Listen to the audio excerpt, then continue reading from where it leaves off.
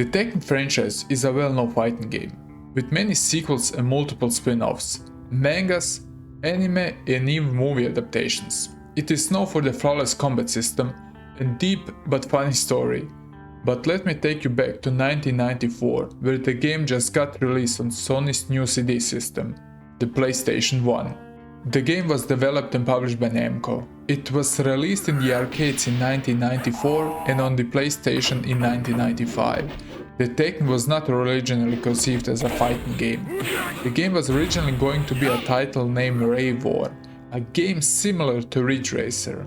In 1994, Namco acquired some developers from the long-time competitor Sega, which has recently created the first fighting game, Virtua Fighter. Virtua Fighter was in that time starting to becoming an established franchise with 2 games under his belt. So at first, Tekken was marketed to the smaller arcades as a cheaper alternative to Sega's Virtua Fighter. Originally released in the arcades in 1994, Tekken was later ported to the PlayStation. And then, Tekken had taken the world by storm. The game was very well received by the critics in Japan. Tekken, as I previously mentioned, was also the first game that made 1 million sales of the PlayStation. The American magazine Pro even called the PlayStation the best arcade-to-home console ports ever, but commenting the rough and blocky graphics. Yeah, and I mean Love's face. Well, however, the magazine was giving praises for the sound effects and immersive controls. Tekken differs from other hand-to-hand games in some ways. Traditionally fighting games like Street Fighter are usually played with buttons which corresponded the strength of the attack, such as the strong punch or the weak punch. Tekken, however, dedicates a button to each limb of the fighter, making learning special moves more of an intuitive process, resulting in the game having some of a steep learning curve of mastering the combo system. The sequels had a combo list, what made the process of learning much more easier. Where the first sequel you needed to try and remember the combos.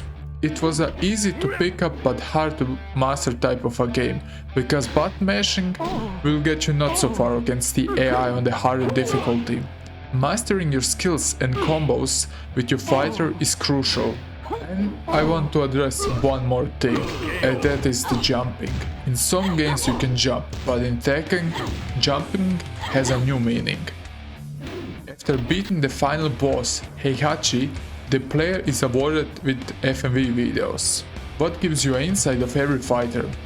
But the sub-bosses and the final boss do not have endings. And this is the only Tekken game where the unlockable characters do not have endings. Every boss and sub-boss had some criteria to be unlocked, such as beating the game without to be defeated to unlock Heihachi, or as another example, beating the arcade with Nina to unlock Kenna. And a little fun fact, Devil Kazuya is also unlockable by beating the Galga minigame that is playable before the actual game loads. The fights were done in huge open areas, from Japan, America, Italy, Greek, just to name a few.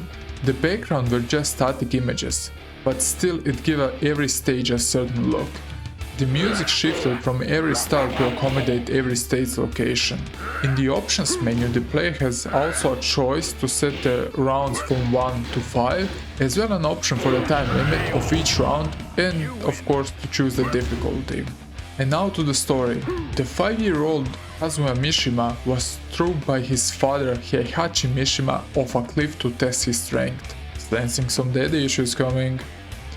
Heihachi Mishima was the owner of the Mishima company, and he wanted to know if his son was worthy to become the new boss of the Mishima company.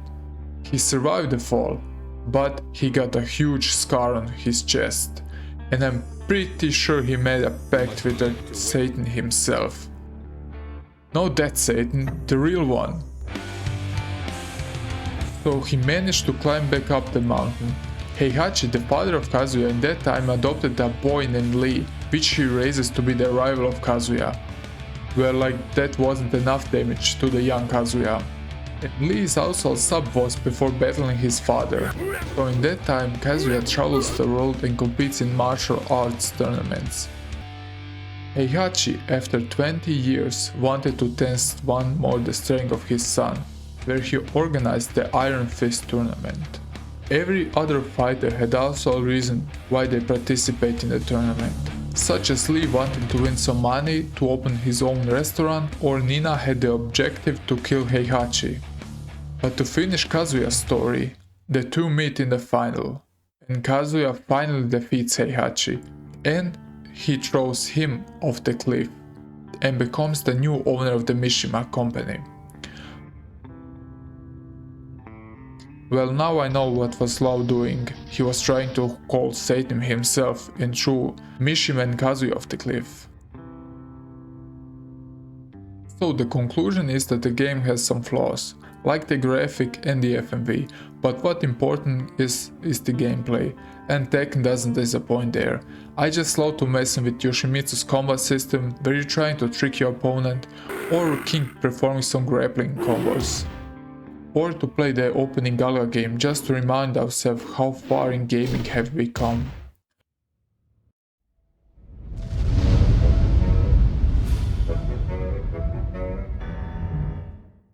I know it is hard to go back to the PlayStation 1 and revisit the games people say are must-buy games.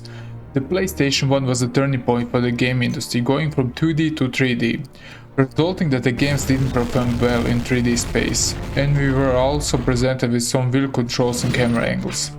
And it is hard special to go back if you don't have nostalgia for the system, but what I wanted with this review is to show you what made this game great, and maybe consider even playing it. The game was developed by DreamWorks Interactive and published by Electronic Arts for the PlayStation in 1999. After selecting the new game, you're greeted with some real movie clips for the Second World War. It gives a dose of realism and it sucks you in the game even more. The player takes the role of a fictional lieutenant, Jimmy Patterson, a former C-47 Sky pilot, who was later recruited to the OSS.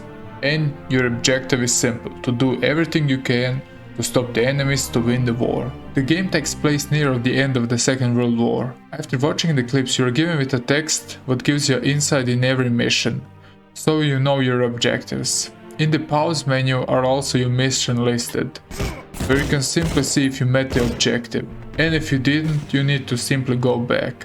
Levels are mostly corridor based and linear, with a few branch paths. Sometimes the fights were done in open areas. Still, a map would be appreciated, as the later levels such as the labs become a bit difficult to navigate without a map. The missions are very varied. You're tasked with special missions, like sabotaging the railgun, sneaking your way to the mustard gas production,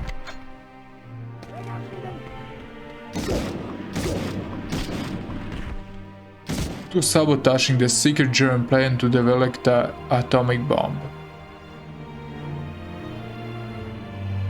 So every level has its own personality and vibe. It is easily seen that Steven was invested in the story planning. My favorite mission is Escape from Volparam, where you infiltrate a German ship and you need to sabotage it. The mission has a cool stealth vibe. You're given a silence gun, and to be honest, it looks like the hand is sticking up to your chest. Nevertheless, you're sneaking your way around the ship and showing your fake ID to get past certain locations to get the mission done. Show me your paper.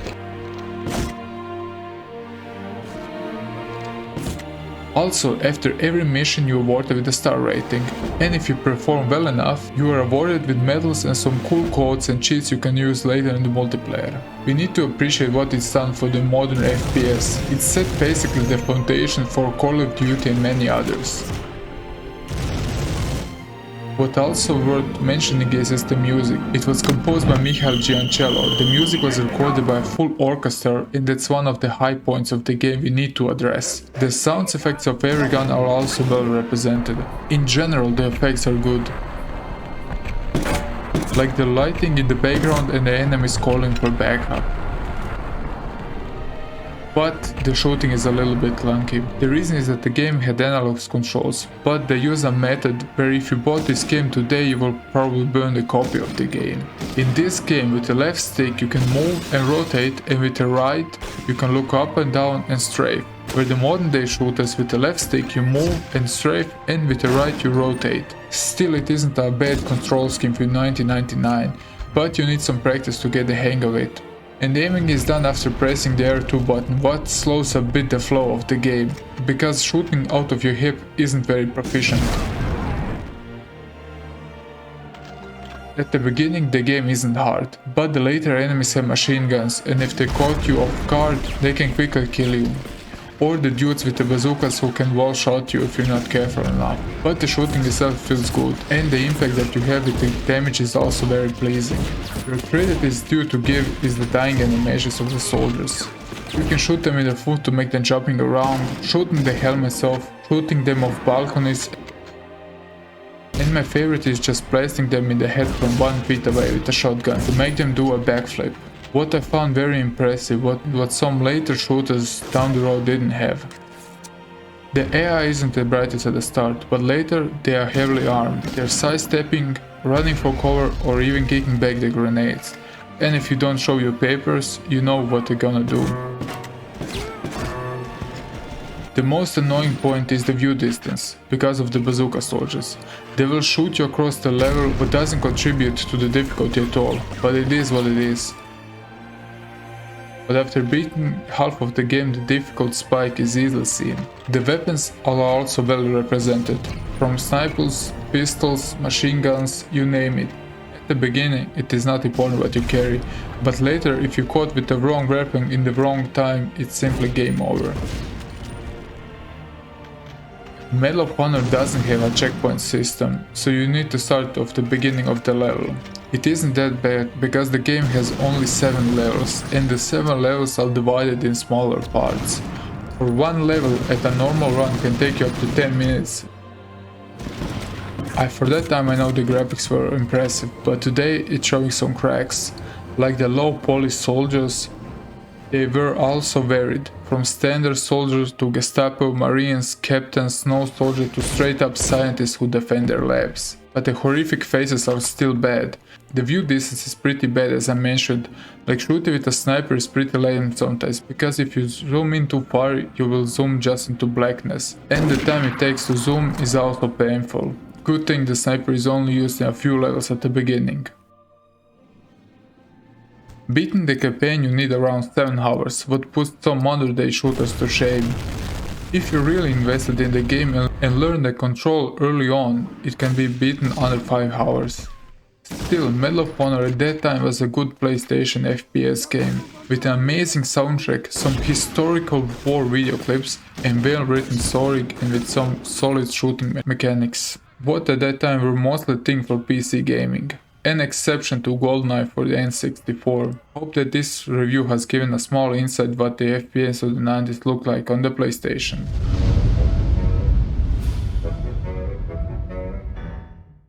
For more videos like this, please like and subscribe, leave some comments down below, it means a lot to me, so stay safe and take care. In a galaxy far, far away, there was a game called Dark Souls. Demon Souls. Star Wars Jedi power battles. Oh god, no.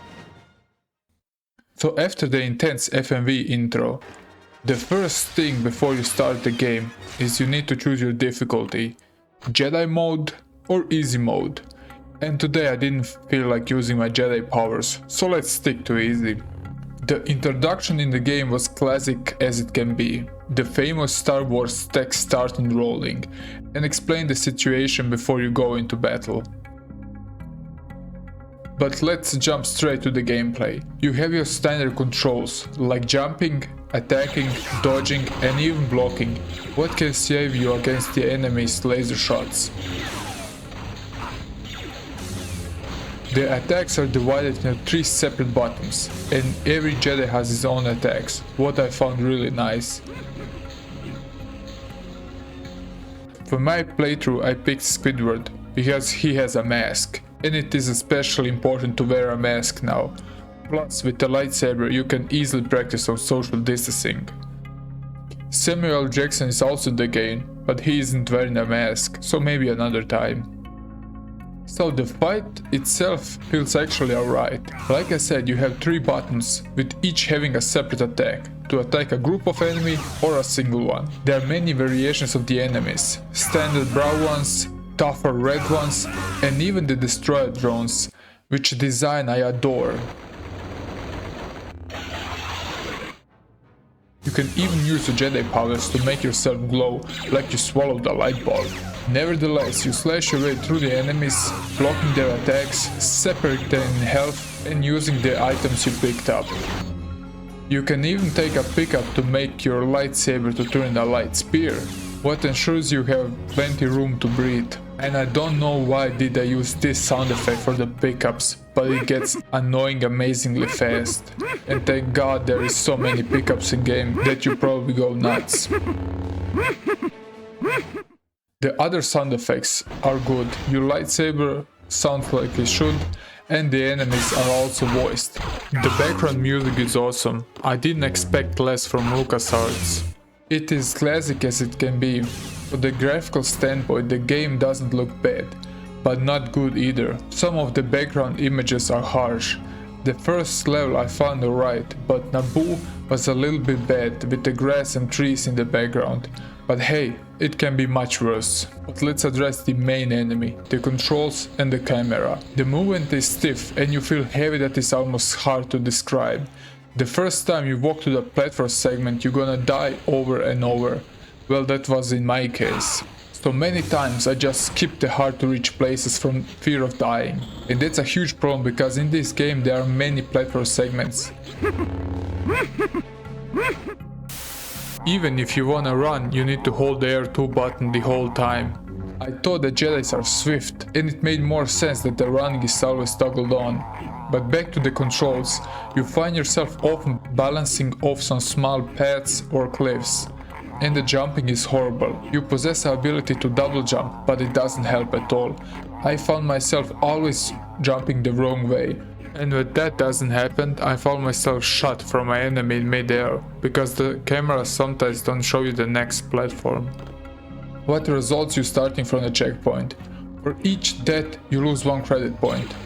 When you lose all your credit points, it's game over. What I found alright is that almost every level has a boss fight, like the robot or the starship in the first level, but the ship battle was just lame. You need to block the laser shots back to the ship, and I needed almost 20 minutes because I couldn't figure out the right point where I need to stand.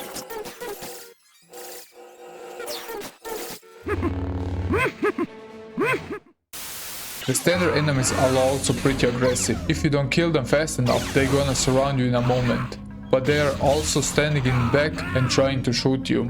And even follow you on other platforms, resulting them to fall down. But still impressive. But after playing the first 3 levels for almost 2 hours, I rate. The game has some potential, like the fighting. You can even upgrade your combos and level up, upgrade your Jedi powers and health bar as an example. To be clear, the game isn't that bad, it's actually pretty challenging. I would appreciate that the jumping is a bit smoother, then the platform segments wouldn't be that bad. But I read that the Dreamcast version is much more superior, with a better frame rate and even animations. In overall, the Dreamcast port got better reviews. So my recommendation for this game is forget it. Let's talk about why this game is the worst Batman game ever. Everybody remembers the dark and futuristic Batman series that lasted for 3 seasons. Batman Beyond. Well, yeah, it's probably considered one of the best cartoons ever made, with an amazing story and a great design. So, what's the next step? So of course you take this masterpiece and turn it into a video game. It can't go wrong, am I right? Of course it can. And why? Thanks to these guys. So what do you think they done with this game? They turn it into a mediocre beat 'em up. Hope you're happy with this one and hope you're stuck on an island with a PlayStation copy of this game. I'm a huge Batman fan. From comics, games, movies, and honestly this could be such a great game. But it's mediocre at most. With the rich lore that Batman possesses, they could do so much more. Let's remember the amazing Batman series on the 7 generations of consoles. Like an example, Batman Arkham Asylum. You could see that so much love and passion was put in the game. The game was just amazing. In every moment you felt like you're Batman. The gadgets you have and how do you implement them in the level. The smooth but brutal fighting. I could go on and on.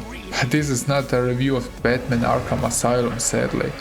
So let's jump back to Batman Beyond and start with the only good thing this game has. The music. I can show you a small sample so I don't get a copy strike.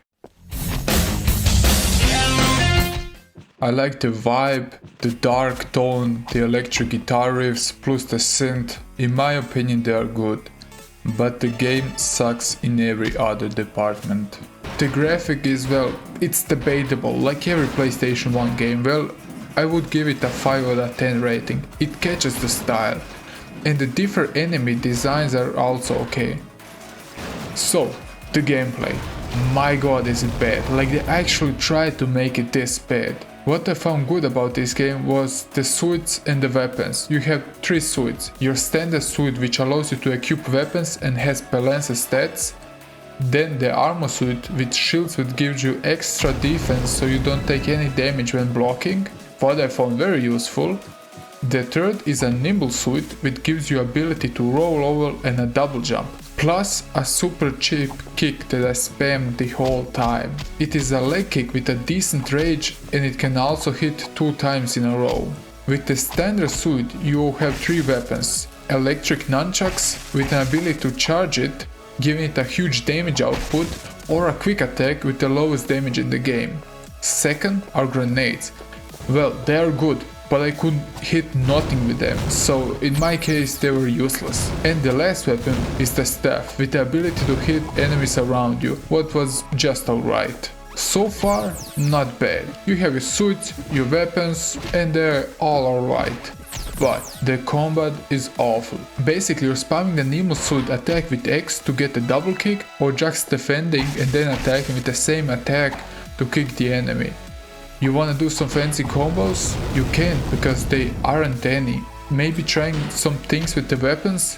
Well, again, just one attack, doing the same animation. The enemies are brain dead, waiting up to 5 seconds to attack you, probably wondering what did I done to deserve to end up in a game like this. And at one point I was sure I'm gonna fight Santa Claus. Look at this icon. Pickups are also in the game, like health boxes plus attack and defense buffers. But when you pick up the attack and defense buffer, they are spelled AD under the health bar. Well, good choice, guys. The combat resolves so that you enter a room, 3 shooting enemies harass you and the big one tries to, well, do something. Most of the time he's just taunting you and sometimes attacking. Or when the game suddenly kicks a notch up and gives you 2 big enemies and you're trying to do something because they won't leave you alone. The difficulty was automatic set on easy, so I leaved it. Probably because the developers knew that the game is just unfair, and I ended dying so many times I couldn't count. So sorry, but after playing the first 2 levels over and over again I lost my patience. And to be honest, pressing X and block the whole time isn't fun at all. The only good thing is the game, when you die you can restart immediately at the point where you died.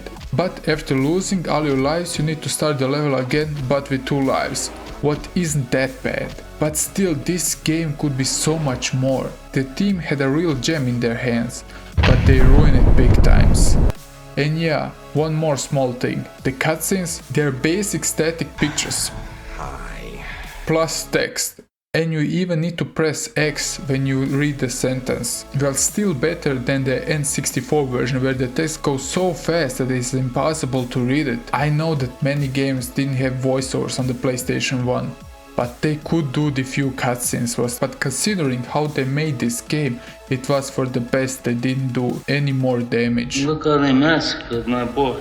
So please, let's leave this game in the darkest depths of hell. And pray that someone with passion and love for Batman Beyond tries to remake this game. And that's my opinion why this game is one of the worst Batman's games ever made. Normally I would not play a movie tie-in game. There are so many examples why not to play those games. But Toy Story 2 for the PlayStation 1 is a good exception. Certainly it is not perfect, but the game overcomes the bad things without any doubt. The game was released in 1999 in the USA and Europe, and it was released before the actual Toy Story 2 movie. So if you like to see any glimpse before the movie, this was the way. Even after collecting all the planet tokens, you were rewarded with extra FMV, but now after 22 years you probably watched the movie, so I don't know if it's worth the hustle. Still, this is a great 3D platform game, which I would recommend, and let's dive in to see why. When you pop the disc in, you're first greeted with 2 minutes of every company that was involved in this product, like in every movie tie-in game. What I need to address that I love the logo of Traveler's Tales in the 90s. Every time I saw that logo I knew I'm gonna have a good time. Like an example, Bugs Life or Muppet Race Mania. I think I need to review those two games. The new logo I didn't like in any way. It is too soulless in my opinion, and it doesn't have any charm like the old one. By the way, for you that didn't know, they are also responsible for the LEGO games nowadays. And after that comes the real intro for the game. It is coming! It is coming! That's what she said. So this game is that weird mix of genres of games that don't exist anymore. It's a 3D platform, collect-a-thon, plus combat and minigames. And I do honestly miss those type of games. The 90s had a bunch of these games. Short and good just to breeze through. And they are really relaxing, like after smashing some skulls in Doom. The levels are amazing. You're gonna visit the locations from the movie with the possibility now to explore them. Every level has actually a great design. You will explore from Andy's house to backyards, construction sites to airports, what gives every stage a unique vibe. And you are challenged in some unique ways because there are so many small details like the posters, the light reflecting of Buzz's helmet, and even the game arcades having moving images instead of just black screens. Can't complain there. The graphic is also spot on. They were just amazing considering it's a PlayStation 1 game. Well, today they look like... No! God, please, no! The animations are good. The game is colorful, the view distance is also solid. But for some reason I had some problems with the light on my copy of the game, and I don't know why, and it's only on Buzz himself. I think he switched to the dark side. The music is rock solid, and even one of my favorite PlayStation 1 soundtracks. The tracks are so individual in every level, plus combined with the great sound effects, pure perfection. The characters are also voiced, so when you're playing the stage it is easier to locate them. And it's great how you interact with the environment. You will push certain objects to make yourself paths to go back faster if you fall down, or to go to certain spots. And how you need to avoid the objects like buzzsaws, drills and many other things are a great part of the platform segments. And it's amazing how the games makes you feel. Buzz has few abilities like you thought he would have. As an example, double jumping with the rocket wings, accommodate with the right sound effect. A laser what is also clever used in the levels to destroy locks to open. Even when you go to the first person mode you can see Buzz's reflection. The laser works perfect, and the reason is if you're looking in the enemy direction it has an auto aim system and it works very well. The laser can also be charged and is great for boss battles. And the sound effect of the laser are just awesome, plus watching the enemy explode is just satisfying. Buzz possesses also a spin attack, what I didn't use that much in the grade because of the small range, and I ended up always hit, but you can also charge the spin but leaves you dizzy afterwards. What I found useful in just one level in the game, and that's the Beyblade battle with the clown on the rooftop. You can also stomp, what I did use mainly to press switches, but it can also be used as attack or to just perform precise moves. My favorite weapon is still this. Hell yeah. It is a pickup that powers up your standard laser, and it's a game changer because you're gonna breeze to every enemy encounter and even the boss fights.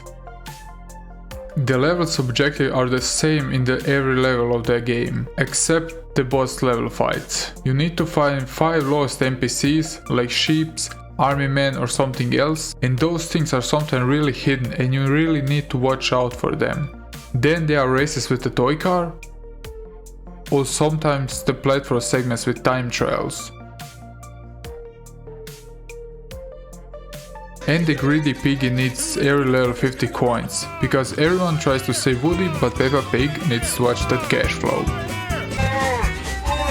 And the other thing that you need to do is to find limbs and parts of Mr. Potato, and it sounds awful when you really think about it. But the good thing is he's giving you extra power-ups like the grappling hook or the rocket boots, what opens some new areas in the level, so if you want to complete the game 100% you need to do some backtracking. And there are also some hidden mini bosses in the level. After completing one of those things you are rewarded with planet tokens. And the funny part is that everyone is trying to save Woody, but his friends hid the token so Buzz can try to kill himself to avoid traps and fighting enemies to get those. Well, I didn't say the game was perfect. My favorite level is probably the first level, because you can explore the whole house from the beginning every way you like. The music in the level is just nostalgia overload. And the first level is really huge actually. But I also love the airport level, it's because of the track. It has a really futuristic sound, plus the thunder effects make a great combo.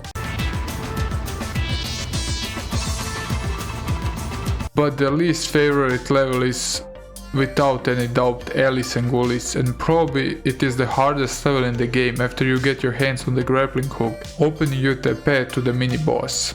But Toy Story handles like a dream. Buzz feels really great to control, he is quick and responsive and direct. What in end result is a smooth gameplay, and everything that the game shows at you isn't a problem, but sometimes the platform segments are a hassle like this piece of. The camera is okay, but sometimes it's showing the wrong angle, but if you stand still it goes immediately behind you. But you can change the settings to the passive mode where you can control the camera with the shoulder buttons, what I don't recommend at all. Overall the game is good, the bosses are okay for the most part, and the best was without any doubt the battle with the spaceship. One more great thing in this game is that you take any fall damage at all, and thanks God to that. Still, after so many years, I think Toy Story 2 holds really good, and how it's handled its difficulty is also great, because you don't need every planet token to complete the game. But if you want the extra tokens you need to do some backtracking, and they are really test your skills. Like the level 5 where you need to climb up the rooftop. This is the hardest part of the game for sure. You need to watch every step you take and watch out for those electrical wires, because if you don't do this, it is easy to fall down. It took me around 4 hours, what is okay for this type of a game. And I beat it 100% for the sake of this video. And with the 4 hours gameplay it doesn't overstay its welcome. I would recommend everyone to find a copy of this game and give it a try if you didn't. And if you're a fan of Toy Story and didn't play the game, even better. Welcome to my review of Super Doom 64. Mario Internal 64. Doom Internal. Let's be honest, some of the level of Doom Internal look like Super Mario levels. But jokes aside, Doom has always been a benchmark in the game industry, and this sequel isn't the exception. This testosterone pumping gore fest is a masterpiece on its own, and no introduction is needed.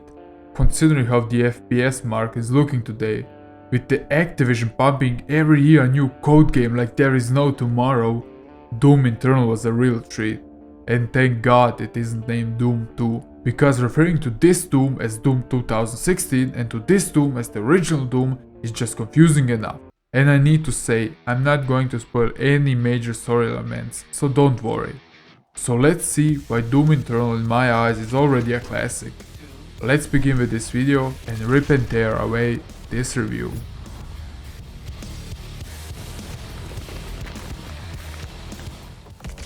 Let's start with the graphic to get that out of the way. It is amazing, it feels like somebody took the original Doom and slapped a fresh paint job on it. The mix of the color palettes from red, purple, green feels like an homage to the original Doom.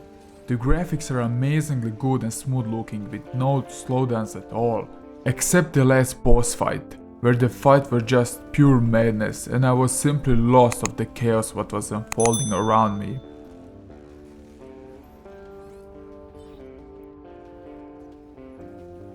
The architecture is pure eye candy.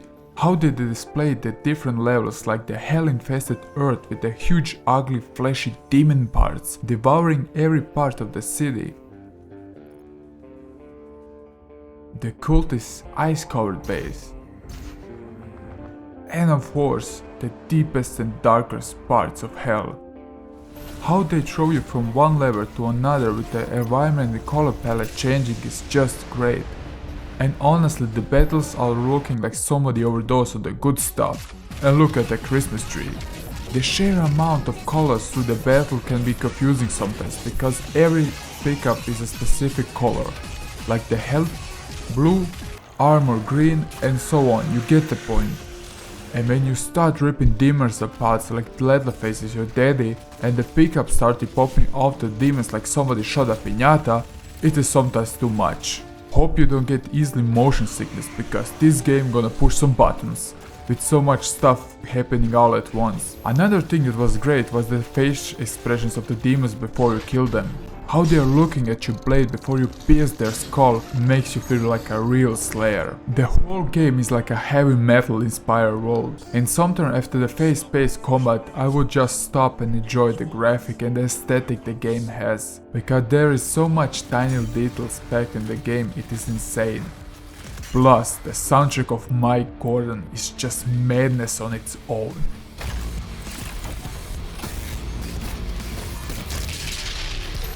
When you first start the soundtrack kicking in, it's like somebody jump started your heart and you feel like your blood rushing in your finger as fast as possible just to press the square button to rip another demon torso apart with a blood-soaking chainsaw.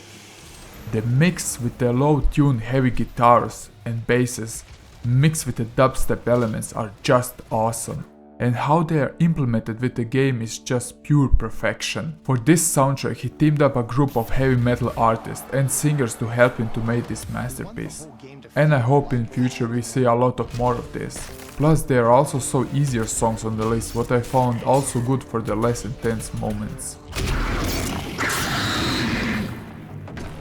The gameplay is just pandemonium. Doom Eternal evolves the FPS genre in the right direction. From the start the game feels just right and it doesn't waste your time at all. Immediately on the first level you're greeted with your shotgun, how it actually should be. So you don't need to battle your way with the pistol just to get a real first weapon and forget that the pistol even exists. Secondly, you see your new shiny blade that helps you in the quest to rip every living demon in small pieces like a human meat grinder. Plus this little body on your shoulder, the grenade launcher, what actually gives the player real freedom because in the same time you can shoot and throw grenades. And they have also included a double dash, so the mobility of the Doom guy is really high. You know how the Spider-Man games makes you feel like Spider-Man? Well, this game makes you feel also like Spider-Man. It is amazing how light and agile you feel. But its software designed the whole game around dashing and jumping, so you don't become overpowered. So they needed to include different kind of enemies as well as some clever level design. The problem with the 2016 reboot was that some of the weapons like the super shotgun were overpowered.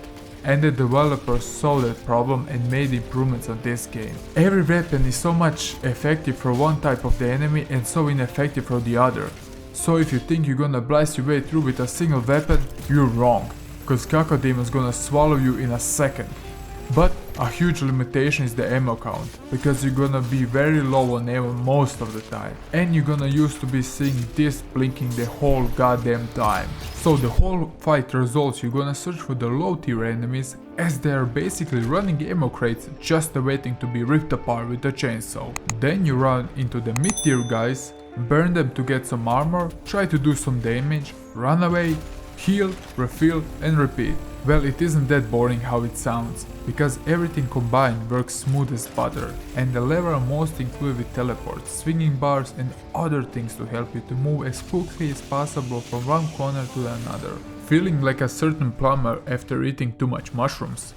And thank god they almost doubled the enemy count, so you worry even more. Combat is resolved like a dance on the map, where you simply try to avoid the hordes of demons. From Gargoyle trying to puke on you, Pinky wants to headbutt you, plus Doom Hunter wants to show his rockets up your butt cheeks. This time even the weaker enemies can quickly kill you if you don't pay attention. But the real problem are the mid-sized guys, like Cacodemus, Reverend, Mancubus. And this thing that looks like my ex. And this thing that looks like a snake. And she's a pain in the ass. The two variations of the attack she possesses is that she's trying to bite your ballsack off, so you need to watch your feet, or whip you into pieces like she's the wife of Richard Belmont. Yeah, real classy. She's quick and agile, and the easiest way I find to kill her is with the missile lock-on. The thing is, every enemy you need to approach with another tactic, what makes the whole fight real strategic. You need to control the map and your movement. And aside from that, watching on ammo count is crucial. And you'll get out the ammo fast if you don't use the right weapon on the right enemy. Cause if you're going to try to kill a cyber mancubus without destroying his armor, well, you will end up dry on ammo very fast. So your chainsaw is your best buddy, and the glory kills help you to replenish your health. Where credit is needed to give is the creativity of the glory kills. You're gonna separate demon in halves, break their arm and with their own bone pierce their head, to rip and open a demon chest like it's a present. Oh, that's brutal. And how every time you approach a demon from a different side, you're gonna get a different glory animation is just perfection. Now, we need to address the few big guys, the Baron of Hell and Cyber Demon. I didn't find them a huge problem. To kill those you just use your minigun plus missile launcher and you're good to go most of the time. The archers are fun to deal with, they all will stand on the spot and try to summon demons.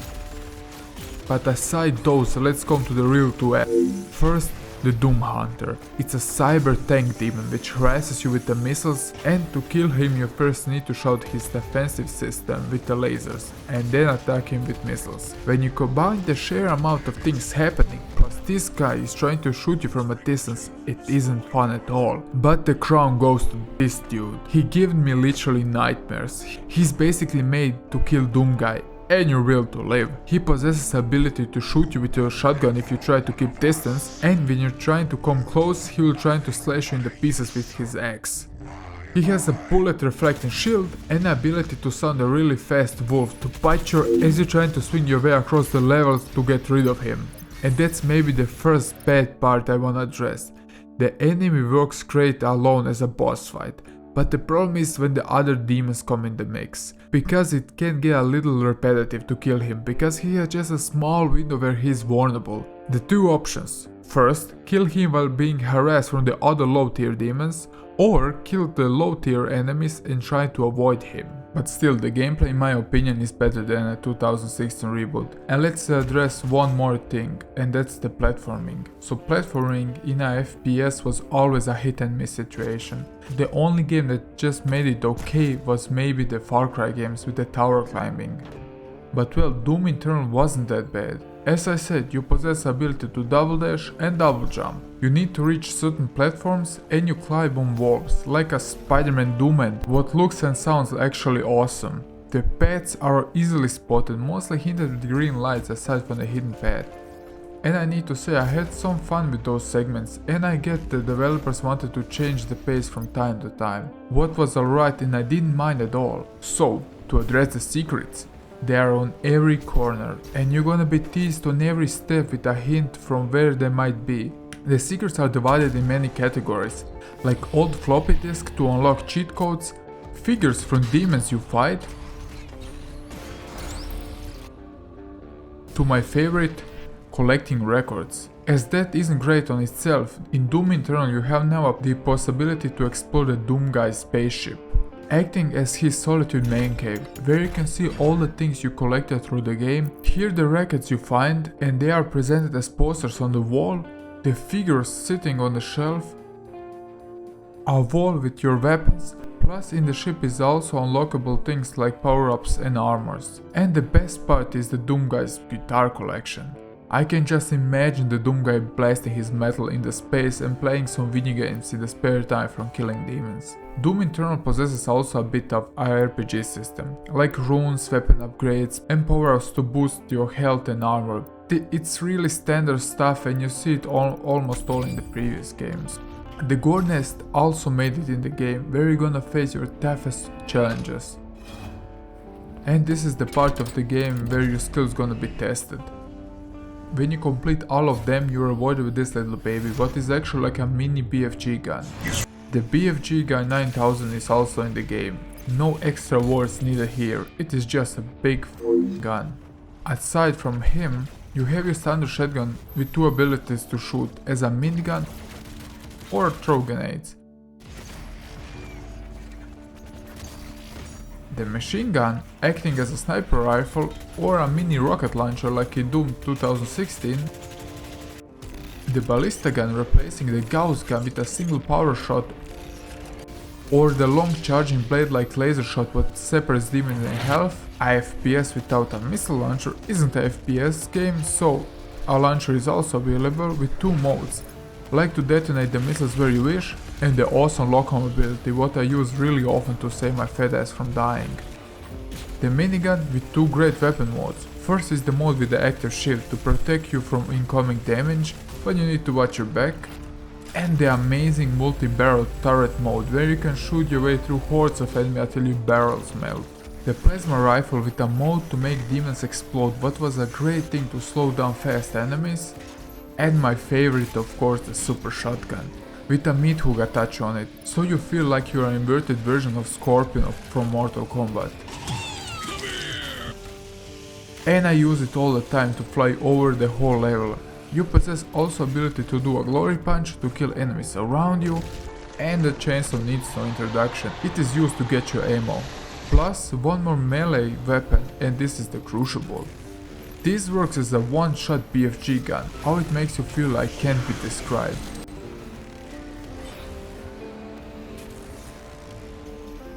Hell yeah. Well, I don't have really much to say about the story honestly. Many complain where is there a story in the first place. A Doom game doesn't need a deep story, am I right? Well, in my opinion the story as a whole was just alright. And it doesn't force itself over the gameplay. You're chasing those priests and trying to save Earth. Acting like the savior of human race is pretty standard stuff. I mean, if you know the story and the lore of Doom inside and out and have a better understanding of the story, it would be somehow a different experience. But sadly, I didn't dive that deep in the lore. It would be nice that they included some audio logs like in BioShock, in the slower parts of the game where you search for every corner of the map for secrets. I found some audio logs, but the problem was as soon as you walk a bit away you can't hear them anymore and it doesn't switch to your helmet, what was a bit of disappointment. This could be a great way to tell the story. The third view cutscenes were okay, they really showed how the Doom guy was feared amongst the others, like how he took this car from this dude, or even took from this guy his gun just to show who is the boss around here. And I didn't mind those things at all. But the lore itself, well, it was a bit too much for me. I read some of the stuff, but it's just messed with the flow of the game. There are so many infos of the enemies, from weakness, strength, even the history of every place you visit. You can get a clear view of why the things are the way they are. And I said to myself I would read it after I finished the game to get a better understanding. And well, I didn't. Well, don't get me wrong, there is a rich lore for you who want to invest the time. And for the others who are complaining about the cutscenes, you can skip it, so don't make a big deal of it. And I said at the beginning I'm not gonna dive deep in the lore anyway, so you can do that by yourself.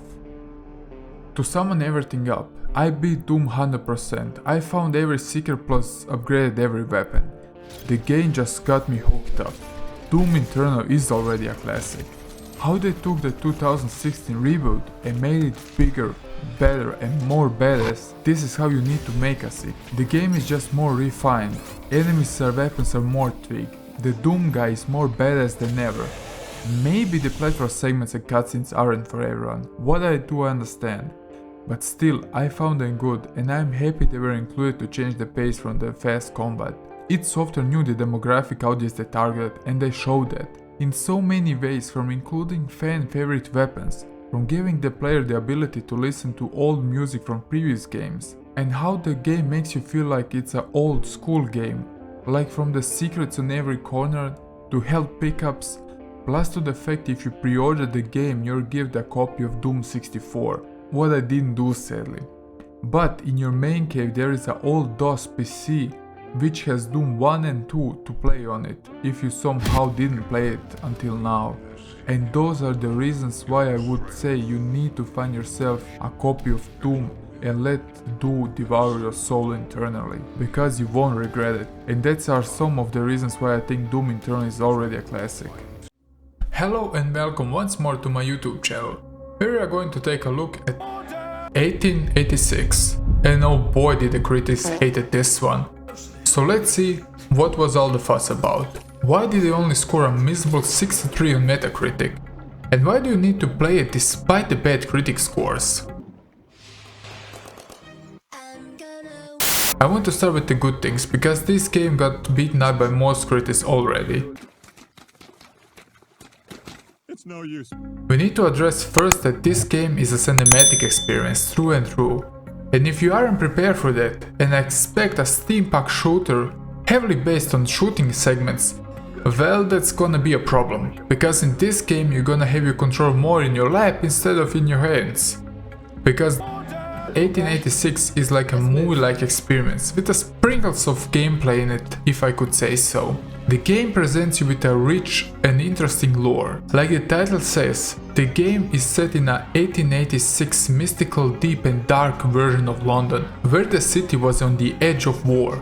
The graphics are amazing, so much that the cutscenes, and yes, there are a lot of them, were all in-game cutscenes, and sometimes I would sit and wait just to realize the cutscene is over and I was staring in a gameplay segment. What left me stunned from time to time is how the game manages that transition. Plus, the lighting effects of the electric charging gun, barrel explosion, reflections are top notch, and I found myself often just staring into the distance and enjoying the scenery. As for the most levels, they are linear as they can be, and exploring isn't rewarded at all, sadly. Through the game you can look at certain photos that don't contribute to the gameplay at all.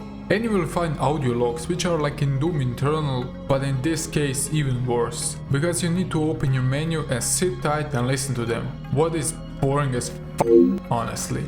The level locations aren't that memorable, sadly. You're gonna fight your way to the city streets, mines and so on. The only level that was amazing is the mission where you infiltrate a goddamn zeppelin. That was bonkers. You're gonna sneak your way near the guards, disable the electric system and try to seek out the rebels. Don't get me wrong, the other levels were good, but nothing didn't stick out to me as the zeppelin level. The soundtrack, I couldn't say it blew me away, but it managed to keep the atmosphere intact, which is important for such a game, so I don't have any extra words on that subject. Now we need to address the shooting element, and if you think it's bad, you're dead wrong. Okay, yes, the game doesn't deliver something new to the table, but the shooting feels right. The only few things that the game stands out in that element are the few modded weapons, like this modified automatic rifle, this electric gun that charges and kills an enemy without aiming, so that's a perfect gun for me. And my favorite, this thing here. I can't say it was effective, but it was fun to play around with it. And the others are your standard weapons like rifles, machine guns and pistols. It's a simple 3D person cover based shooter, but I repeat myself, the weapons have a good impact, the enemy AI is alright, but if you come to this game for the shooting element, you bought the game for the wrong reason. The few werewolf fights were okay. The only most useful weapon was the automatic rifle with a steam to keep your distance. Sadly there weren't any fights with the vampires, but I found a missed opportunity. And you have two boss fights where you switch from heavy and light melee attack and some quick time events. Well, nothing fancy. Hope you like quick time events because there are many. But a few times you gonna need to search the spot to find out which button you need to press, what was at least something new to see. Where the game shines is the story and an amazing and dark gritty atmosphere. Now, let's talk about the story, what is the main focus of the game, and be prepared for some spoilers. The Order 1886 is a game about friendship, death, and betrayal.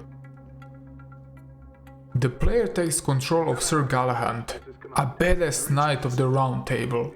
The Order is sworn to protect the main crime from the rise of the half-breeds, a mix of humans and animals, plus anti-government rebels. Galahad's mentor, Sir Percival, one of the Order's most veteran knights, suspects that there is a collaboration between the two and requests permission to investigate the rebel stronghold of Whitechapel.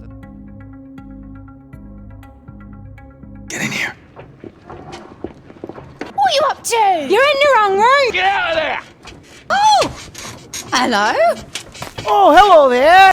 His concerns are dismissed by the Lord Chancellor, who believes that the Order should remain dedicated to fighting half-breeds. As you and Sir Percival fight your way through the Zeppelin, Sir Percival gets killed in an attempt to try to reason with a rebel to not blow up the Zeppelin and surrender. The result was that Sir Galahad goes on a rampage after the rebels trying to attack the Order, where he was called many times to retreat. He goes even further and follows the plan of his con friend to try to research how the rebels got hands on their modified weapons and see if there is any collaboration with the half-breeds. He storms to the brothel and finds the Indian woman. As she tries to explain that the problem is in the Order itself, Sir Galahad tries to neglect everything she says.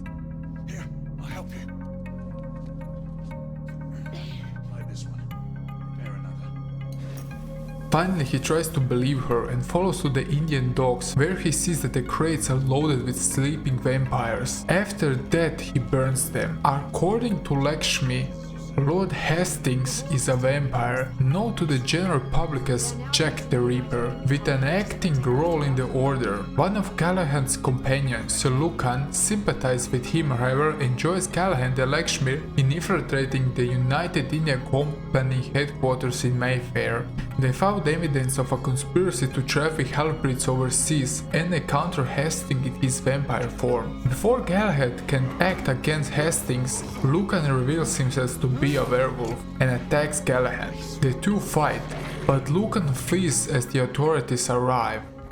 Galahad is taken into custody, charged with the treason and sentenced to death. He escapes the prison, and that was actually the beginning of the game. After he jumped from the castle, he got picked up by no other than Nikola Tesla himself, which plays a major role in the Order as he is the mastermind of making weapon modifications. But he's also involved in the rebel fighters, and he believes that the rebels aren't that bad actually. After he gives Sir Galahad a potion of holy water that was used since the ages of the King Arthur, Sir Galahad is in a slightly better condition, but still too weak to take any action. After returning to his strength, he sees that Nikola left him, and Lakshmi tells that Nikola feared for his life and fled to the laboratory.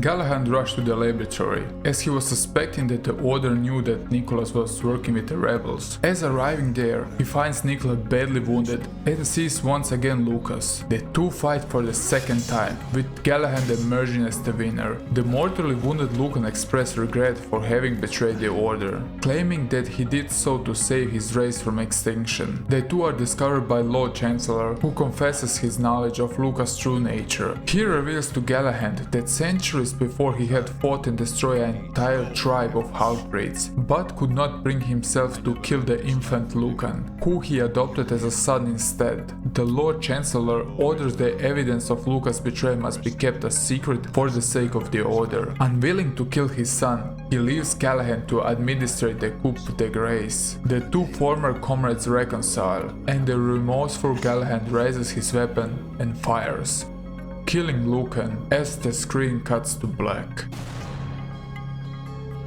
Conclusion. The game ended with a cliffhanger, so it can happen that we get a sequel, what I highly doubt because of the game's bad rating. What is sad, because the game was good, it managed to suck you in with well developed characters and story, and with some solid shooting mechanics. It would be nice that they more empathize more on the fight with the health bricks, but okay. Still, you will enjoy some great looking graphics and atmospheric music. The problem at launch was that many thought this game was more action based. And second, what was also a huge problem is the length of the game. To pay $60 for a game you complete in one sitting is a very big problem in my eyes. I paid for the game around $7 and for that price range I wasn't disappointed. And honestly, after 6 years, I think now is the time to pick up this game. Honestly, I would recommend you to seek out a copy of the game and play it. And if we may show there is a strong fanbase for this game, maybe we get a sequel sometime.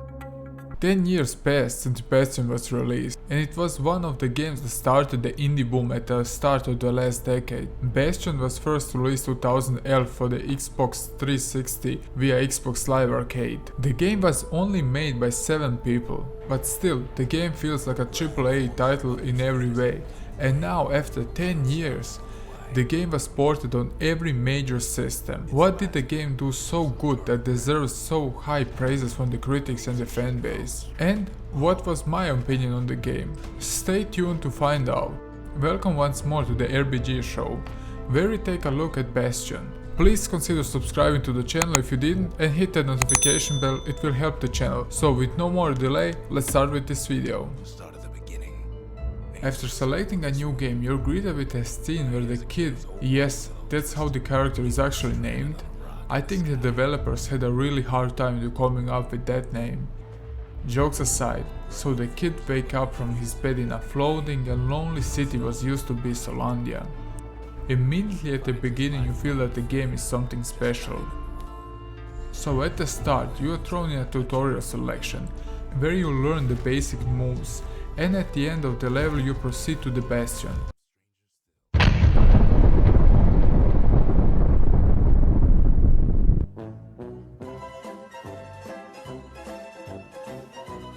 What plays a huge role in the game and acts like a hub world. And I love hub worlds. It is that level in the game where you feel at home, where you can manage your skill, your inventory, just love those levels. There you meet Rock. He plays a major role in the game as he is the narrator of the game. And finally, after meeting him, you get a grasp of what happened. He tells you that the calamity that occurred caused the city to collapse. The whole world falls apart and most of the people are turned into ash. He informs us if we collect the cores, we could manage to rebuild the city. With no other choice, the kid travels with these things called skyways. He takes his hammer and bow and starts his journey to get back the cores to rebuild his homeland. After collecting the cores, you'll meet with 2 survivors. The one named Zulf, an ambassador of underground dwelling people named Ura, who were in the war with Solandia until he was sentenced to a permanent peace. Been a common sight in Celandia. The second character is Zia, an Ura girl raised by her father in Solandia. The story revolves of the kid's adventure, but the whole story is followed by the narrator's Rux, who talks on every step you take. An old repeater falls out of the sky. Ain't a gift from the gods, but it'll have to do. Making the game having a unique style to it, so you never ever alone. Leave me alone. How he describes the events that happen around you and how is he from time to time funny and ironic gives the game a special charm to it, in my opinion. Then he falls to his death. I'm just fooling. But it can be somehow too much how he states the obvious. But still, I wouldn't make a change that part of the game even if I could. The development team tried to make Bastion look like an old school RPG game with design. How they implemented a 3D isometric camera view and how it isn't possible to show a sky in such a view. They made the whole game in the sky. Yeah baby, Bioshock Infinity style. Bastion tries to show you the emptiness that Calamity did. And how the level is unfolding in front of you as you progress to the level is a great art direction, plus a clever game design also, because with this style you don't need a map, because you will always know where have you been, and they made it feel all really natural. The levels are mostly linear, but with a few branch paths with some items to pick up. The problem for me is sometimes if you're not sure which path you're gonna take, it can happen that after taking the main path, the side path gets blocked. But hey, didn't find that a huge deal breaker. Still, nevertheless, everything feels so organic. And the art that they use making the game feel really beautiful, despite the apocalyptic nature of the game, is very appealing in my eyes. All kinds of... It would be nice that somebody thought about that when they made Fallout 3 so we didn't get 50 Shades of Brown. Plus, using the oily paint graphic is just something fresh, and the softness the game tone plus separates the game from others. But this art style wouldn't be perfect without a good soundtrack, and this is another segment where the game just shines. With this track being my favorite without any doubt. And besides, it's like the song goes.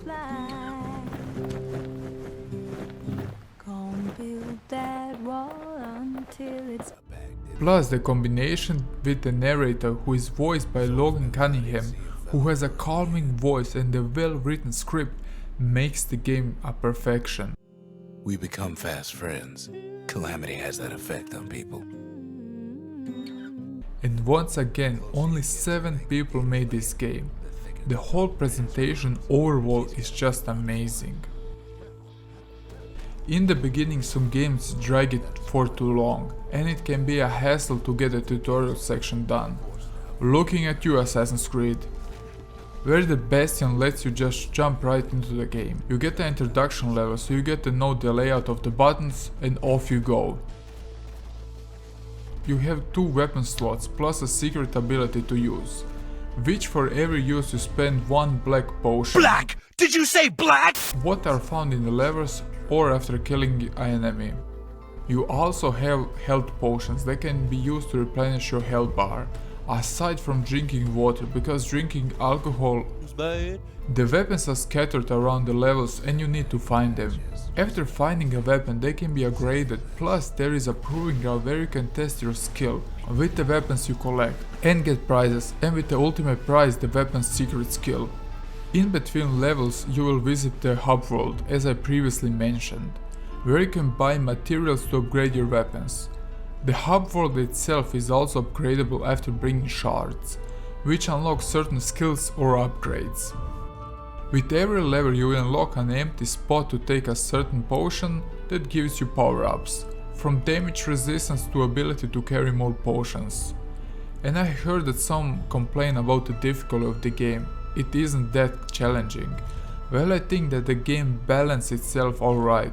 Plus, if it's still too easy, there is a shrine in the hub world, and in there you can invoke the gods, giving you disadvantages but rewarding you with extra XP. What I found a great idea to slightly tune the difficulty to your skill. Another thing in the hub world is the few proving grounds, like the level simply named Who Knows Where. Those levels are unlocked after picking up certain items. This is a place where your skills are put to test. You will be swarmed with some crazy combinations of enemies, so you better be prepared. Hell, I didn't even win the first proving ground after I didn't gather some new weapons. And in that time you're trying to stay alive, the narrator will tell you the background story of some characters, what just put a huge smile on my face. Now I'm going to the spoiler territory, just so you know. Bastion is one of the games where you play and everything works in your favor. And then everything goes to shit. And the game shows its true length. After getting your somehow long hands on the last core, seriously, look at his hands. You think everyone is going back to their normal lives, or so they think. When Zia first comes to the camp, she brings a diary written by her father in traditional Yira language with Rux understanding pieces of it. Zulf tries to translate the diary in the meantime you fight your way to the last core. After translating, he discovers that the calamity is the result of building a weapon by science of Salondia, known as the Mansours, and the Zia's father was forced to be a part of the project, and the ultimate goal was to destroy the ongoing war. After reading some more stuff, he rages and destroys the monument, the only thing that can put Salondia together. The kid tries to find his whereabouts. As he tries to find the shards to repair the damage he has done, All that trouble for a single shard. But you know what? It was worth it. when the king finds the last shard, in the meantime, Ura attack and kidnap Sia in the process. The kid spends the next 7 days fighting without a rest to find her. After he reaches the enemy outpost, he finds out that Sia wasn't kidnapped. Instead, went with Zulf in order to see the truth behind the Bastion, and to see what was the calamity after all. The kid finds its way to the final Ura city, where he sees that Zulf was lying on the floor, taken down by his own people, but still breathing. This is one of two branch paths in the story. We can choose to leave him alone and proceed, or to pick him up, what I have done. Then the enemies are trying to kill you but suddenly stop and let you escape. After that comes the last scene. After all, you find all the shards and cores, and rocks present you with the ability to evacuate or restart the whole world before the calamity in the hopes of preventing it. After picking one of the two endings, you're greeted with the aftermath of your decision and the credits roll, and some little easter egg. If you pick to save Zulf, he appears in the ending screens. After that, you're rewarded with a new game plus option, where you have few new shrine idols, the steely spirits and some other things, what I left for some other time. The game is maybe 10 years old, but it aged like fine wine. The few bad things in my opinion were the game doesn't have a deep mechanic gameplay. Aside from 2 weapons in a roll, you don't have any combo list or some elements to combine the weapons with the secret skills you possess. What isn't that bad considering that, and I will say it again, it was made by a hand of people, but it has many different enemies. So the approach is different and you will use different tactics to find the easiest way to deal with your opponents. Some say the floating levels aren't that good because you can easily fall off, but honestly, with the time you get used to it and it becomes second nature, and it gives a layer of depth in the combat where you need to watch your step. The game runs smooth as butter on the Switch with a few hiccups here and there, but nothing too serious. The narration can be sometimes too much, but I am one of those players who likes to play Skyrim and endlessly walk alone and enjoying the music and the scenery. Still, not a deal breaker at all. But the gameplay is still fast paced, direct and very enjoyable with the arsenal of secret weapons you can acquire, and it was very fun to play with the different weapons in search of your playstyle that fits your personal needs. The music and the graphics, I don't have any words. If you watched the review till this part, you have seen what the game has to offer, and it's a real treat. And the game feels like a AAA title with the polish the game has. The game doesn't drag it for too long. My playthrough wasn't 100%, but I've upgraded most of the weapons I liked and beaten more of the half proving grounds, and it took me around 6 hours, what was just sweet in my taste. So after 10 years, I would obviously recommend everyone to play this game. Plus, it is very often sold on Nintendo Switch eShop, so it's not going to break your wallet. So go on, buy Bastion and support the great team behind it. Should you play Diablo 1? Maybe you have seen that Diablo 2 remake is coming out and thinking now is the time to replay the first part. Or maybe you wanna try this franchise for the first time. Anyways, you wanna know if it's worth your while. Welcome to the RBG Show, where we take a look at Diablo 1 and see if it's worth playing in 2021. Please subscribe if you didn't, it will help the channel, and now let's start with this video.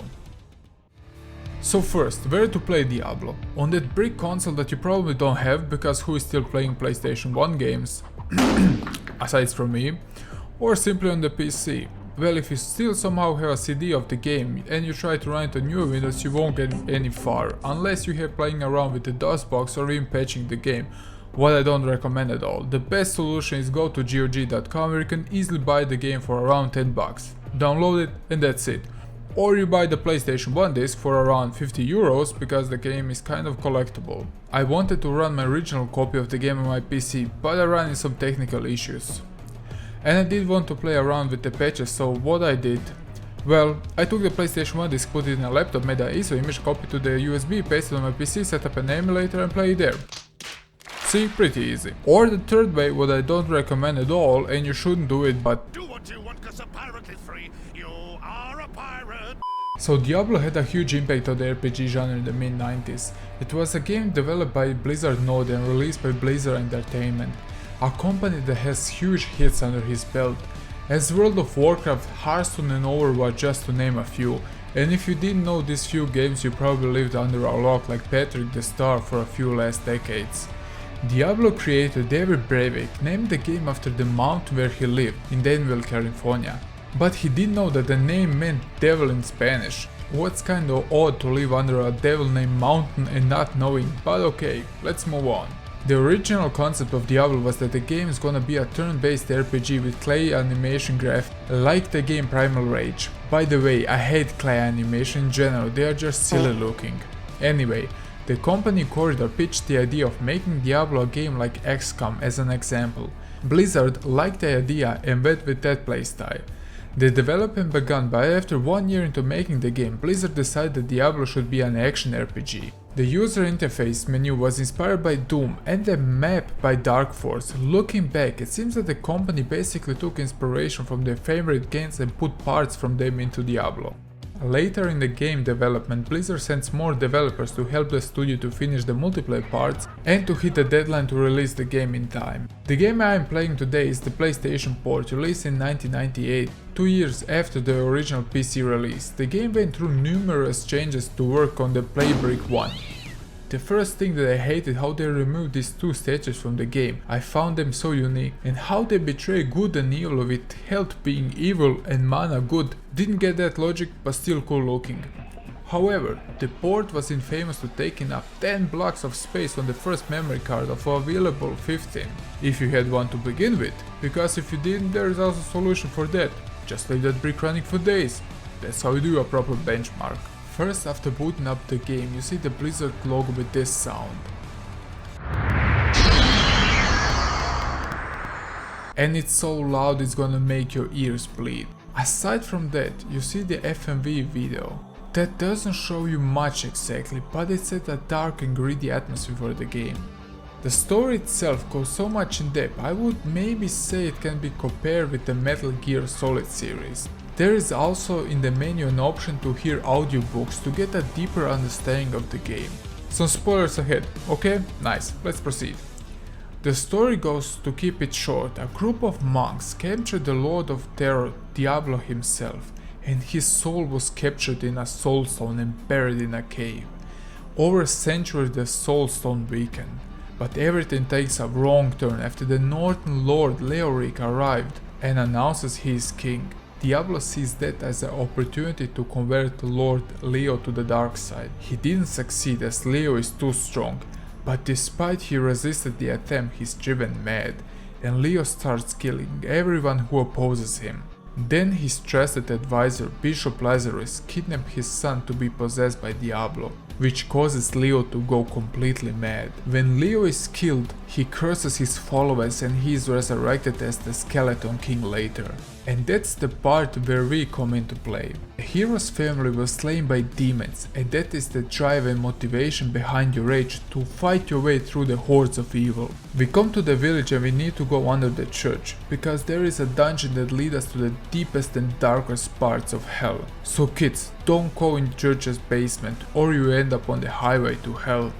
At the end of your conquest you find the mortal version of Diablo, and after killing him once again, you trap him into the soul stone. And then the hero stabs himself into the head with a stone. What was really a shock for me, because when I first played the game many years ago I didn't read the lore actually. But he did that because now the hero needs to travel east to seek peace and keep the evil from the mankind. To be honest, many expected the PlayStation port is far less superior, but they are wrong. The PlayStation port holds pretty well against the PC counterpart, where yeah, the character models were a bit, how do I put it, faceless? But the town from graphical standpoint looks very good, and the gothic medieval looking village is looking great, especially the church with the red glowing windows. However, the spell effects were satisfying to use, especially the lighting, giving you a seizure every time the enemies gang up on you. Seizure procedure! Cullen, whatever you do, don't look directly at it. Cullen? The amazing iconic music in the village is awesome. Somehow I couldn't get enough of it.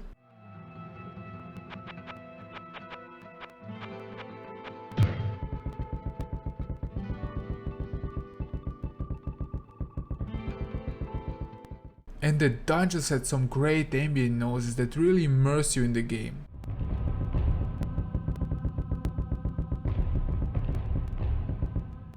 Plus, the voice of the butcher made me shit myself every time I played the game.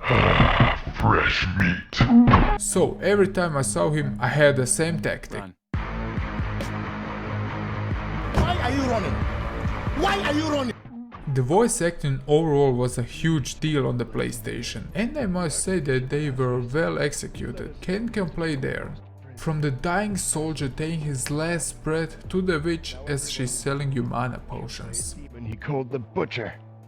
Avenge us! Find this butcher and slay him, so that our souls may finally rest.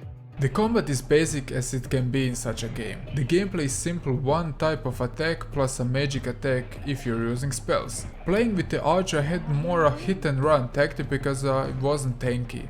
Except at the end, where I gathered a ton of gold and bought myself the best gear. But the gameplay is addictive and I didn't think it will hook me up that hard.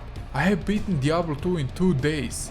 The game has 16 layers of dungeons, plus they are randomly generated.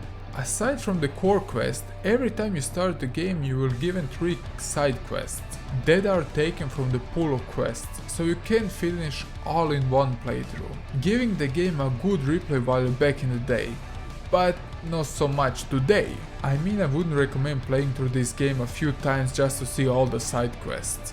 At the start, you can choose 3 classes, from a warrior, rogue, and you can be a wizard. You're a wizard, Harry. I'm a what? A wizard. I'm a what? You're a wizard, Harry. I'm a what? And I don't need to explain that every one of them has special skills and a tactical approach for the enemies. But through the game you can get skill points and create yourself a subclass, I would say. I played the game with the archer, but I pumped my magic skills so I can use some basic spells. Because I already beaten the game, I knew that I need a town spell early as possible to save money. And the wall of fire to deal with the horde of enemies at the end levels. Plus, with the archer I can do these cheap shots. Don't judge me. I had some arguments that the game is hard, and I would say, oh yes, if you don't watch your step you can die in seconds. One wrong step in the wrong room and you're dead meat. And if you don't watch your resource you will end up dry on gold, so reselling is very important part, because the enemies you kill are gone for good. So no grinding is possible to stack up on items and gold. What gives the game a layer of difficulty, but sometimes it is good when the game kicks you to the curb. I need to say I'm not a profi Diablo player and I don't consider myself a very good player, but the average dude like me, you will get a good challenge from this game. I like the different enemy design.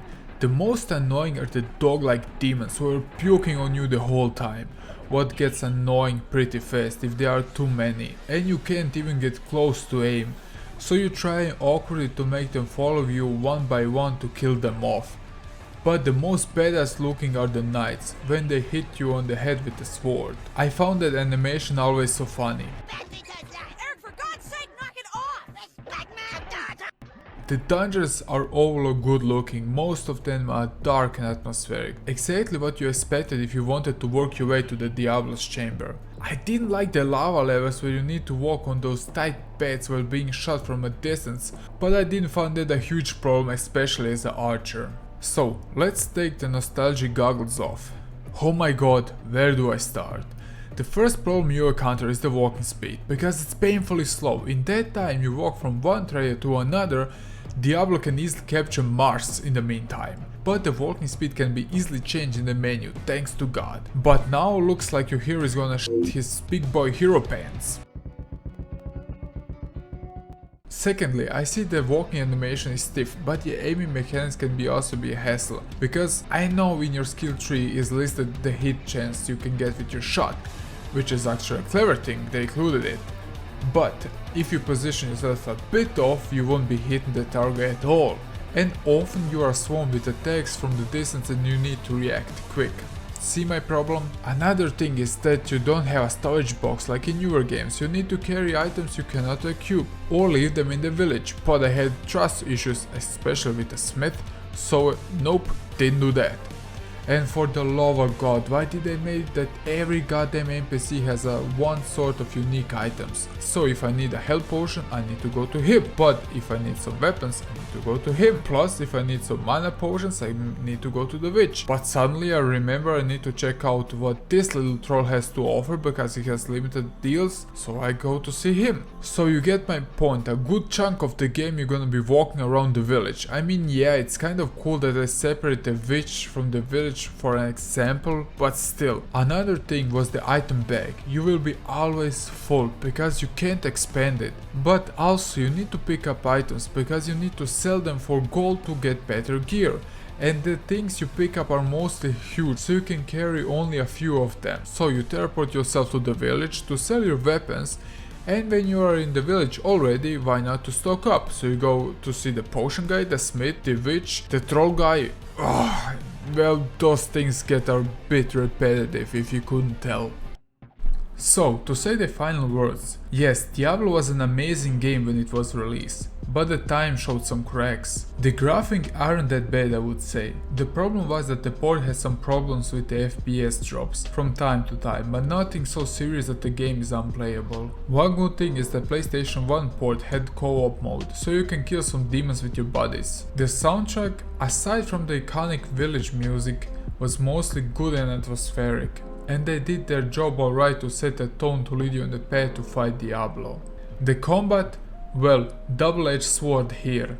At its core it works just fine, but it lacks any deeper mechanics that you see in some newer games. And the lack of a bigger inventory bag, well, overall just small things to complain. However, Diablo isn't a bad game at all. After a few hours you get used to the cracks, and the good lore and the vibe of the game get you addicted. I got so hooked up that I took my hacked PlayStation Vita, yes, those things still exist, imported Diablo on the Vita. And it's playable. Will I play it on the go? Well, probably not. But I can if I will, and that's the whole point. So, for the newcomers, if you can look past a few cracks that I mentioned earlier, go and play and enjoy the rich lore that Diablo has to offer. And for you gamers that played the game many years ago, simply go jump back and enjoy the game once again. I will probably play the game again when my best buddy arrives. For me, Diablo is a game that is on my to-beat list every few years, despite everything. So yeah, this is a small summary of my opinion on the game. Hope you had a great time and enjoyed the video. So the mid-2000s had some great games, like Most Wanted, Half-Life 2 and San Andreas, just to name a few. But beside those games stands proudly F.E.A.R, a game that was developed in 2005 by Monolith Production, a company that made a few titles that you maybe heard of, like the classic and brutal FPS Blood and No One Lives Forever, but F.E.A.R was the finest work yet. And if somebody would ask me how I would describe F.E.A.R, well, I would say it's a mishap between The Ring, The Matrix and John Wick. And if you're wondering how I meant it and why do I think it's a great mix-up, stay tuned to find out. Before we start the video, make sure you hit that like button, subscribe, and with no further delay, let's start with this video. F.E.A.R was one of the first games that I played in 2005 on my new PC, and looking at the specs today, your fridge has probably better specs than my PC back in the day. I could run the game at only medium settings. F.E.A.R was a game that would melt your PC if you turn the graphics up. Not so good looking as Crysis at the time, but still a really good looking game in many aspects. Like for the most FPS games, the story isn't a selling point, it's mainly based on the gameplay segment. But I will still give you a small summary of the story, but this time with no spoilers. The USA government created a special dark forces assigned to fight against paranormal activity called F.E.A.R. what translates to first encounter Assault Recon. In the opening movie you see Paxton Fettel, a mind freak who with the help of a little ghost girl in a red dress escapes. By the way, the girl resembles the girl from The Ring. What made the whole game even scarier for me and gave me many sleepless nights as a kid. And yes, the girl stalks you through the whole game. So after Paxton escapes, he uses his mind power to take over a horde of cloned soldiers to be used as his puppets. Master puppet, I'm pulling your string, twisting your mind, I'm smashing your dreams. Plus, Sir Paxton has some special taste in meat. Just to be warned, the game can get a bit graphic. After that, you are put in the shoes of the Point Man. And I'm not kidding, this is how the game actually is referring to you. The Point Man is still a rookie, but he was assigned to the task force because his special reflex skills. But I don't know how you get through the test, because immediately after you go on your first mission, visions start popping of some really nasty stuff. In the first level you have a simple tutorial where you can learn the basics of how to shoot and kick things. And then you are thrown into the first real mission, where you can use those things you have learned. So you jump out to the chopper with your buddies and see a closed gate, and you're sent to hit a switch to open the gate. And remember the little girl? She kills your whole squad, turning them into a bloodstain. No. Anyway, let's talk about the melee combat. And it's so funny because you possess a few different kicks, so you can hit the enemies in the head, slide in, and it's just hilarious how the enemies are flying, so you feel like John Wick just kicking some ass. And then your visions are starting kicking in slowly, messing with your sanity. And this is a thing that is constantly happening through the game. But the meat and the bone of the game is the gameplay, of course. The Point Man, as I previously mentioned, has some special reflex, and that's how the game is explaining the slow motion. Probably because he is on some juice. Cause you will take some special boosters to the game to boost your health, armor and reflexes. And using slow motion is so funny you won't get bored at any moment using it. And combined with the amazing graphics. The game uses the engine known as the Jupiter Extended Game Engine. It's a combination of DirectX rendering shader model 2 support, Havok game dynamics, particle physics, just many fancy things that made the game stand out from the other games in that era. In the game you can also have a benchmark test, so you can see how your PC is performing. But F.E.A.R is still amazingly good looking in some segments. How your shots are visible on the walls. If you shoot something electric, they will make sparks. Plus shooting any paper made them blow up in the air, what can get really hectic sometimes. And of course I mentioned the gore factor the game has, and it's brutal to call it at least. Blood will be scattered over the walls, limbs and heads will roll. Plus if you use the combat shotgun you will make the enemies explode if you come too close to them, just leaving a mist of blood. The weapons are mostly basic military weapons you can expect from such a game. Looks brutal. First the handgun, and you can wield 2 at a time, which makes you feel like you're playing Max Payne. Plus, this is another game I need to review. Leave a comment down below if you're interested. Then there's the submachine, which is good at close range but inaccurate at long distances. But for that comes the stepbrother into the play, the semi-assault rifle, with a slower rate but making it more accurate at long range. Then there is the assault rifle with a scope weapon, and no. Well, a weapon that was fun to use, but it was hard to find the ammunition.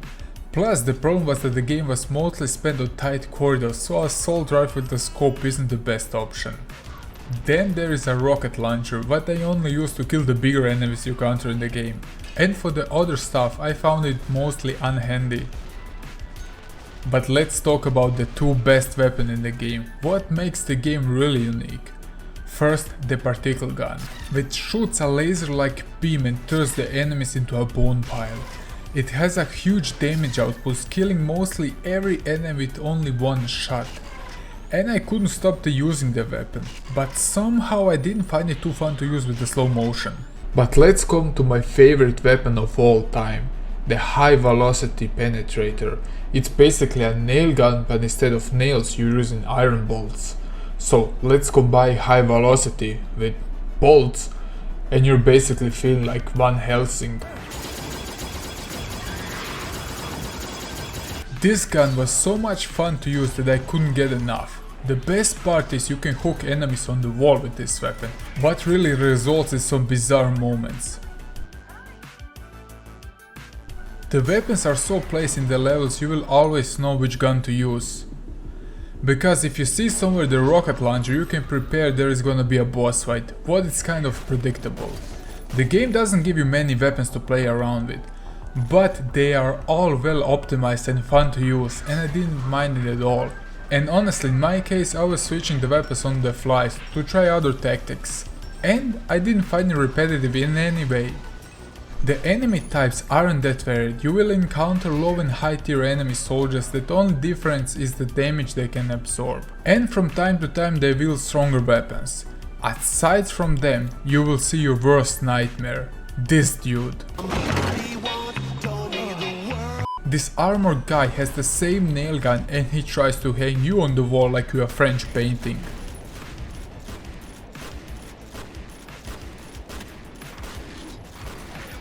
And then there are the robotic units, the few laser shooting drones and the fucking turrets that I just hate, and I just try to avoid and rush through that levels. But at one point you can take the control of the turret and let your inner rage out. And I think I overdone it. Hell yeah! And the last robotic unit was a freaking robot, and those battles are really intense. You're trying to avoid the flying rockets heading towards you, making you really feel like you're in the Matrix.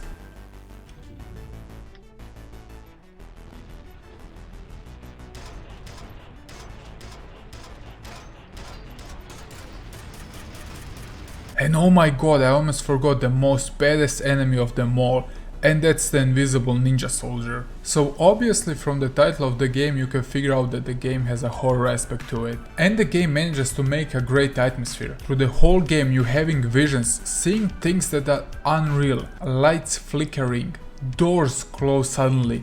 The whole game is pretty dark and you will always watch on your flashlight to be fully charged. Plus the game is on normal pretty challenging and you can die in a matter of seconds. The enemy soldiers are really smart and I would say that many modern day shooters should just bow their heads to F.E.A.R. Because how the enemies behave, they will do everything to get you out of cover, they will flank you or send one guy behind you to kill you. Often you will hear their conversation and how they react to your actions, making the whole game very immersive. It is really stunning how did they pull that off, and I had a feeling I'm sometimes dealing with real gamers and not NPCs. I just could not give enough praises in that element, and this is one of the parts why the game stands the test of time. And another thing is that the game just doesn't spawn random enemies, but it sends a team squad to fight you. You will fight a few units at one time and move on, what gives the game a bit of realism. And the little girl Alma is following you and trying to spook you in every corner.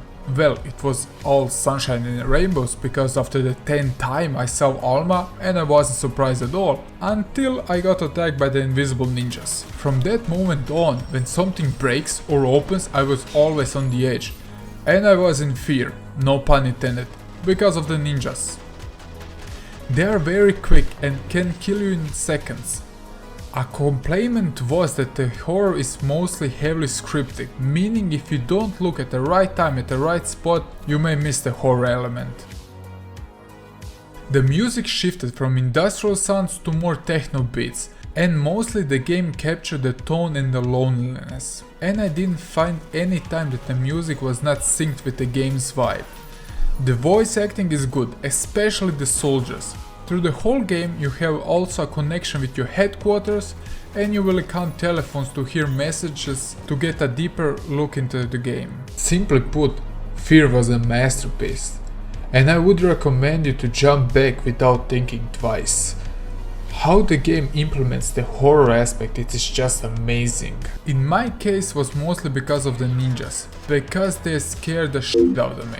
The bad part is the scripted horror parts that you can easily miss, and they are so often that you get used to it. Well, that was in my case. But I enjoy overall horror games, so everyone takes that aspect a bit different. If you are easily scared, maybe this game isn't a game for you. The graphic and the sound is still amazing considering the game is now 16 years old. The levels are maybe a bit bland. I hated how the first half of the game were mostly fighting in the offices. What I found okay in the beginning, but after a few hours it was just boring. But the fights in the back alleys were a good mix-up, because there were more open areas to fight. Still, the game is more enjoyable in smaller and tighter areas. And I said already, the effects were top notch, from the explosions to the flying bullets heading towards you. The story was good, but honestly I don't wanna spoil the ending. I think you need to see that for yourself. But the ending was a bit of a cliffhanger. Nevertheless, it was intense. But what I found really annoying was that fat ginger. Hello? Who's there? Oh, Lately, I've been called a ginger. A fat ginger. It didn't quite fit the tone of the game, I would say. It tried to be funny, but considering it's a horror game, well, it was just cringe. How they displayed him eating cheesy puffs. I love cheesy puffs. You love cheesy puffs. So after 16 years, would I recommend you to play F.E.A.R? Well, of course yes. The game has almost none flaws in my opinion, and it holds the testament of time really good. With its tight combat, clever AI and good horror atmosphere, it won't waste your time. And it's neither a long game. If you're quick enough, you can finish it in 6 hours, what is really a sweet spot for an FPS game. So, before the game industry became oversaturated with sandbox games, and before Grand Theft Auto got its huge popularity, there was a game that was already an open world driving game, before GTA even was a 3D game. The widely fan and popular game Driver. The game has released on PlayStation on 25 June in 1999, and it set the stepping stone for many games in the future. Driver had a huge impact on Sony's first CD game system, where the PlayStation 1 had some racing games like Need for Speed, Ridge Racer and Gran Turismo. Driver did something a bit different, and focused more on Hollywood star car chasing, and not trying to be a driving simulator like Gran Turismo, or an arcade-like experience like Need for Speed. But the biggest difference from those games was that Driver could be played in an open city, giving the player freedom so the player can unleash their inner lust for exploration and destruction. But just a year later, Driver got its sequel, Driver 2, The Wheelman is Back, and much more inferior sequel. 3 years later, Rockstar delivered their first 3D open GTA, Grand Theft Auto 3. A game that took everything from Driver and made it better and more polished. Rockstar started breathing at Driver's developer's neck with its sequels. And with the time, Driver games were more compared to the GTA games, and not the other way around. The newer Driver sequels was thrown from studio to studio, and after almost losing its identity completely, the Driver games shifted from an open world game style where you can explore the game on your feet to just driving. Welcome to the RBG Show, where we look at the rise and downfall of Driver. Reflection was a game studio from Newcastle, England, a studio that started making games since 1986. The studio made many smaller hits, but striking gold with the game Shadow of the Beast in 1989. The game was praised for its atmosphere and graphics. It was a simple sprite-based game for the Amiga. The studio was releasing mostly 2D games until 1995, where the studio jumped into 3D with the game Destruction Derby. The game was very well received, with some reviews pointing out that's the pinnacle of graphics. I don't even wanna make a comparison video with the newer games, but hey, in 10 years the game we play now are also gonna be outdated. The game was released on PC and almost every home console. Destruction Derby allowed the player to cause mayhem, fighting with the cars in huge rings designed for crashing and race on many different tracks. It had a very robust physics engine that allowed for very immersive driving experience for the time. For the next years coming, Reflections stayed in the racing genre, releasing Destruction Derby 2 and Thunder Truck Rally, and I have many fond memories of Destruction Derby 2, especially like the arena modes. Reflection got acquired from GT Interactive, a huge game in the 90s. The publisher was releasing games like Doom, Duke Nukem, Quake, some of the biggest FPS titles back in the day. The head of Reflection was a huge fan of car racing games, and he wanted to take the mayhem that he created in Destruction Derby with its polished engine and driving mechanics into the streets, so you can endanger innocent civilians, what wasn't possible in Driver 2, and I tried to do it desperately. They wanted to create a game that would capture the adrenaline that we see on the Hollywood big screens with high-speed car chases through the city and bring those intense moments on our small TVs. In 1999, Interactive Studio released the most technologically advanced game yet, Driver, or known as the Driver You Are the Wheelman in North America. A game that I played a bit on the PlayStation, but the first time I actually beat it was on my iPhone. Around that time, another British developer caught their attention, a studio named DMA Designs, with its badass attitude game Grand Theft Auto, a game that would later destroy the Driver series in comparison to sales and popularity. The first GTA was a top-down game with the possibility to steal cars and got into high-speed chases with the cops. Still, Reflections had delivered a very good critically acclaimed game. Driver 1 sold alone on the PlayStation 6 million units, what was a big deal back in the day. Driver 1 follows the story of John Tanner, an undercover cop who becomes the villain for a group of gangsters. In the game you will visit various places like New York, Los Angeles and Miami. The game made full usage of driver mechanics, so you will perform various tricks like J-turns and 180s. The game features various modes like Survival, where you need to survive hordes of cops pursuing you, a game mode that made so much fun it was hard to describe, and a Director mode, which allows you to change the camera after you finish a mission to give you a special Hollywood flavor. Driver made its way also on the PC and even later on the iPhone with some improvements. The Driver was even ported on the Game Boy, and the game was very well received, as it tried to capture the style of the Big Brother counterpart.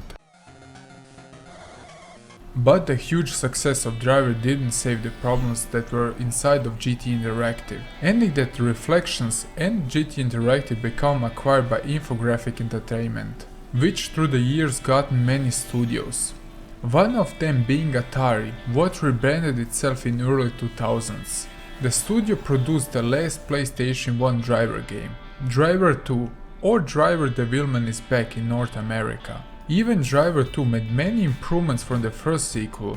There were many things that the critics and fans complained. This time they looked at the DMA GTA games and took an approach to be able to explore the city on foot, and many praised those segments, but problem was that those segments slowed the game and were clunky to control. Many say that Driver 2 was a game too ambitious for the hardware for which it was designed. Where I don't remember that the game had some FPS drops, I'd enjoy the sequel the most. I had really fun memories of driving around and trying to find the secret cars and just to explore the cities. This time around, the game had also a 2-player mode. The cities were also bigger and more complex structured. You could explore Chicago, Havana, Los Angeles, Rio de Janeiro. But the imbalanced difficulty were just some of the things that bothered the fanbase. The story followed Tanner and a former cop, Officer Tobias Jones. The plot was resolving about Tanner and his partner wanted to stop a criminal underground war. In 2002, Driver got ported on the Game Boy Advance. The game was very well received as it was built on a game engine that could imitate 3D graphics.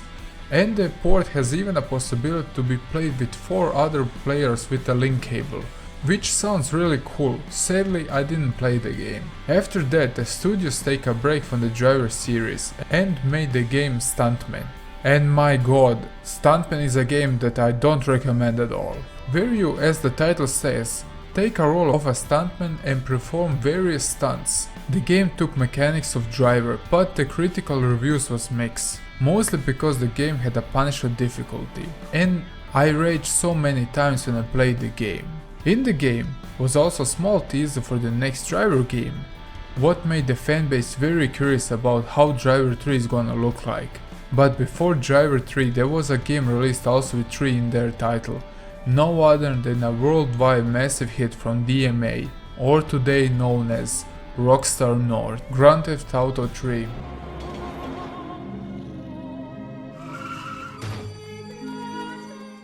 A game that took some things from the Driver games but improved in every aspect, even adding guns, the car chases were more enjoyable, the shooting was very well received, and it had an amazing soundtrack.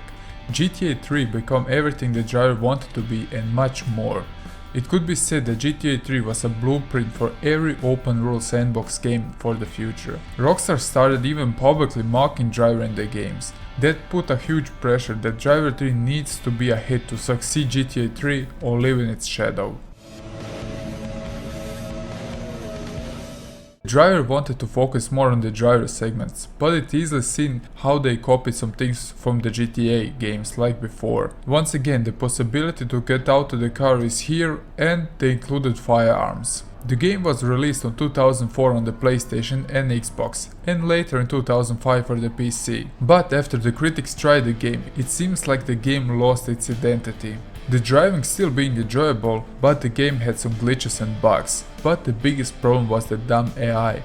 The foot segments were also very clunky to control, and the shooting wasn't better than GTA 3. To be honest, it was downright awful, with a bad hit detection. I played the game a lot as a kid. Once again, I like to explore the cities and just cause mayhem and drive around. By the way, they included secret characters you could kill in Driver, what was reference to GTA character Tommy Wiseau, and even adding swimming balloons on his set, as in Vice City you couldn't swim. After a few years, some of the guys on the project talked with the press, stating that they had pressure from Atari to push the Driver out game before Rockstar released a new massive hit, San Andreas.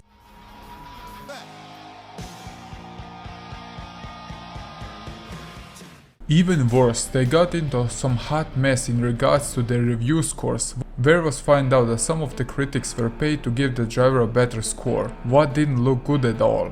There was also once again a port for the Game Boy Advance, this time not so good received. Good looking, but the game had some weird controls and bad combat.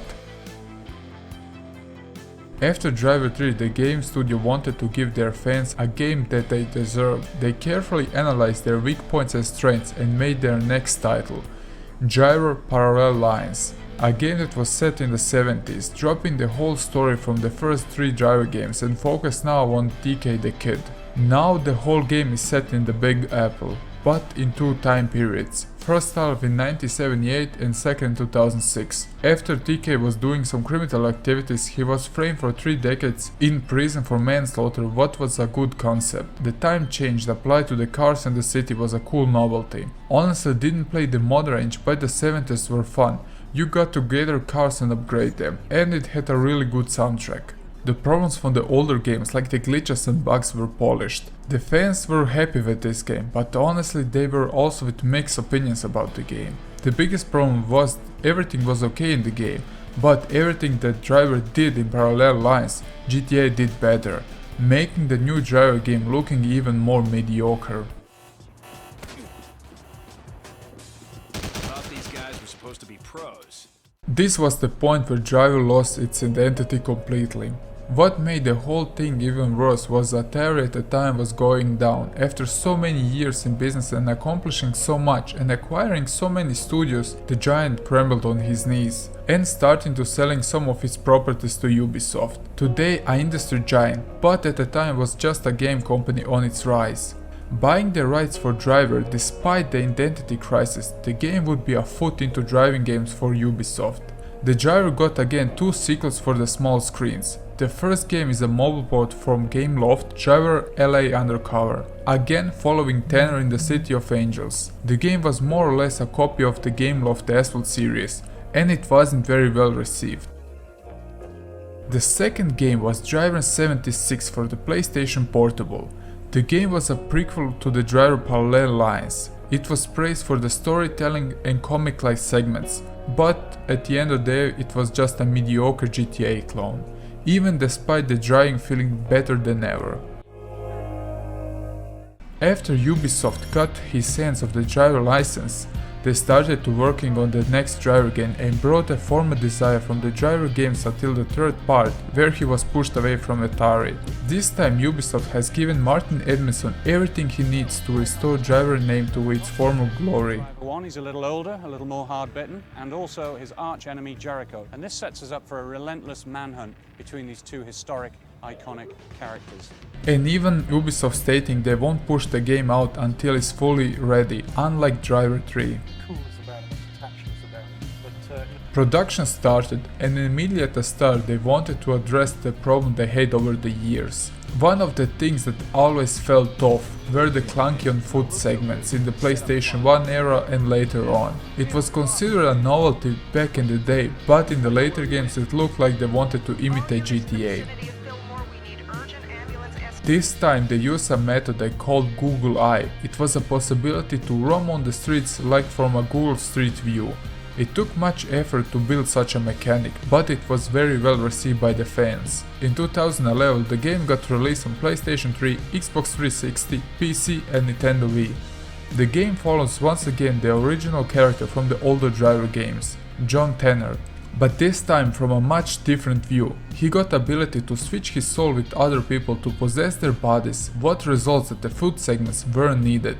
What sounds crazy on paper but works like a charm in the game. The director mode was also back, being absent from the Driver Parallel lines.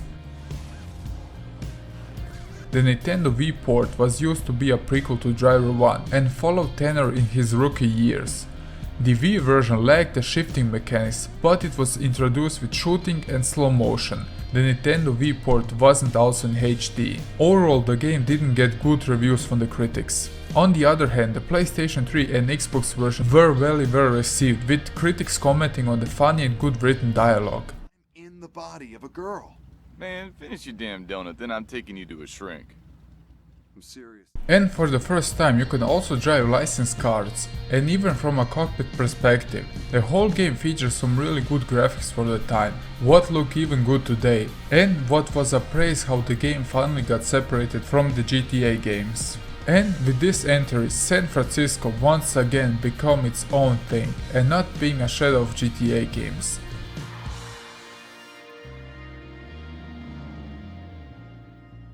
The game took rough 5 years to develop and got numerous changes through the years. In the end, the game costed a lot of money and it didn't sell so good, resulting in Reflections felt a bit disappointed. In the same year when Driver San Francisco was released, the two main teams that made other portable ports of Driver made again two ports, one for the mobile devices and the other one for the 3DS, well, both being just crap. Overall, the critics commenting that the both game lacked any difficulty in depth and landed just short. Ubisoft stated in 2013 that they wanted to make another Driver game, but they ditched the idea to make Watch Dogs. Well, I'm not a Watch Dogs fan and I would rather to see a Driver sequel, but in 2014 they released again a mobile port on the iOS devices, called Driver Speedboat Paradise. Well, another crap mobile game. The game got bad critics and it was an attempt just to make a cash grab. It was a free-to-play game with in-app purchases. The best genre of games. The fans hated the game because it was just a generic boat racing with Driver name slapped onto it.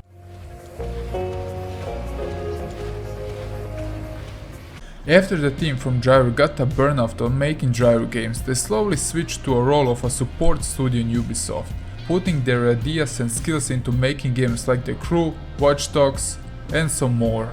The boss of Reflections at that time talked about their place in the game industry, and they felt good as a support role in Ubisoft, what takes much pressure off them. They were also very happy they had the original IP that was overall well received over the years. When she got asked if there is any possibility that we get a new Driver game, she stated that Ubisoft didn't prevent them to make one, but at the moment they haven't any interest to reboot the franchise. many of us have probably fond memories of Driver. Sadly, the prime year of Driver were the PlayStation 1 games. After those two sequels, it is easily saw how Driver 3 wasn't Driver anymore. Even if Driver Parallel Lines was a good game, it felt just like a GTA clone. And for the younger generation at that time, it was just that and nothing more. But Reflections realized their mistakes over the years and improved on the last Driver game. But I want to think that Driver isn't a lost franchise. This was Driver, the Rise and the Downfall. Control was a game that dared itself to be weird and step out of the masses. Control was also a game I fell quick in love with but ended up hating at the end. Where the games today are holding your hand with every step you take, Control lets the player dive into a dark and mythical look without any help. But what 505 gave us is a remarkable experience you won't see anywhere else. So, welcome to the RBG Show, where we look at Control. Before we start, make sure you hit that like button, subscribe if you didn't, and let's start with this review. Control was a game that caught me off my guard. Little did I know about the game before I started, but immediately at the start, as you're introduced to J.C. Faden, I felt that the game will be something special. The game starts very mysteriously and not giving you almost any introduction. As we enter the building named the Oldest House, what you discover later on, you will encounter the janitor, a really weird dude actually. And the things he says in the beginning doesn't make any sense and it doesn't seem to link together, like my YouTube content. But just a bit further and the story starts to unravel. You meet some people who are not under the influence of the so-called HIS or his, what sounds like a sexual transmitting disease. Anyway, after entering the director office, you see that something is off. Like an example, the director's brains are not in the place they should be, but rather scattered all over the floor. As you can't ask him any questions, the next logical thing is to call the cops. I'm sarcastic. Of course, the first thing you need to do is to take the murder weapon and leave your fingerprints all over it. Oh, did I mention that Jessie talks the whole game to herself? What does that mean? You just don't understand. It's just a Jersey thing. Well, not a big deal because you will encounter people who are floating like air balloons. But the whole game is weird, so why shouldn't the main character also be? The whole place shifts because the old house has the possibility to shift its form, which puts the whole game in a unique spot. The purpose of the whole agency is to find objects of power. What are simple objects, but they can disrupt dimensions and cause chaos. Because Jesse can resist the power of his, what taking control over the old house, so you need to secure those objects. And as a director, bring everything to its normal form. If this all sounds confusing, well, that's the whole point of the game. It is somehow remarkable how the game throws bits and pieces at you. But Jessie comes to the old house with only one purpose, and that's to find her lost brother who was abducted by the Bureau. After finding him, she realizes that her brother is, well, how do I put it? Despite your colleague says he's alright. You will meet various characters who will aid you to restore order and giving you objectives like killing enemies and solving certain puzzles. And I almost forgot, I couldn't start laughing after I saw this guy. I just couldn't stay serious when he talks. But yeah, that's in few sentences Control's story without any spoilers. The whole game is story driven, but the problem for me was I just couldn't get into the story. Even if it had some really interesting moments, I found myself somehow bored. I simply couldn't engage myself in the story even trying desperately. But I found some of the side quests better than the main story actually. Some of the side boss fights were very good and interesting. My favorite was the mold expedition, where you need to find mold samples and fight a huge mushroom-like thing. That was a great side quest. It gave me a vibe I got from The Last of Us. It is also a great game. And I would like to make a review, so if you're interested, I can do a review of The Last of Us games. Just comment down below. The game opens up very quickly at the start, but some areas are not accessible right from the start, because you will need certain keycards or abilities. So, let's say hello to backtracking. I think I don't like so much. Well, to be precise, many games don't pull it off that good. As a huge Castlevania fan, I don't have any problems with backtracking, but the map of the Castlevania works like a charm. The problem is that the game doesn't mark on the map the places you have visited, or show paths you cannot open because of the keycards. So it results you remember where you have been, what leads that some of the side items and missions are easily missed, and you will miss a ton of them if you don't open your eyes. The whole game is divided into levels, and every level has a distinct vibe and atmosphere. Honestly, the version I played, the PlayStation 4 to be precise, had some big slowdowns, and they occur from time to time. Mostly in the intense fights, or when you're doing something and then press the start button. And if you wanna resume the game, it needs a few seconds to get going. Just how I function in the morning when I wake up and don't get my coffee right away. It takes some time. Not a deal breaker, but just to put it out. And of course the load times. Everybody laughs at Crash Bandicoot for the PlayStation 2. But this game takes the crown, because you will have enough time to grab something to eat in the meanwhile. And I'm not even kidding. But I don't wanna sound like I'm only pointing out the bad things, even if I'm really good at that. The game looks gorgeous. I thought the office building would be a boring place to explore, but the shape-shifting blocks and the deep and bright colors are just extraordinary. The face animations were a bit off, or better to stay stiff. Overall, Control is certainly not a game for everyone, but for all of you who like the FBI supernatural tone, you will feel right at home, because the game really goes in depth with the story. There were so many collectible items, from enemies description to people who work there and tell their story, and some inside information about the Hiss and the Positive Good Force. Sadly, I just didn't like the story, and some of the things they done in the game made me rage over and over again. The map could be bigger and better made. The marker on the top of the map is incorrect to some point. I don't like when games hold my hand, but I want some indicators where the side quests could be, without searching every inch on the map. Well, the slowdowns are not a big of a deal. Not huge problems, but those are some of the small things that bother me through my playthrough. But don't get me wrong, this isn't a bad game by any means. And I recommend it to play despite the few things I mentioned, because you will find yourself in a world you won't see anywhere else, and see some really bizarre things. They'll try to stop us. And enjoy gameplay where you can throw things direct at the enemy's face, something I would do in real life on a regular basis if I could. So where to start? What should I tell about Half-Life that wasn't already said? Half-Life is a game that cemented itself into the core of almost every FPS game we know today. What Doom and Wolfenstein started, Half-Life perfected it almost every way. Half-Life is probably one of the games where the gamer community will unanimously agree that it's one of the best FPS shooters ever made. And with this video I will show you some innovations and things Half-Life brought on the table when it was published. So stay tuned. And I will probably review Half-Life 1 DLCs, the PlayStation 2 port, and Half-Life 2 of course. So before we start, make sure you hit that like and sub button, and with that out of the way, let's start with this video. In 1998, Valve published its masterpiece who conquered the world with its popularity. If you didn't know, Valve, or better to say Gabe Newell, was responsible for a small platform you may be heard of, and may be using it. It's called Steam. Yeah, that's Steam. Some will say, oh my god Redbeard, do you really need to review yet again an old game from the dinosaur era? The short answer is, yes, I do. Because, well, let's see, you know the game Valorant, okay? Yeah, it's basically made on a version of Counter-Strike Global Offensive, and which was a remake of Counter-Strike Source.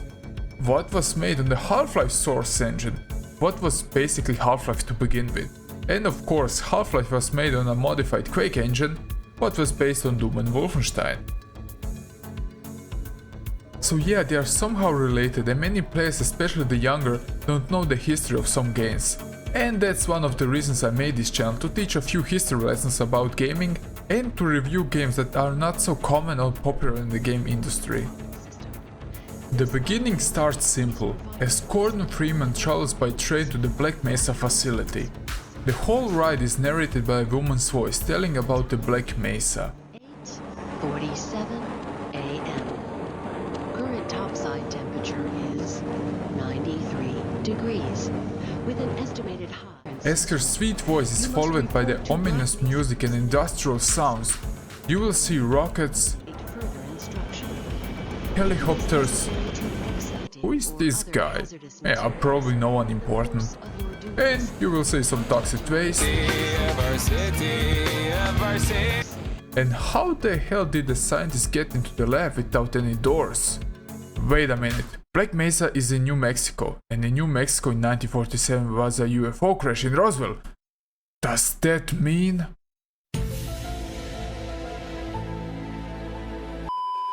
Half-Life did until that point that no other shooting game did, and that's to restrain the player from shooting.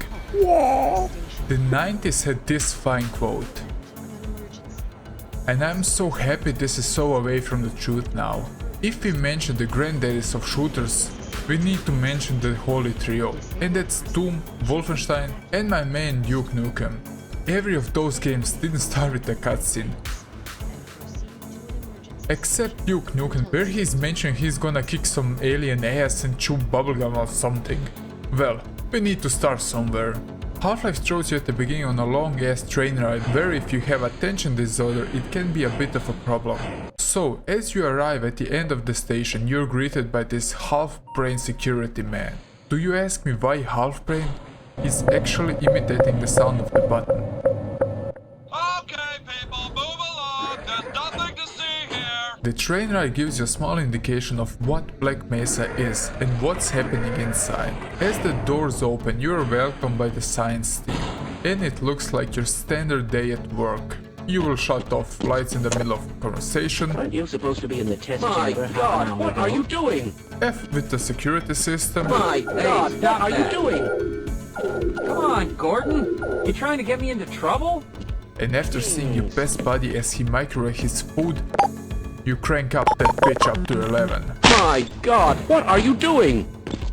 As I expected. Well, all standard things you will do every day. And the most iconic part ever, picking up the famous hazard suit. I wanna also mention that I don't have any nostalgic memories of this game whatsoever. The first time I played this game was for this review. I played Half-Life 2 at the time it was coming out, but only episode 1 and 2, and I played the shit out of them. But the first Half-Life, nope. So it will be a direct review on how the game aged. And immediately to say, Half-Life 1 aged like fine wine, or like this little hobby dude. So let's get back on the track. After picking up the suit, you see little hints that something is going wrong. From equipment exploding, from your co-workers not giving you exact full information of things about to happen. Yet. And potentially the most unstable. Now, if you follow standard insertion procedures, everything will be fine. I don't know how you can say that, although I will admit that the possibility of a resonance cascade scenario is extremely unlikely. Gordon doesn't need to hear all this. He's a highly trained professional. So what's your objective? Well, push this cart into this beam. Sounds easy. Hope something bad doesn't happen.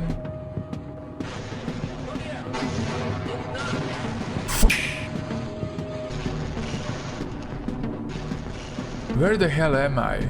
I knew it. Aliens.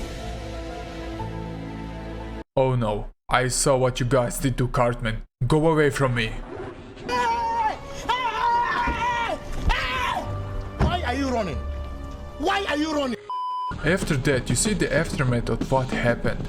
Dead scientists, zombies, alien chickens. The game shares the chaos with the player without interrupting the gameplay. That are the segments that create the immersive experiments. Where the newer games force you to watch a certain scenes that take control away, in Half-Life, things just happen, and that gives the whole game a bit of a realism. The game also doesn't have any objective marks or arrows to point you where you need to go. The game respects the player and gives them full freedom. What I found also good is that Gordon Freeman isn't a superhero or a Dragonborn or something.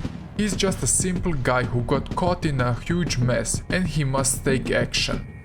So the first thing you need to do after the whole things go crazy is to find a weapon. And the first weapon you encounter is the famous crowbar. The game is also keeping you on the edge with every step you take, because the monsters will spawn everywhere and you will never know where to expect them. As you fight your way through the crowbar simulator, I mean Half-Life, you will also gather your standard weapons like pistols, shotguns, machine guns, but also experimental weapons. Plus alien technology, from a hand of an alien that's shooting homing bees, I guess, and freaking bugs. Yeah, you can harass people with bugs in this game. What is also a great addition to the game that almost every weapon has alternative firing mode. It isn't somehow something fancy, but it mixes up the combat, and I wish some newer games have the same option. It doesn't need to be something fancy. Like an example, the piston can be used one shot per click or a semi-automatic, so you can use the weapon for a precise shot or at a close range when you get surprised by the enemies. Crowbar Simulator is a mix of shooter, puzzle and platform game. Where it doesn't sound so good at paper, Valve did manage to pull it off. And the game combines everything really good.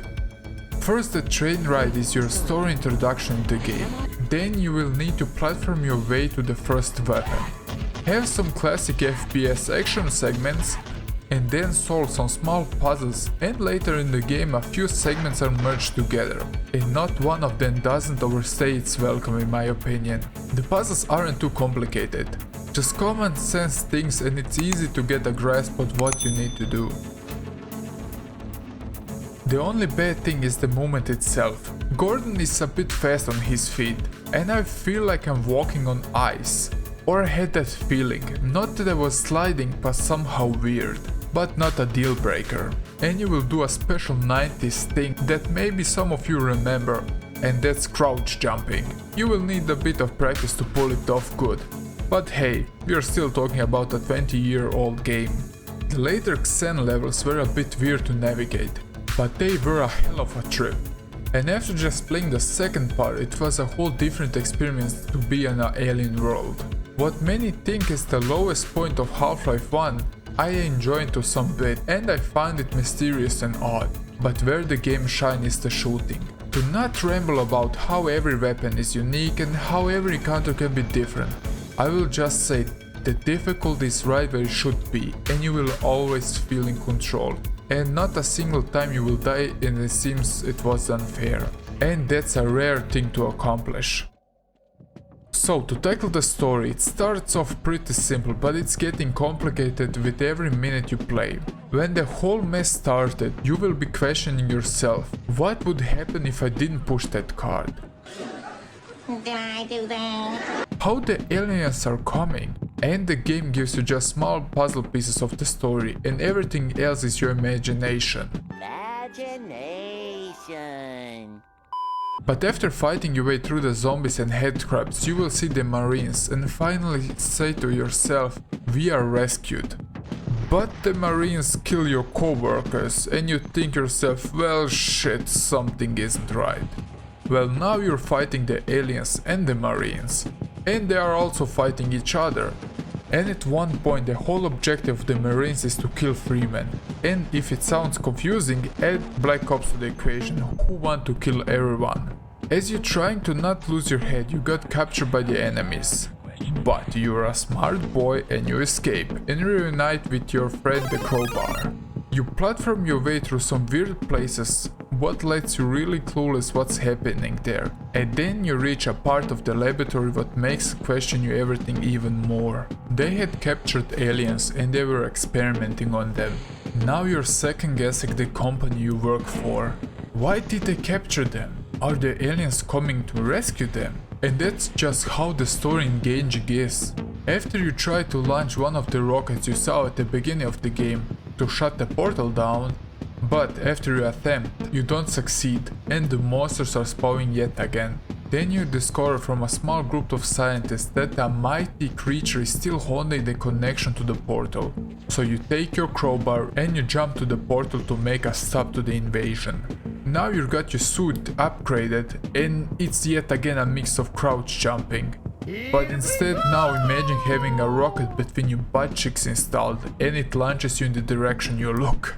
As we enter Xen, what looks like best to be described as a psychedelic trip, you fight your way through all kinds of monsters and the mother of all headcrabs. But as you fight your way through, you will see something that will caught your attention, and that's the fact you will encounter dead bodies from other people who were also in the Xen. And you're left clueless. Why were they there? What they are trying to accomplish? What was the end goal? But after facing the end boss and beating him, you thought to yourself, it is all done. But the G-Man knocks on the door. Yes, the silent man who stalks you through the whole game gives you an end choice. Gordon Freeman in the flesh, or rather in the hazard suit. I have recommended your services to my employers, and they have authorized me to offer you a job. They agree with me that you have limitless potential. To work for him or reject him where he sends you to your death. And the only thing you can do is work for him. And the end screen is simple. Gordon Freeman, status hired. What left many fans clueless for many years. Who was the G-Man? Why did the aliens invade Black Mesa? And so on and so on. Valve made simply put a masterpiece, and it's easily see why did they land a huge success with this game.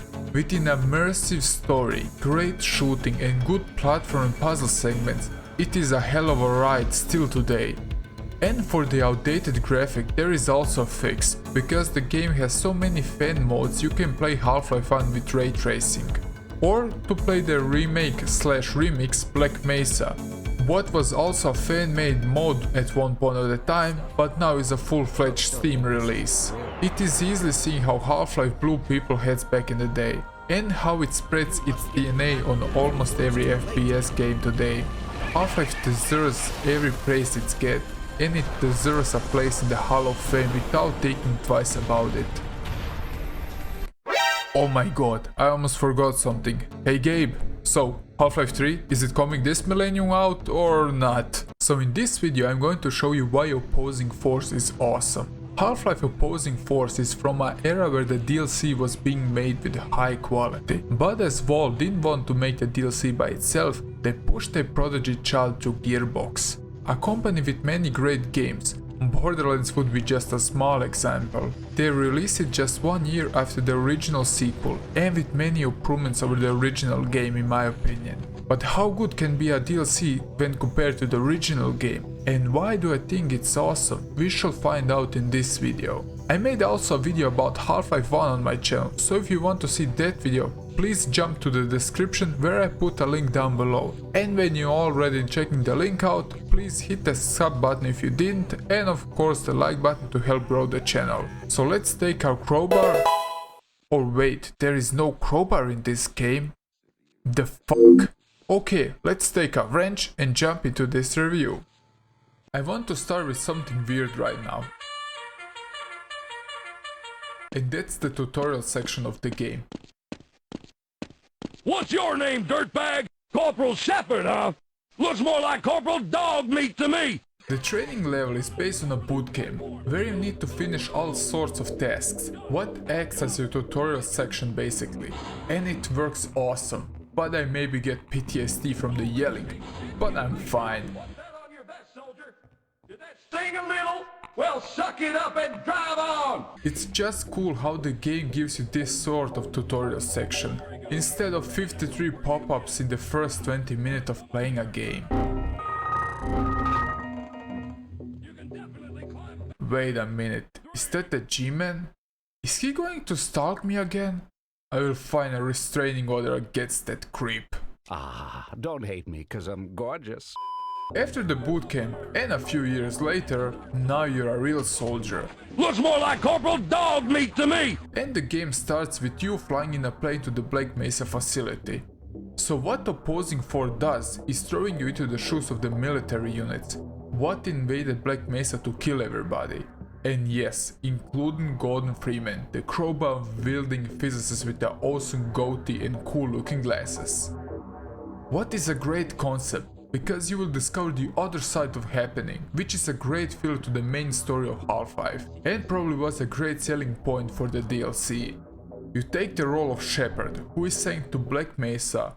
You steal a ship and join Cerberus to go and fight the Reapers and have freaky intercourse with aliens. Oh wait.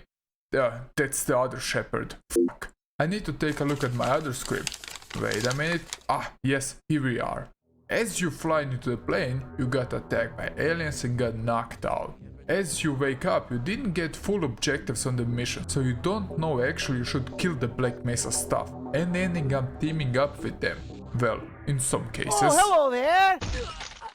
Finish him! After a few corridors, you got your first weapon, and that's the wrench. Has Gordon put a trademark on the crowbar or what? Anyway, but now you get also a knife. I'm not totally sure why they included two different melee weapons, because you will focus most on the firearms, and you use the wrench only for smashing boxes. And some heads maybe. Did that sting a little? Well, suck it up and drive on! But let's move on. As the Marines don't have a hazard suit or ACV suit, now you got a PCV suit. What is your body armor basically? And instead of a flashlight, now you got, and I warn you to step a bit away from the screen. Yes, a goddamn night vision. I know the first game I played with night and thermal vision was Delta Force on the PlayStation 1, and it blew me away. And it was all good for the first 30 seconds. After I realized that a good chunk of the game is in the dark, my eyes started to bleed. So, after waking up, your main objective is to get to the chopper! And leave this godforsaken place, as the whole place is a goddamn war zone, and you're gonna need to find different alternative routes to rescue yourself. For the enemies, you will encounter the Black Ops, because it would be a nonsense you would also fight the Marines like Gordon, wouldn't it? So those guys are basically a copy of the Marines, just with another skin slapped onto it. And they don't talk to each other, so like they are more professional, I guess.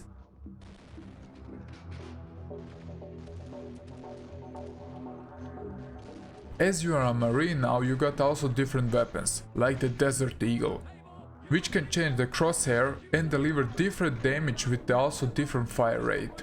What I found a great weapon because it's very effective.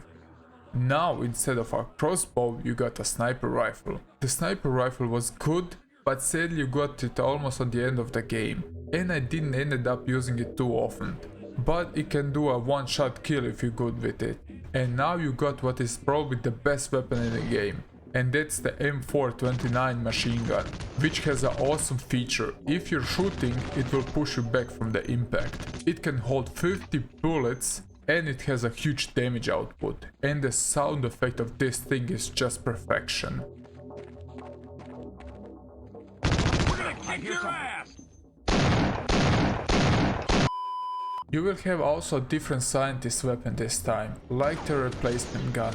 What can, guess what, replace enemies, so they disappear. What was okay, but I didn't use it too much somehow. And the second firing option is to teleport in Shepard to Xen, acting like your rescue button. Well, just a weird weapon. As you encounter also different enemies this time, from those little guys who harass you to the big guys. But they are also pretty different, what keeps the whole game going. In the game, they are also called X-rays, and you will also get a few new alien weapons. First would be the snail looking something that shoots these green looking slime balls. It has a huge damage output, but the problem is the reloading speed, because Shepard is actually feeding this thing, and sometimes also petting it, what gives us an indication that the thing is a live creature. Also, one of the weapons is the shock roach, what is actually again a living creature, so you have a bunch of weird creatures in your backpack crawling. The shock troopers you encounter are also using those little things against you, but at one point you manage to get a hold of it. This weapon is also great and I found it very useful as it has unlimited ammo, because at some levels you will find yourself low on ammo. It has a pretty good damage output, and remember, after killing the shock troopers, to squeeze the bug, because they will jump in your face. Little bastards. So, the last weapon, or better to say tool, is the barnacle grapple. What left me stunned? As I mentioned, I played only Half-Life 2 and I was always messing with those things. But to acquire one and using as a weapon was really cool. Sadly, as a weapon it is really ineffective, as you can hook things and pull to yourself, leaving you in the open to get shot. And the other option, what was very underused, is the grapple, which can grapple itself on organic surfaces and pull you over. A good thought, but not so good executed. Overall, what I found good is that opposing force is like a compact version of Half-Life. You will be in and out in a matter of hours, what is sometimes just really good. The game throws you this time much earlier in the Xen levels, but this time you won't be for so long like the original game, and thanks God for that. As I said in the last review, the Xen level had this weird looking 90s vibe to it, but were a hassle to navigate and felt rushed. The opposing force also give you this time two boss fights, with first being this huge like plop thing that you need to flush away like a Mr. Hanky, and the second end boss, but this time you don't need to teleport to the Xen, but instead the boss teleports to you. It was just a simple and easy fight when you get the grasp of what you need to do. Why I think opposing force is awesome is that they ditch some slower parts of Half-Life, like the train levels and the long corridors, and manage it to all squeeze it together. Gearbox followed the same structure of the original game, where they put first the platform segments until you get your first gun, and then the shooting segments, and so on and so on. And yeah, f*** this level.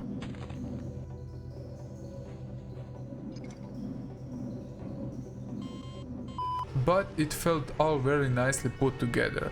So, to spoil the ending, Agent Shepard, the main character you play as, he was once saved by the G-Man, and meeting him on multiple occasions, like this time, I really thought to myself, what the F is he up to again? But at the end, the G-Man sends you another dimension, as you're basically a witness, so it's kind of cliffhanger with our guy Shepard. But still, Gearbox managed to do a great job with this DLC. They took some things for the original and even adding more elements and ditching some not so good things from the original game. Where the original Half-Life had more horror elements, opposing force felt more like a pure action FPS game, but I didn't find that a bad thing, and it had even fewer puzzle segments. Still, I didn't mind that at all, and I felt very entertained with the game. Plus, this time we had more weapons and more enemies thrown into the mix. As I said, opposing force is like a compact version of Half-Life. The only sad part is the ending, where we left clueless about what happened with our character. Nevertheless, opposing force is a great DLC and worth playing on its own, and I would recommend you to get a copy of the game or grab it on Steam. So that's my 2 cents. Hello and welcome to the RBG Show, a channel where we look into new and retro games. Today's video's topic is why Half-Life Blue Shift is a bad DLC. I'm going to share my opinions on why Blue Shift is maybe the lowest point of the whole Half-Life franchise. But I want to hear your thoughts about the DLC in the comment section, so we can have a discussion. Just to let you know, in the description is also a link to the previous 2 videos about Half-Life. And of course, make sure to hit that bell to be notified when a new video comes out, and hit that like button. Stay till the end where I will give you a final RBG score for the game, so stay tuned. And now let's jump into the boots of Barney and take our police bat. Oh yeah, there isn't any. Why did Shepard get a knife but Barney didn't get a police bat? But instead he got a crowbar. Have I missed something? Since when a security guy is equipped with a crowbar? Logic left the room. Ah, screw it. Let's start with this video.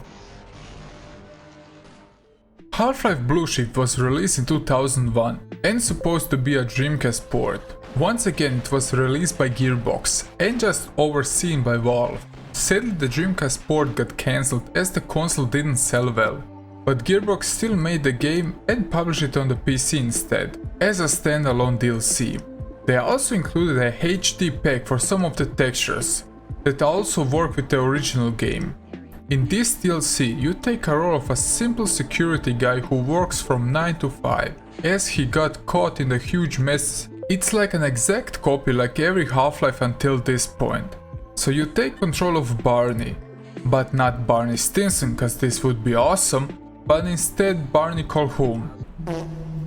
A generic and uninspiring looking security guy who needs to attend his duty at the Black Mesa facility.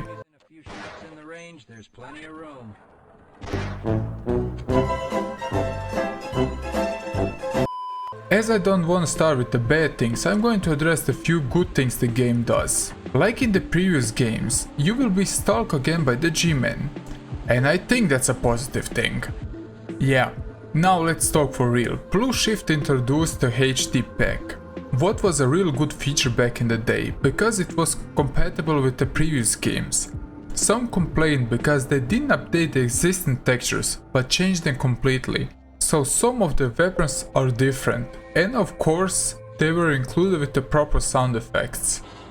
For me it wasn't a deal breaker, but some of the older fanbase complained.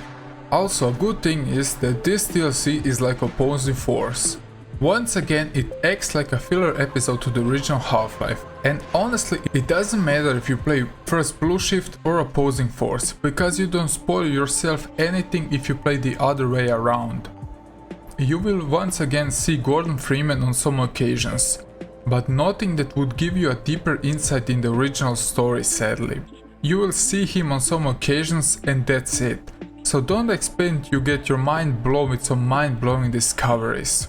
Also, a good thing is that Blue Shift is once again a Half-Life game. If you catch my drift. So everything you saw in the original game you will see now. The game mechanics are still the same and nothing did change, so you will get your Half-Life fix nevertheless. But now let's talk about the bad parts. Blue Shift is just a short and uninspiring DLC. Everything you saw in the previous you will see now, but everything cramped together, and it feels really unnatural how you progress, because you will gather a full arsenal pretty fast, and the game lacks the survivor element that the original game has. And I felt the game was too easy. I played it on medium like the other games, but this time the game was much more forgiving, and I was never short on ammo or health. The weapons are the same.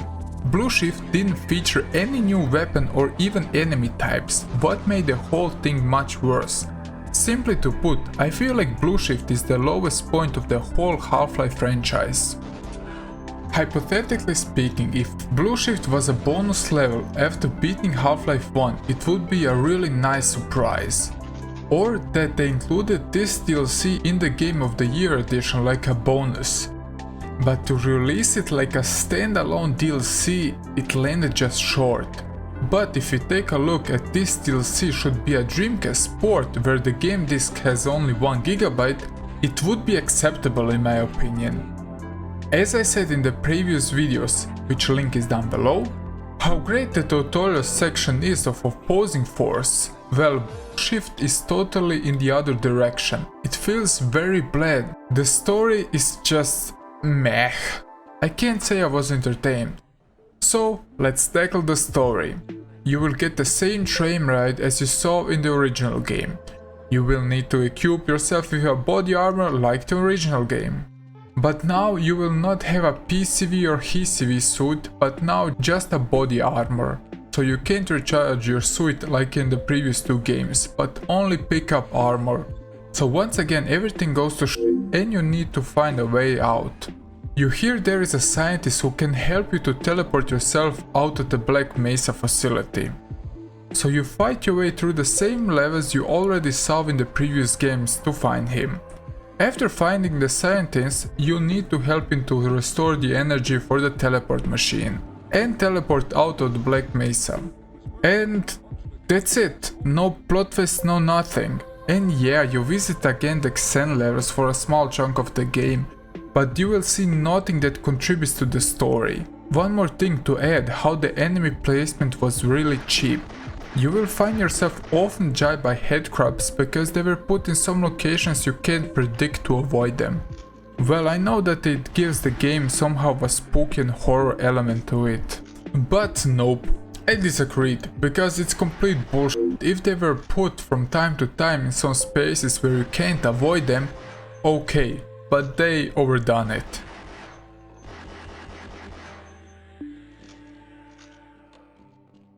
Overall, I'm sorry to give you a short review about this DLC, but there isn't simply to put nothing worth talk about it.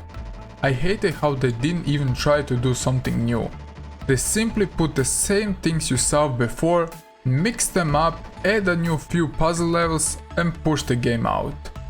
The graphics were like in the previous games, plus the few HD textures.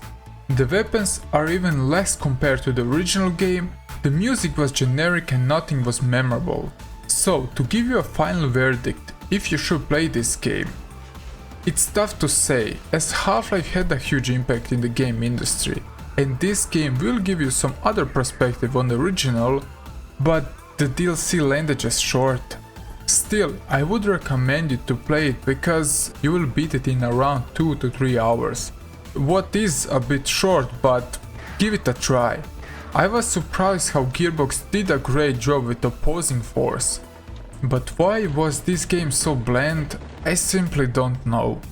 So my final score for this game is 5 out of 10. And that's only because it is still a Half-Life game. The PlayStation 1 was an industry-changing game console, introducing CDs to the game consoles and a joystick shape we are still using today. And it did something a bit different than Nintendo, where the SNES and N64 still store the save files on the cartridge, with the possibility that the battery in the cartridge dies and leaves the cartridge being unable to save your games anymore. PlayStation used a dedicated storage unit, which can easily hold many of your game files on a single memory card, and it could be easily carried around, and you can even exchange your save files with your friends. But we all knew the struggle we had with the memory card and the save files back in the day. Where the newer game consoles rely on hard disks, and save files are only a few megabytes on your 1TB PlayStation 4 or 5, back in the day the whole storage unit, or better to say memory card, was only 1 megabyte. And it wasn't integrated into the system. Instead you had to buy it separately, or buy a console bundled with a memory card. The memory card could only store 15 blocks of save, what was alright because some of the games used only one block, but there were also some games like Diablo for example that used 10 blocks of space. I always had a hard time deciding which game I should leave on my memory card, or delete to make enough space for the next game and the next adventure. There were days where I left my PlayStation 1 running for a few days because I didn't own a memory card. But I think I wasn't the only one who resorted to those desperate measures. At least I hope I wasn't the only one. You could guess until this point the feature that I'm going to show you today has something to do with your memory card. And you're correct. So, with time your memory card gets full and you want to create more space for the next game. And instead of deleting Babsy 3D, you deleted your 80-hour Breath of Fire 4 save file.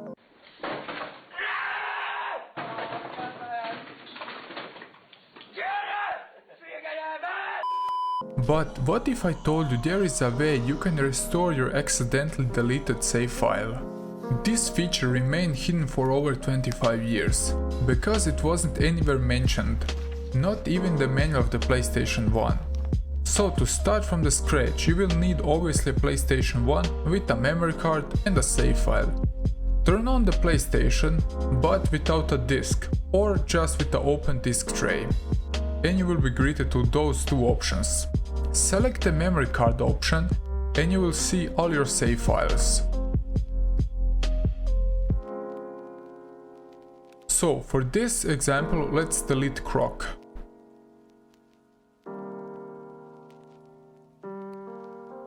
And now you will enter these combinations of buttons to restore your game file.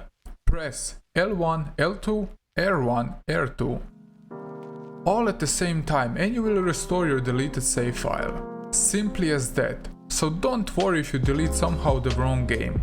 But how this feature remained hidden for so many years, nobody actually knows. And it is exclusive just to the PlayStation 1, so you couldn't restore your PlayStation 2 save files. Plus, did you know you could use your PlayStation 1 memory card on your PlayStation 2 so you could save your PlayStation 1 games on it? You can also back up PlayStation 1 saves to a PlayStation 2 memory card, but you had to copy it back to the PlayStation 1 memory card to use it. You can't actually use the PlayStation 2 memory card while playing a PlayStation 1 game.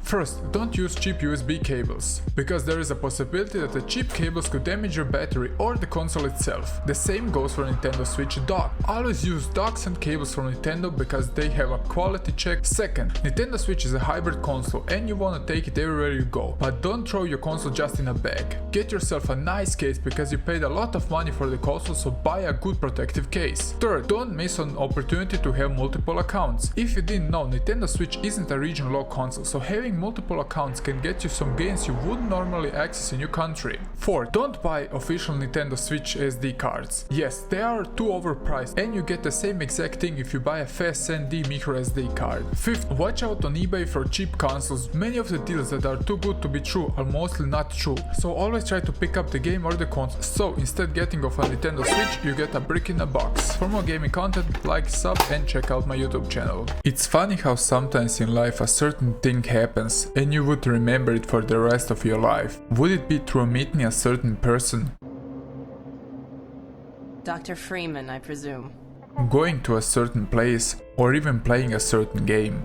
Half-Life 2 was a game that I played at a very young age, but the pleasant memories would be stuck in my head for over a decade. So wake up, Mr. Freeman.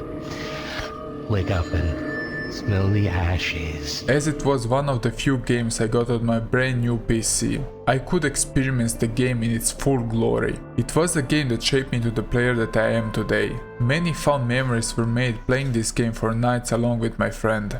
I think you dropped this back in Black Mesa. After so many years, everywhere you turn around, everybody praises Half-Life 2. So many years have passed since my original playthrough, 15 years to be precise. I wanted once more to beat the game. I want to try to dissect the game into bits and pieces, so I can show you why it's considered a classic. But still, with some flaws and cracks that wasn't even the hardware limitation, but just bad design choices. So I welcome you once more to my channel, where I prepare for you a review about Half-Life 2, a modern day classic with flaws.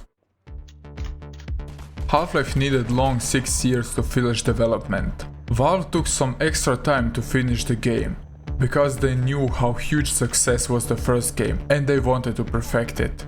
They also took some time to create a new game engine, the Source engine, a very adaptive game engine that would be used for many years coming. In 2003, Valve showed us the trailer of the G-Man's facial animations. Comparing it with the first Half-Life, it's something that probably blows everybody's minds, because the improvements in the graphics was enormous. Along the same time, Gabe Newell made Steam, to squeeze some extra hard-earned money every time a Steam sale comes around. Go away, Jesus Newell, I don't have any money now, go away! Half-Life starts strong. The first thing you see is the creepy G-Man as he prepares you for the next journey.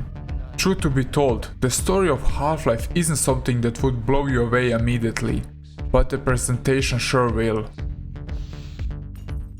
As Freeman arrives in the City 17, what feels like home to me after so many hours spent in it, you see how lonely and desperate the game makes you feel, without showing the player with cutscenes down his throat. As you walk into the train station, you see everything is in lockdown. So this isn't the best game to play right now, escaping one lockdown to get in another. Anyway, the guards will watch every step you take, and when they aren't around, special paparazzi robots will harass you and blind you if they come too close to you. Leave me away, you flying f***s. As you're roaming the streets of City 17, you see the streets you roam are empty and filled with fear. As you make your way through to the rebel hideout, you will witness couples who condole one another because they can't take the life they're living. It is just heartbreaking. And seeing how guards stone down in an unlucky guy's apartment is downright scary and unpleasant. But this is how the game sets the tone. It paints us a picture of a desperate and cold and lifeless future. So you can see for yourself the chaos and destruction that the Combine brought upon the people. So everything has a personal weight to it. Half-Life is also known to not have any cutscenes. Everything that is happening to you, you will experience in real time. Not that the game doesn't want to pay you attention, but rather to keep the flow and the momentum of the game going, so you don't have an interruption. Except the loading times. Half-Life is always keeping you on the edge, with its compelling story, great characters, and from a level design switching for a pure action-based standpoint to even reaching horror genre. The whole premise is that Half-Life 2 was set 20 years after the Black Mesa accident, and you need to fight your way through the City 17 and many other places to get to the Citadel, where you need to find Dr. Valent's brain and stop the whole menace that is unfolding on the human race. The action in Half-Life reached a sweet point with this sequel, and it aged very well, and it was almost hard to give any complaint. The weapons have an astonishing impact and often ending in some bizarre death scenes because of the physics engine. The game will throw you many different sights, and the pacing of the game feels always fast and fresh. You will be challenged in many ways, from standing your ground with a turret to Hollywood-like chase scenes to downright even real horror segments that will send shivers down your spine.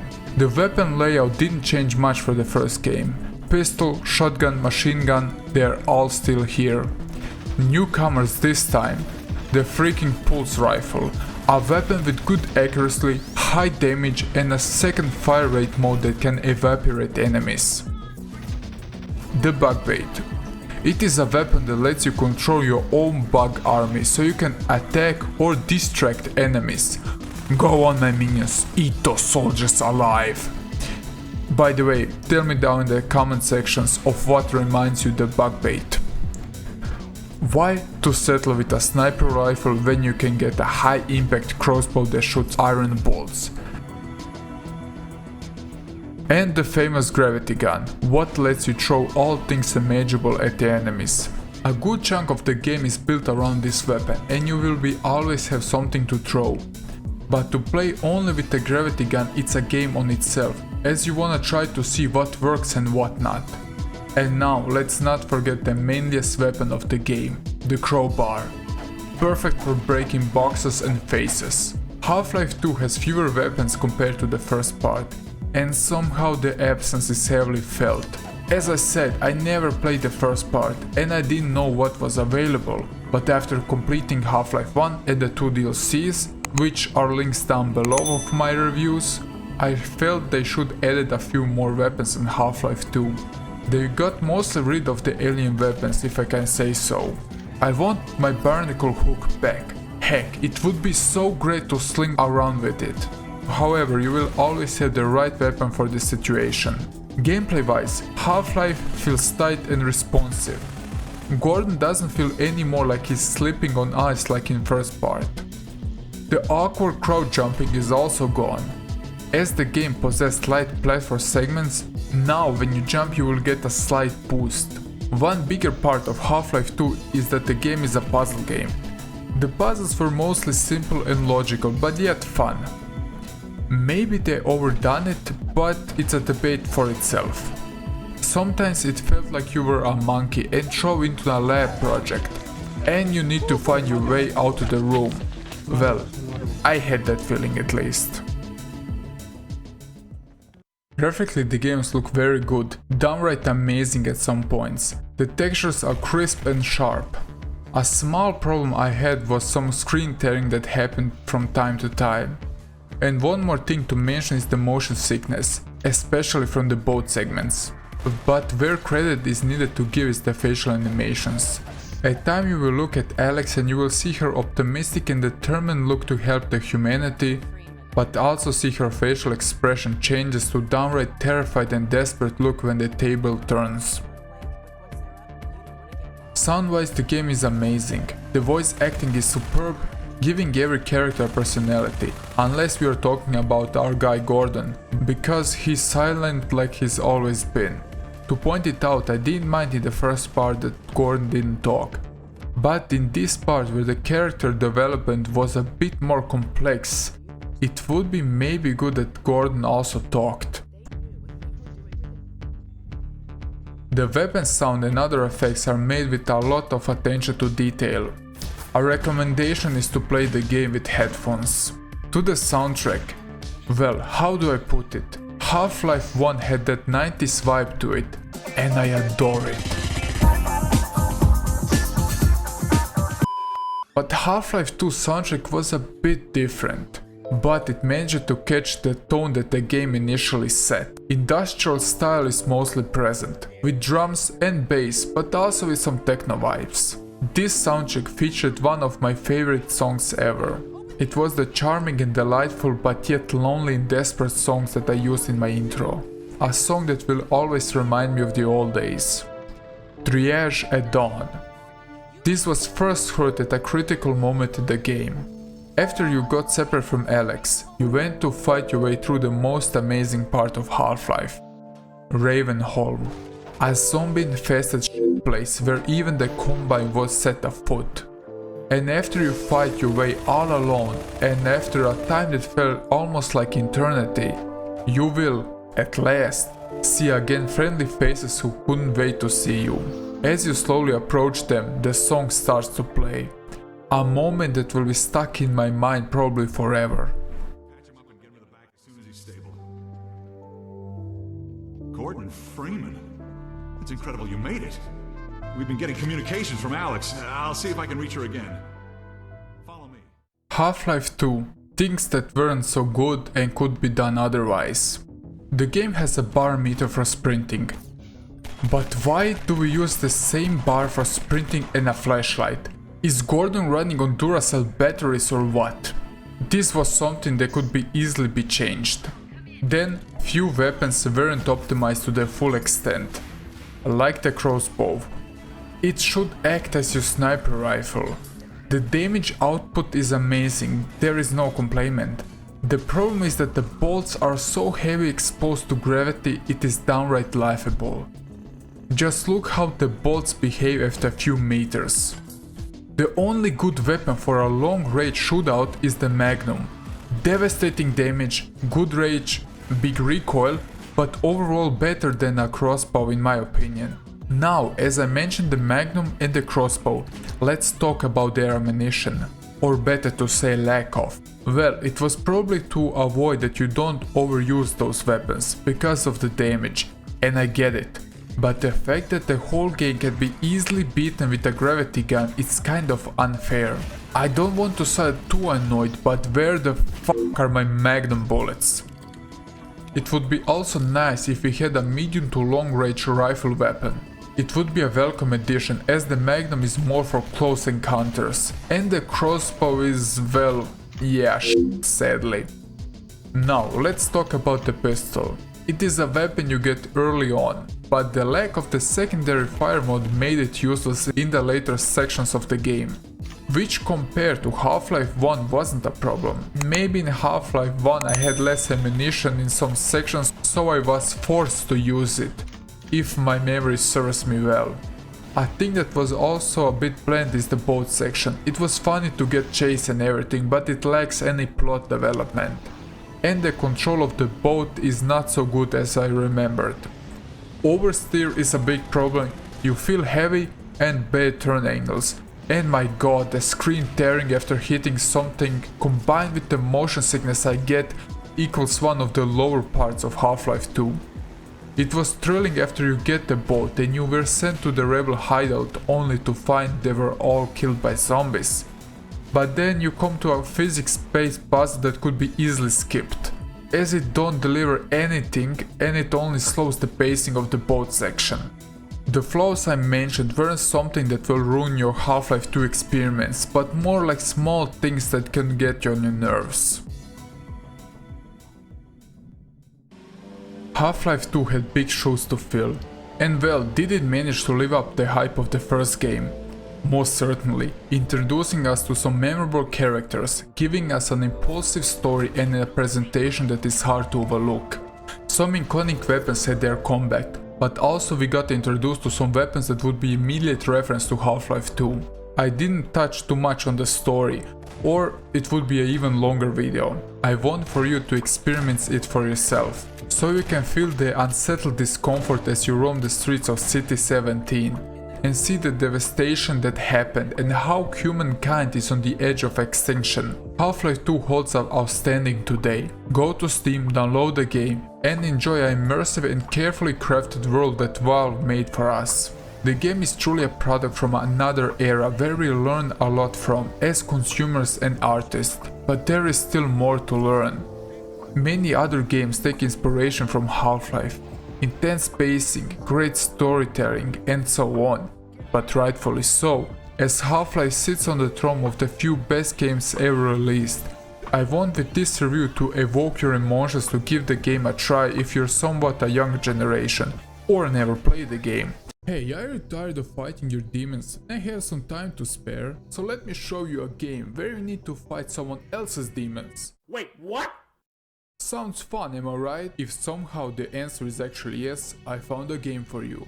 Let me introduce you to Hellblade Senua's Sacrifice, a game you won't forget that easy and you'll be impressed what a small indie studio prepared for you. So buckle up, because we will jump into some heavy subjects today. Let the video begin.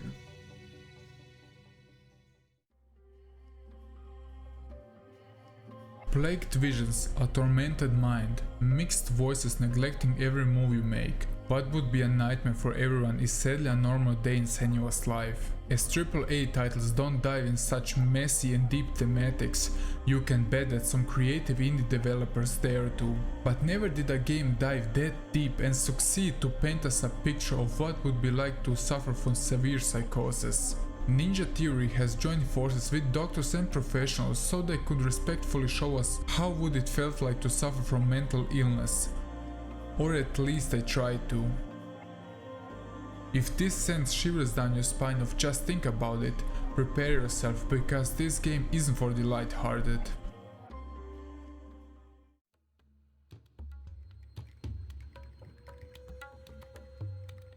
This isn't a horror game, but the whole setting and presentation is unsettling and depressing, showing us how our main protagonist is driven mad with every step she takes to rescue her beloved one. Hellblade generally looks good. The overall setting is nailed to its maximum extent, with playing a lot of detail to the environment. From time to time the game looks a bit grainy in some departments. What I generally think it was a simple design choice and nothing more. But regardless of that, the game is looking simply astonishing. The game plays a lot with darkness and lights. No, get those lights off! Carry me! Reflecting Senua's mental state. How they manage to show us the darkness is following us is very uncomfortable, because you will find yourself often in dark corridors, but also in open beach areas, so the variety is here. Because the game used real actors for the game, the facial animation hits a peak. You cannot escape the darkness. Your curse will make everyone suffer. You will have blood on your hands!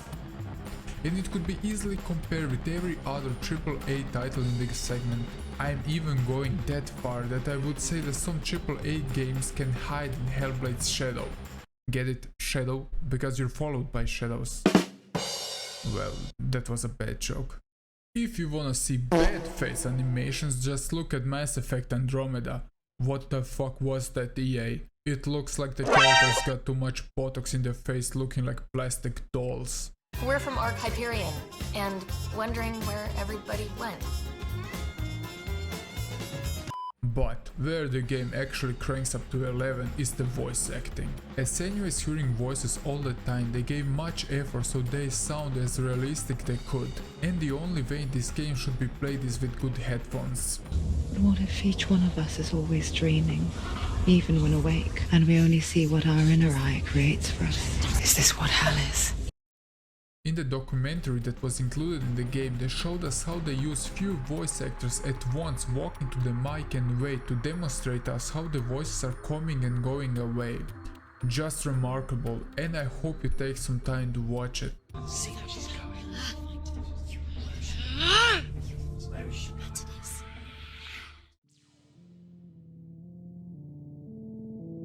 So let's talk about the gameplay. It isn't something groundbreaking. Fighting with your demons is a regular thing in my life so far, so nothing new, jokes aside.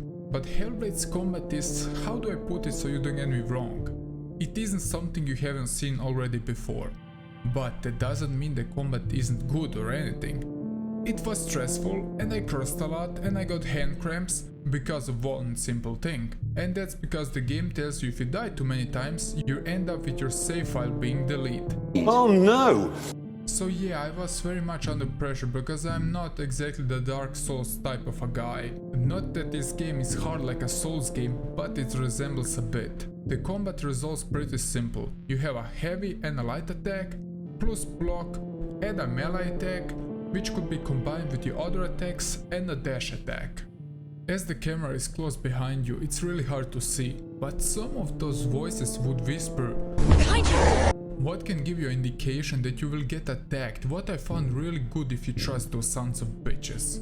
There are a few different enemy types, plus few bosses, but after you got to know the pattern it's pretty predictable to some degree, and the game gets only harder from one aspect, and that is adding more enemies into the mix.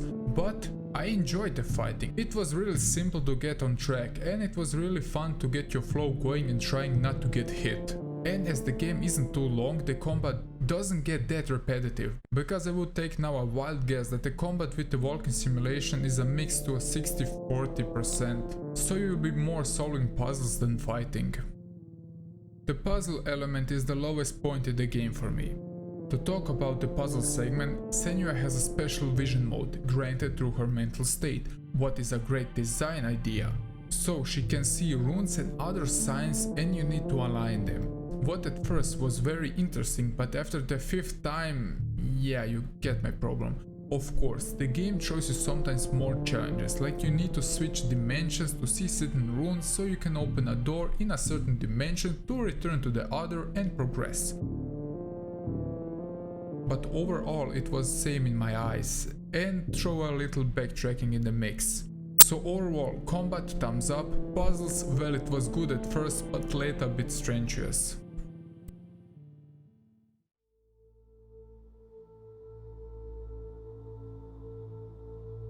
So for this part I'm trying to keep as much spoiler free I can, okay? Alright? Nice, let's move on.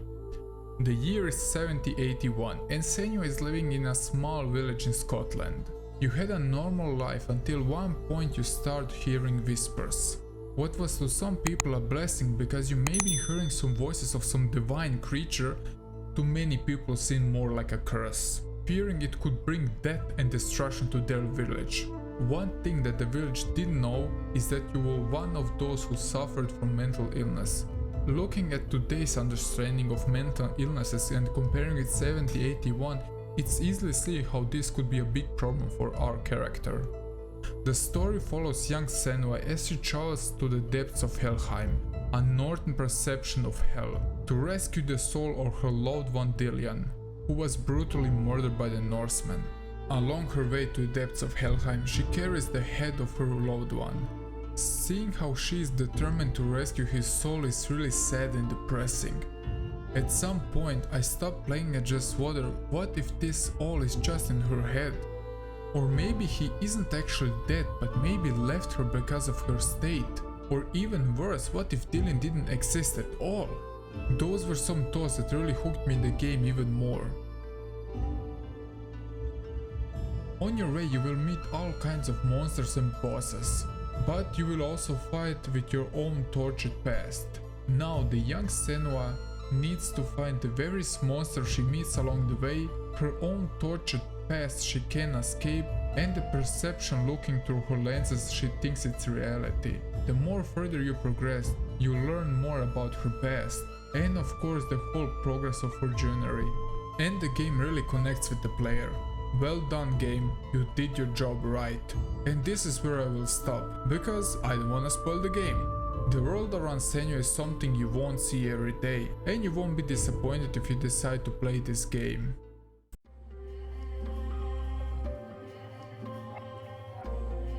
Ninja Theory crafted something really remarkable and showed us there is always room in the game industry for a single player experiment, and it doesn't need everything to resolve around multiplayer games.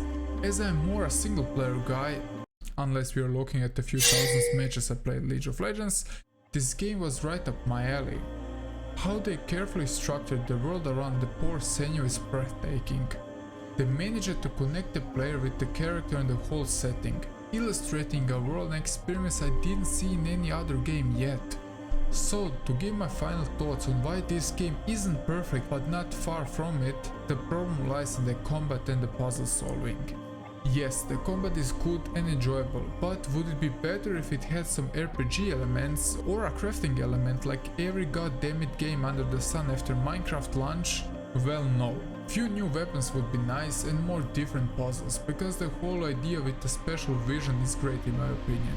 And the combat is just a secondary thing in the game, as well as the puzzle segments. They are included, they are functional, and that's it. So instead of a walking simulator, we got a game based on the story with some action segments plus some puzzles.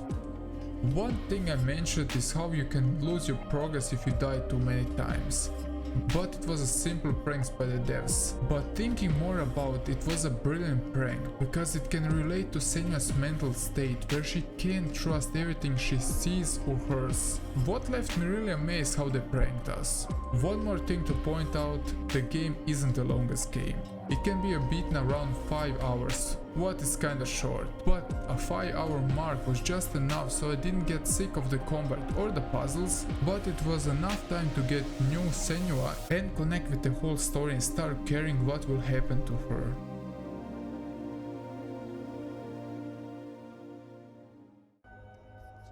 The only question is when we will get a sequel, because I'm really curious how the story will progress. After seeing some footage they released, I got some vibes it could be a game like Horizon Zero Dawn, bigger overall, and I'm not sure I want that. I like how this game was linear and straightforward, and I would like the game be more like episode based rather than a sandbox game, but I'm sure that Ninja Theory won't disappoint us. Star Wars Jedi Fallen Order. Is it worth playing? Let's find out. Seeing a single player oriented Star Wars being released left me a bit stunned, but also worried at the same time. And why? EA Games. Crapping on everything. That's why. I initially thought that EA will spread his corporate greed slime all over the game and it will end up looking like Mr. Hanky. But the game isn't that bad. So we got this time a EA game with cosmetic items that are earned in the game instead of being microtransactions. What is this, 2002? Seems so, because in the game you won't be playing with slot machines or loot boxes. So you won't get your gamble fix here. Right from the start, it all sounds really good. One more thing, I will not spoil the story ending, because I have a soul. But I will tell you some minor things about the story throughout the video, but nothing major. Before we start, make sure you like and share the video and make sure you subscribe to the channel. So roll the video. So let's talk about the Star Wars franchise. I love it overall. The movies, but most certainly the games. Oh yes, especially the games. It passed a long time since I played a proper Star Wars game, but now I got my hands on Star Wars Jedi Fallen Order. From the start it's easily seen how the game looks gorgeous. And now let me introduce you to our main protagonist. Oh shit, that's not him, the other ginger dude. No, go back, this is even worse. You. Ah, yes, this is our main protagonist, Cal Kestis. It is really easy to remember his face actually because of one simple reason. The more you look at him, the more you wanna punch him somehow. So at the start, Cal introduces us to his core worker buddy, Prof. I wasn't prepared to hear some alien space music. It resembles a bit some watered down black metal stuff with the vibe they're going on. Well, I approve it. He asks us to do some climbing and reach the top of the ship, and then suddenly shit hits the fan, and suddenly stormtroopers attack you. Wait, what?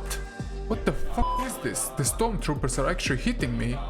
First, I play as Cole Sheeran, then I'm forced to listen to some Sith metal, followed by getting laser sniped by the stormtroopers. Did I buy the wrong game or what? Can somebody please tell me what's going on? The story takes us between episode 3 Revenge the Sith and episode 4 A New Hope. Jedi Order has taken some damage and Darth Vader is in command, and Cal is hiding his ginger ass in the shipyard. It was an awesome level, but it was sadly used on the tutorial level. One day the Empire rolls by after they heard there could be a Jedi hiding on the planet. After rescuing Prof from his unavoidable death, you thought he will sell you out to the second and ninth sister. Where are the other sisters? The heck I know. What important is, Prof didn't snitch, but he got killed because he was the smartest. And the second sister didn't like that and she kills Prof. Finish him. Fatality. Cole is enraged, powers up like a super ginger and tries to attack her, but fails miserably, as she is on a much higher level than he is.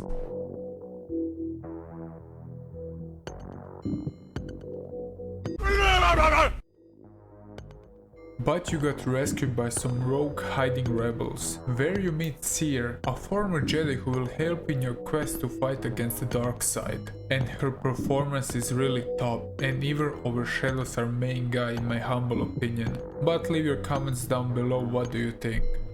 And we can't forget about our pilot, the Spider-Man nightmare looking alien named Grease. He has a great attitude and always funny dialogues. A character you will grow to love over the time, most certainly.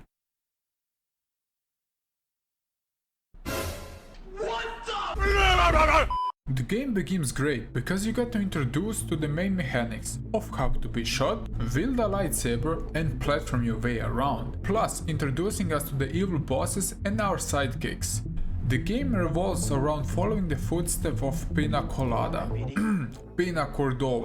to restore the Fallen Order, because he holds the secret of how to unlock the temple to retrieve the holocron, which contains a list of 4 sensitive children that can be used to rebuild the Jedi Order. So you jump on the Mantis ship owned by Greasy Breezy, and you fly from planet to fight evil, and simultaneously discover the lost Jedi powers Cal has deeply hidden, because if you don't manage to do that, the Order will fall, and the game's name would really nail it in that case. The story isn't particularly amazing, it is more like a side story to the Star Wars universe. It isn't bad either, it gets the job done and that's it. It has some good and hateable characters, depending on what they aim for, adding some side characters in the game where you will see some flaws of the Order. Generally, the story will keep you interested, so don't worry. It actually worked. First to say, I didn't research the game too much because I wanted a spoil-free experience. But that was a mistake, I didn't see one thing coming and bought the game for my PlayStation 4 Slim model. Let's move on and I will explain where is the problem. So the game looks amazing, capturing the Star Wars aesthetic just perfect, with many glimpses and hints of the past what happened in some places or even what will yet to come. Graphically the game looks like Darth Vader chokes you. What I meant by that is that the game is breathtaking. Seeing the huge world they built for our pleasure to explore would make every Star Wars fan very happy. And never did we get such a huge and highly explorable world in the Star Wars universe. And seeing the first time using your lightsaber as a torch blew my mind. It was so obvious when you think about it, but a great touch. I could buy the PC version, but I like my PlayStation 4, so I give it a go there. And it was a terrible mistake. The problem lies in the frame rates, because the game is so good looking and so open that the result of what happened is that the FPS drops faster than your mom's pants. Lower than you would like it, so the estimated guess would be the mid-20s sometimes. I would suggest if you own a PlayStation 4 to go in the options menu, you will find an enabling mode for the Pro mode, so the game will perform a bit better.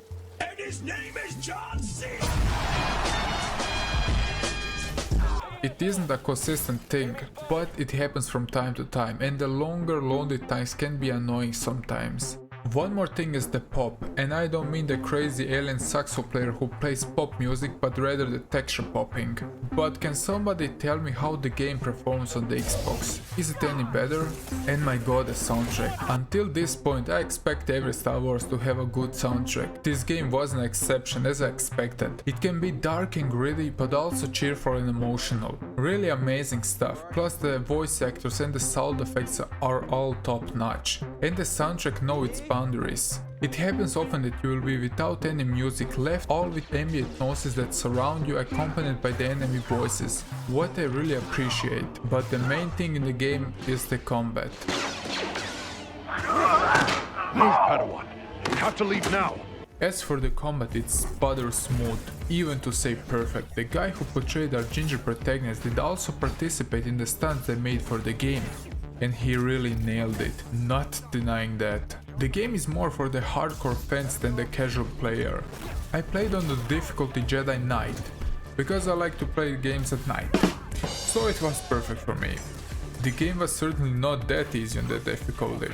Be prepared to die a lot. Most of my deaths were from my sloppiness or too aggressive play, to be honest. Or the camera got in a weird angle and I got gangbanged by the enemy squad.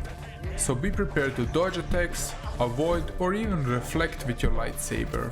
In the combat you have a bar that is used for your force abilities but also for your stronger attacks, so you will need to calculate when to use your force and when to stick to your melee attacks. Enemies have also special attacks, they will lighten up red, so you will know exactly when the attacks are coming. You will mostly rely on rolling, sidestepping, but also calculating when to stay in place to get attacks so you can block it and sometimes trigger a one-hit kill animation, and they look really brutal. So positioning is very important in the combat so you don't lose your head. And you really need to watch out to not be surrounded because you will end up getting killed in a matter of seconds. If this is sounding a bit hard to understand, it isn't really, you will get used to it pretty fast, so don't worry. Also, a great addition to the game is you will often witness how the stormtroopers and the wildlife get into a fight, so you can use that as your advantage. So, you know what gave me nightmares? No, I mean beside Grease. Wookiees, man. If you don't know what I mean, look at them. They are huge and ugly somehow, poor things that didn't deserve that. One thing that I discovered pretty early in the game was the dual lightsaber, which is somehow weaker than a normal saber, but on the flip side good at crowd control. So the strongest enemy is this thing called Ogdo Bogdo. Sorry for the spoiler, but it's literally the first boss you can encounter in the first 45 minutes of playing the game. And let me tell you, he's gonna kick you, lick you and jump on you without any hesitations. So not dying isn't an option. So my advice is try to stick as close as possible, or just play some more and then return later, because I died and I died and I died again. In fact, I died so many times, I raged so hard I wanted to use my lightsaber and stick it up his... Oh hey BD1, well this little fella always cheers me up. I almost forgot about you. BD1 is your loyal sidekick through the whole game. He's also helping you in the fight because he's providing you with healing stims. So thanks for that, little buddy. BD1 also will jump around the level and show things to scan for so you don't miss stuff on your expedition. But also scan enemies, what is a great addition because they include some of the strategies of how to take the enemies down if you're having problems. Do you know what BD stands for? Big. Classic. Lucky for you, after all, our dingy ginger has some force in him and you can use it as you desire. So you will have ability to slow down, which can be later used to slow down a group of enemies or slow down bosses so you can retrieve and heal to counter them again. And the force is a thing that separates this game from the Soul-likes game. So you see, the game gives you a decent amount of freedom so you can play around. You see, after the purge of the Jedi, Cal got disconnected with the Force, so as you fight, you learn and meditate. You're metaphorically and literally gaining experiments, and also with that he remembers more of his past and his abilities, and he becomes more efficient. So it's really good how they portrayed it, because Cal needs to channel his concentration and willpower to learn more skills, which are used in the main menu to learn new powers, or to say skills. And that's why in the game there aren't any big translations of his reuniting with the Force, but it's all there organically. And we all love some organic ginger, so that's a huge thumbs up. You will have 3 moves to help you in your conquest. So the first being slow time, what I already mentioned. The next two abilities are push and pull, where there is no explanation needed, I hope. You will use those abilities to throw enemies off of cliffs or even pull them directly to you and stab them through their blood pumps. Of course, like the time slow, you will be using those other powers to interact with the environment to get over obstacles. But most importantly, you will do with the force is this.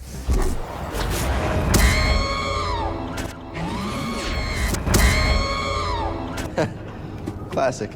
We'll see, well, the combat feels like Dark Souls / Neo / hard-ass game. They threw a few more games into the mix just for fun, and they merge it together without a hiccup. Besides the combat, you will be platforming and doing some parkour. It can be compared to the Uncharted games and Mirror's Edge. You'll be climbing, jumping and sliding. The planets are huge and there are many things to discover, and they are very different from one another, from dense forests to ice-covered planets to underwater levels. So it's really fun to explore them and see what awaits you. From different landscape and different enemy types, you can fly to whatever planet you like and you don't need to follow missions, but some areas will be restricted. And this is where one more genre comes into the play, and that's Metroidvania. What I didn't expect at all. So basically you will be visiting all those planets, but some areas you will need to go back after acquiring a certain skill or upgrade to BD1. So you need to know the maps inside and out to not lose too much time aimlessly walking around. But after getting to a certain point there are also shortcuts in the game and that helps a lot. And the map was okay, it has the Star Wars aesthetic to it. I didn't like it too much, but it did the job. And the map shows you the path, what is blocked or unblocked after acquiring a certain skill. And yes, the game suffers from slowdowns when coming into a new area, what is understandable to some degree. But the game got a really adventurous soul and it is easy to lose countless hours in exploring and finding stuff. For the collectibles, you will find stuff to upgrade your poncho, because there's a thing in the game. Of course, you will find also some paints for the mantis and your sidekick. And the best thing in the game is for sure your upgrades for your lightsaber, so you can fully customize in any way you like it. And you bet your ass I did waste a huge amount of time on this. I couldn't wait to get the purple color, because blue is overrated and red wasn't a choice. Sit. The holograms you find on your way, not only do they tell the backstory, they also give you experiments, so you won't be wasting your time exploring. And some hidden bosses can appear if you visit some areas again, what was a really great touch, so backtracking wasn't too boring or anything, and it kept everything a bit fresh. Star Wars Jedi Fallen Order wasn't the game I wanted because of one simple thing, and the reason being the game isn't Jedi Academy, where I can choose my fate and my powers, and turn to the dark side of course. And in that game you had even far more weapons because you could use firearms and bombs. And they had much more force abilities, what was also great. And you can change the layout for the every level, and that's a thing I miss. Hey, Cal. But it was also obvious from the cover that this game wouldn't grant my wish. But I wasn't disappointed. Despite the technical issues the game had, maybe it would be better on the Xbox or even the PC. But I beat the game. I found it very enjoyable. BD1 was the star of the show. He was maybe one of my most lovable sidekicks I ever met in my gaming career. Funny and amusing, but not annoying. And when you get to know a few things about his history, you will care even more. Plus we are talking about a 20 hours plus game. Just to state, I beat every planet over 90% and I got all skills. What was more than enough for me as I'm not a completionist. But I didn't think it could take that long. Don't forget, we are talking about a Star Wars game from EA, so it could be much worse. One sad thing, although the game has skill point system, it is said it didn't include more stuff regards the lightsaber customization. I would also like to customize my saber from attack and speed standpoint. I like how the game was made more for a niche audience with its difficulty. I honestly hope that they continue making such Star Wars games. And the ending was a bit a cliffhanger, so who knows, one day in the galaxy far far away, maybe we get a sequel coming. So that's are my 2 cents about the game. So please tell me down below, would you play the game? I'm really curious. Hey you, welcome to the RBG Show. Today we are talking about Resident Evil 7. So Resident Evil started with a fixed camera angle. It was based on the fact that it was a fixed camera where you can't look around freely, combined with tank controls. So enemy and item placement played a huge role to accentuate the tension. Fast forward to Resi 4 till 6. The shift game style, where the camera and controls dictated the series gameplay for the next decade because enemies can dodge and hit placement was vital. So we got introduced to the third person view. And with the 7th main installment, here we are, yet again with another shift view angle. So first Capcom, make up your mind already. Is the next Resident Evil gonna be a RTS for Christ's sake? I hope not. As I don't want to beat a dead horse, this isn't a review, where I will dive more in depth with the game, but more to talk about the game shifting style. Now remember to hit that bell, like, share the video and of course subscribe so I can welcome you in the RBG family. And remember to check out my other videos. Resident Evil 7 went back to its horror roots, but was the first person view a step into the right direction? Stay tuned to find out. Welcome to the family, son. As Resident Evil games jumped from every view angle imaginable in the last years, the question today is, was the first person view a right decision? I can give you an immediate answer, but no. First, let me give you a brief history lesson. The fixed camera angle was a great thing on the PlayStation 1, where they used pre-rendered backgrounds, but on the other hand, you felt like you were watching an episode of Big Brother. The fixed camera was not a design decision, it was just doing the best that developers could do with the technology at the time, with the limitations that pre-rendered backgrounds allow.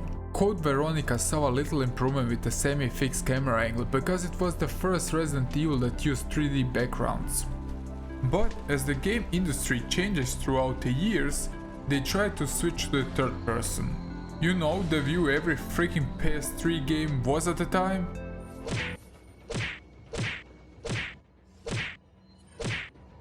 Yeah, was it because Resi 4 was so popular? I doubt it. What it sure did, that many games copied the brown color palette. Thanks for that. The shift in camera and control dictated the series gameplay for the next decade. No more would you run up a corner and get jumped by zombies. It was much more action oriented and fast paced compared to the PlayStation 1 releases. Some were disappointed how they switched the perspective, but just stating the point that Resi 4 was one of the best games in that era explains everything. But the problem was with the 5th Resident Evil. It was... how do I describe it? Would bolder be a right description? Heavyweight! Yeah, buddy! Lightweight! So where is the freaking horror element when your main protagonist is smashing freaking boulders with their bare fist? I don't need any weapons. Where is Albert? I'm gonna fist him. NANI?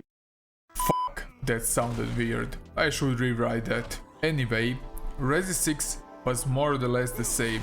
Not that the gameplay was bad, it was just too action based and lacking the horror atmosphere. But I don't wanna waste your time with the older games in this video. Let's talk about 2017, where Resident Evil 7 rolled by and we got a game changer, the first person view. Some people are still expecting a Resident Evil with fixed camera angles and tank controls, but after 20 years it's hard to think they are going to do that. Especially after releasing Resident Evil Village, which is also a first person shooter. As I'm not a fan of tank controls, I'm somewhat happy, to be honest.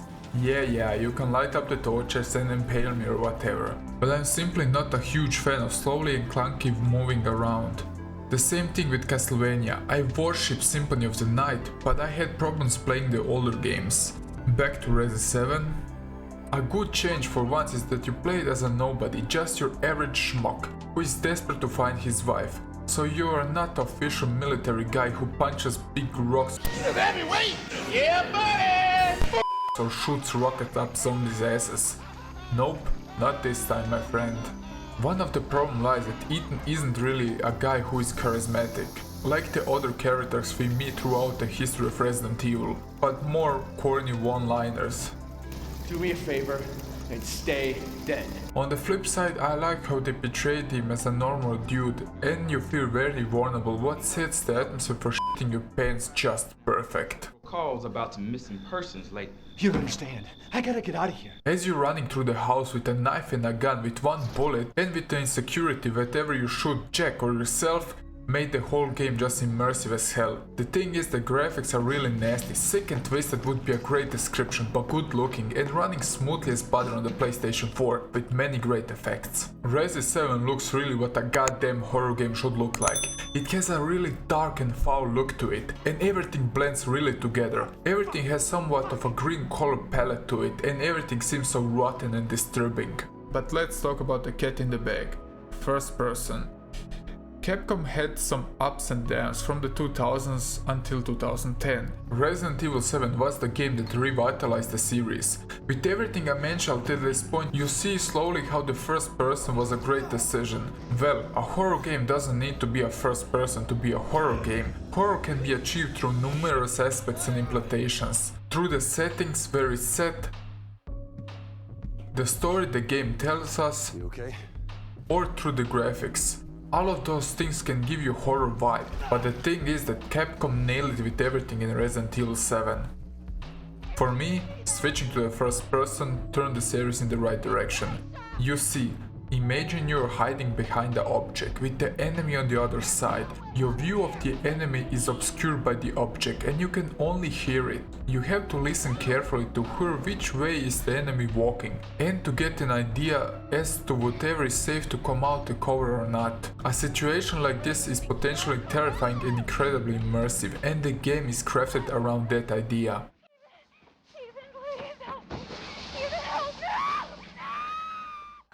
But the game is crafted around the first person perspective.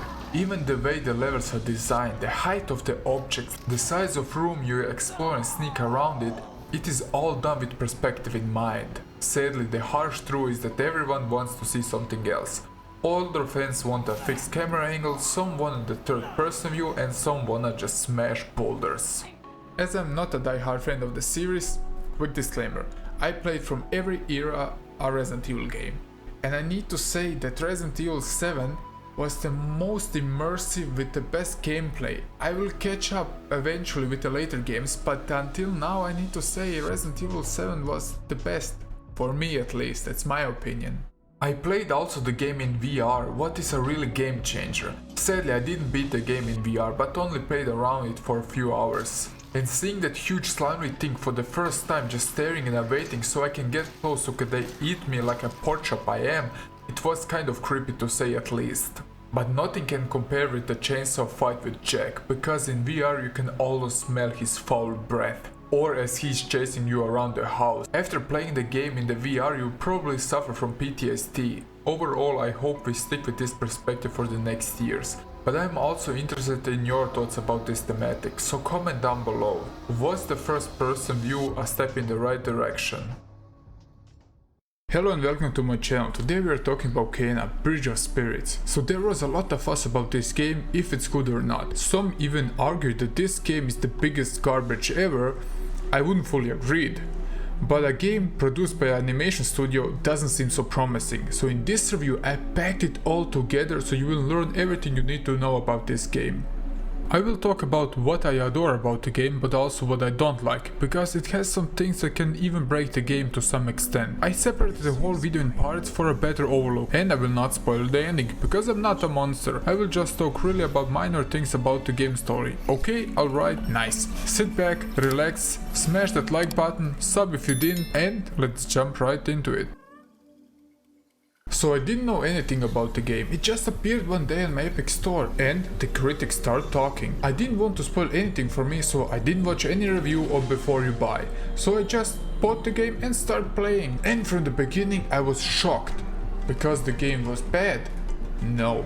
Because it looks downright gorgeous. Ember Labs is first and foremost an animation studio and they showed their strengths from the beginning. Just to state, in regards of the name of the game, if it was unclear, you don't play as a bridge, but not play as a spirit. You play as Kena and you will dive into a magical world that will remind you of many Pixar movies you've seen last years. Is that good? Bad? Well, the answer depends on you. I like the feel, even if it looks more to appeal to the younger audience. But don't let the game trick you, it's not all sunshine and rainbows, but the game loves to shift the vibes of the game pretty frequently. The story, to keep it short, is that corruption plagued the whole village, and that's where Kena steps in. On her way to clear the corruption, she is trying to find her lost father. The game has a dark tone to it, talking about death and spirits and the loss of her father. It would be much better they focused on that part, but still, where the game lacks in the story element, the graphics were... I played the game on my PC, first to say, at max settings, and this YouTube video doesn't do any justice. Trust me, the game is freaking eye candy. Ember Labs crafted really something beautiful. As you start to play this game, you will see many small details they implemented. From small roots following you around with their silly hats, to grass waving near you, to small leaves falling from the trees. They really tried to make the whole world to be alive. Oh, you ask me what the roots are? Basically they are woodland creatures, but not those woodland creatures from South Park, so you don't mix them up, okay? Do you remember Overlord? Exactly, they are your minions, and you enslave them to do your hideous tasks and biddings. So the name of the game could be also Kena the Overlord. Jokes aside, but how the studio blended the corruption with a cheerful graphics is something great. It gives us a sense of curiosity of what happened in the village. Sound-wise, the voice acting was on point, you will see no difference to a Pixar movie in this game. But the soundtrack was amazing, it's really something that shocked me how good it is. It sounds maybe weird, but it has somewhat of a nostalgic feel to it, at least to me, especially the Forgotten Forest music. It reminds me of some extent to what Jeremy Soule would compose. But the combat music is also great, how they're using wooden stick noises for the battles. Nice touch. It's hard to describe music with words, and I don't want to mess with YouTube because of the strikes. But I hope I've given you a general sense of how it feels. But now to the meat and bones, the gameplay. Well, the combat was disappointing to me at first, because it was too easy and too simple, just hit, block, block, hit.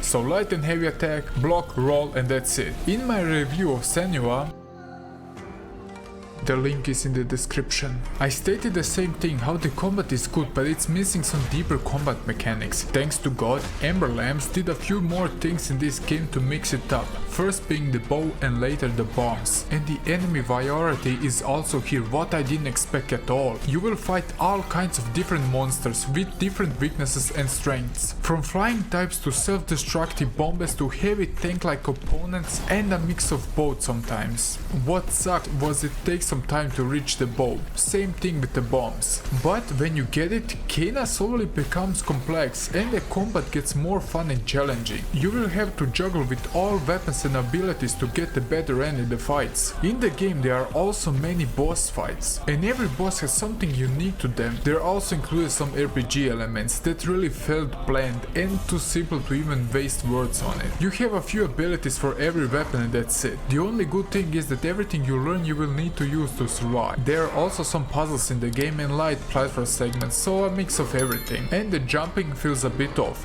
like the story. So the story, let's cut to the chase fast. I didn't like the story, it was too bland. You know when you start to play a game and the game gets hold of you and doesn't let you go and you wonder what's next? The feeling was just missing in this game. You're playing as Kena and not as a bridge as we already concluded. You are a spirit guide. What does a spirit guide do? He helps people to cross to the spirit world, as her father was doing before her. Kena introduces us to some side characters and their history, but after a few missions you do for them, it's like they just don't exist anymore, simply they feel like side characters, and I didn't attach to them. Maybe the most memorable was the two young twins you meet at the beginning, and their story was somehow sad. And compared to the other characters you meet, you will spend most of the time on fighting their older brother, so maybe that's why I got more attached. Kena, even it has a good voice actor, at the end of the day it lands a bit flat. It's not as memorable and hard-hitting it could be in my opinion. But overall meh would be a great description. It isn't bad, it isn't good, it exists, it's there and that's it. So Kena isn't a Zelda game, what many expected, but should you skip the game? Well no, this isn't also a 100+ hour game. The game is open, but not like an open world game, but like divided into huge chunks, but with good a sense of scale and overview to other parts. The game hasn't almost any loading screens, and when they came up, at least at the PC, they are just few seconds. What I found great is that the village acts as your hub world, and I'm sucker for hub levels. But sadly, this hub world is just boring, because besides clearing the corruption after bringing the spirit mails, there isn't much to do. Regards to the roots, I said you will be using them for some abilities and puzzles, but nothing mind-blowing. They act like more like a gimmick. You can buy silly heads for them and that's it. There are also some collectibles, but the problem lies, the roots at the beginning gives you levels, so it's nice to find them, but the problem I had is I had over 1000 points to spend, but the leveling menu has only a few abilities, so you can easily upgrade everything in your first playthrough. As the game hasn't any alternative ending, there isn't any point to collect the smiley puffy guys or the heads, so there isn't any replay value. The spirit mails were fun to collect because you can clear out the corruption in the village, but aside from achievement there isn't anything to it. The problem is that the game looks to appeal to a younger audience, but on the flip side the game isn't that easy and it will kick you to the curb, just to be warned. What is actually okay. What sucked ass is that you can easily exploit the combat, and when you make the realization you can do something to make the game more easier, I don't see why wouldn't you use it. The problem lies that every time you jump and shoot, it slows time, and there are enemies where you have to hit certain parts to get extra damage. So you get my point. Combined with the bomb that stunned them, you can use that into a loop they can't escape, what can later break the game to some point if you're overusing it. So is Kena Bridge of Spirit worth your time? I would still say yes. For $40 and as an indie title, it managed to give a good and solid combat system, a beautiful and astonishing movie-like graphics, an okay story that will keep you entertained. It started pretty relaxing and chill, but after the half of the game, a challenge awaits, so be prepared. If you look past the shortages the game has, you will find a nice and enjoyable game to pass your time. I hope with this short review I checked all boxes you wanted to hear about the game, so it's now for you to decide if the game is worth buying and to be the new overlord of the roots. Hello ladies and gentlemen and welcome to the RBG Show. Today we are talking about Postal. What is Postal? Well, it's a gaming franchise that probably 1/3 of you don't know what it is, second don't even care about, and the rest, to be real, they won't even click on this video at first. So why I'm making this video? Because I'm a huge fan of this franchise. And I'm thinking this game is somehow unique, because it's a boomer shooter at its finest. Well, that would be maybe a small lie, but a decent FPS, let's say. Well, let's say Postal is a game where you can relax and do some really bizarre shit. Don't worry, it's sterile.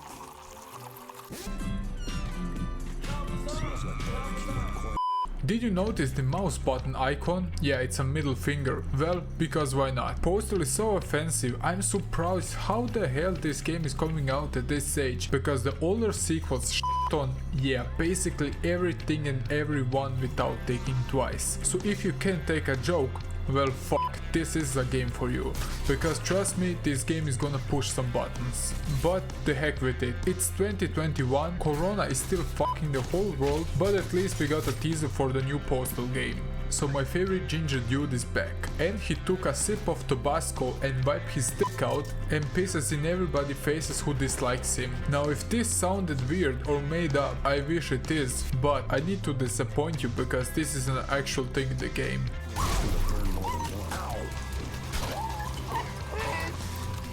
I know I'm a bit late with this video because the demo was released 1 week ago. So in this video I'm going to presume that you know something about Postal. If you're not familiar with the games or the franchise and you want to know my history with them, please just slap down a comment down below and I will make a review of the older games and my history with them. So for the start, the intro cutscene, yeah, seeing the Postal dude in a hospital underwear with a robotic voice was a bit what the fuck. Vince, what the actual fuck? What is this shit? But I saw that intro a while ago, nothing new from me, but it was cool how they made a Doom reference. I also have my trusty wrist blade that I put on my iconic helmet. As the portal leading to Earth's surface powers up, I feel my huge dick pushing against the inside of my suit of tech armor. I am ready. I reload my gun, and So I wanted to address the menu because it's basically a thing in my gaming career to check out first. And with what I'm greeted... Okay, boomer. Okay, boomer. Okay, boomer. Okay, boomer. The Postal Dude is calling me a boomer. Well, fuck Postal Dude, was it really necessary? So for starts, the game looks good, as running with scissors, yeah, that's how the game company is named. And yes, you could use scissors as a weapon, at least in the older games. As a small studio, I didn't expect that the graphics will blow me away, but they did some interesting with the game. It has like a PlayStation 1 aesthetic, it all looks low poly, and I need to say, it doesn't look out of place. It has a certain charm to it. As this is still a demo, I don't know if they're gonna change the graphics, probably not, but it's actually okay. One thing I didn't like is how there is too much blood. I know this sounds a bit weird because I said the older games were brutal. The problem lies when you equip with a chainsaw buzz spinning sword thing, you think you're gonna rip the enemies like a piñata. But somehow there is too much blood, you can see shit. Why is that bad? Because in Postal 2 Apocalypse Weekend, correct me if I'm wrong, they introduce a mechanic you can separate every goddamn part of your victim. And where the fuck is the leg kick button? I wanna kick limbs around. It is a crucial part of Postal to secure to do as much twisted mayhem as you can. So please bring the kick back. So that's one more minus right there. One more thing, if you are into golden showers, as you already saw, you have a smile on your face. Even better, now you can piss without stopping. Why and how? You're asking the wrong duty questions. Again, a bad thing is that you can't make people puke. Those were some of the core mechanics of the older games. Why are they missing now? Maybe they will be introduced later. Probably many wonder of you, what the hell is wrong with you and why would you play such a game? Well, hard question, even harder answer. Simply to say, Postal is just pure madness and freedom, where you don't need to care about character development and all that crap. It is a simple and mindless shooter. Sound-wise, the Postal Dude sounds like he should. Bitter, angry and pissed off. No pun intended. My voice. Oh, that's a little bit better, I guess. He's still doing one-liners throughout the game, but now again we bump into a problem. Please running with scissors. Let us turn off the one-liners if you don't put more one-liners in the game, because after 1 hour of playing the demo I got sick already. That's how they make chunky salsa. As there were only a few enemies in the game, I will not analyze them in this demo review. You will have few weapons in this demo. Like the pistol with a second firing mode resembling the lock-on system in the Fallout games but in real time. And please nerf the shot distance because you can scope over the whole level. Next we have a Doom-like super shotgun with a hook attached on it, with which you can also leap through rings, so you can jump from one part of a level to another. And there is also a RPG rifle with a second firing mode to shoot a holy bomb. I'm not sure if this is a reference to the Worm series with the holy bomb. And the Tabasco sauce, what I already mentioned, to piss fire. One more thing you can do in Postal Brain Damage is to block, and now when you block an enemy attack you can shoot it back to it and you can make an instant kill. The weapons were fun to use and I think I will find enjoyment with every weapon somehow. Just to let you know, I'm gonna buy this game the first day it comes out and then I will make another review of the full game. Oh yeah, I forgot something. As I was blowing everybody brains out, I saw this doghouse. Somehow I got the urge to piss on it, but to my unpleasant surprise it was an enemy and I almost got a freaking heart attack as I didn't expect that at all. So to the controls, they are great. Postal Dude is quick and the super shotgun is also a great addition because it gives us mobility. And they put one more thing in the game, and that's crowd jumping. Yeah, you heard me good, but the good thing is it's not like Half-Life as an example, but rather if you sprint and crouch your jump will be longer, what is freaking nice. So to give you some final thoughts, I hope that this level we played in the demo will be not in the real game, because I don't want to see the goddamn 5 houses copied over the whole neighborhood. Please running with scissors, quality over quantity. The houses in Postal 2 felt very unique one to another with a personal touch. and you didn't know what to expect in them, and please keep it better short and tight. I don't wanna be dragged for 20 hours with boring copy-paste settings and fetch quests. Another thing I wanna address is the setting of the game, and that's in the Postal dude's head. I can't even imagine the freedom the developers had with such a story, and I hope we will see and do many weird and funny things, because the limit is only our imagination. I'm really hyped for the game, and I hope they don't fuck it up like Postal 3. So yeah, that's Postal brain damage in a few short sentences. Hello ladies and gentlemen, today we are talking about Silent Hill and why it's terrifying. Now this is a game I definitely played too young, and I couldn't process the sick and twisted nature of the game, and I never completed it. I always said I will go back to the game, because the game left an impact on me. With the terrifying and unsettling presentation, I knew it was worth revisiting, at least I thought so. And now I started this channel, and I thought this would be a great Halloween special. So buckle up. Before we start, make sure to like the video, share, and consider subscribing if you're new. I post on a weekly basis new videos on various topics and games. With that out of the way, let's roll the video. Now for starts, Silent Hill 4 isn't maybe the best game in the series. Heck, even some considering it's really bad, because Silent Hill The Room, or codename 302, was made that the original crew from Silent Hill was divided in half. Many people don't even consider The Room as a proper Silent Hill game, but rather a game that got a Silent Hill name slapped onto it. I only played briefly Silent Hill 1, and I will judge the game with almost no nostalgic feelings to the other games, but I will judge it as a standalone title. In Silent Hill 4 is where we got a whole different view and a settling perspective on the game franchise, as the lead writer was working on Silent Hill 3 at the time. So if this was a good thing, it was debatable. But over the years Silent Hill developed a cult-like following. Get it? A cult-like following? Because it is based around cults? Yeah, sorry. But let's talk about the presentation. Normally a game in the intro shows you what you can expect in the game, but not when we are talking about Silent Hill 4. Because it's downright terrifying to say. Weird noises, disturbing videos of monsters and ghouls just floating around. Just looking at the intro of Silent Hill 4 you really don't know what to expect. Using little music and more just harsh noises and a heartbeat sound combined with silent moments. And at the end it's like the intro is going for a jump scare, but then suddenly cuts off just to switch to a character's unsettling stare. Hey pal, you're looking down. Everything alright with you? You want a Snickers? Here's a Snickers. Feel better?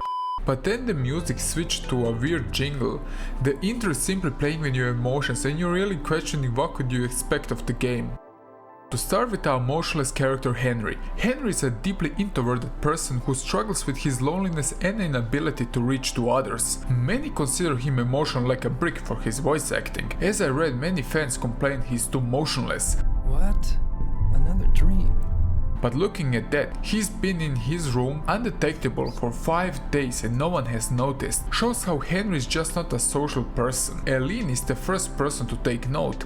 Not friends, not family. In fact, when you look in the family picture, he comments that he hasn't seen or talked to his parents in a long time. He spends much of his time observing passively his neighbors, the neighborhood and the world at large. Henry isn't just a flashy personality, but it needs a bit of deeper look in him to get a good analysis.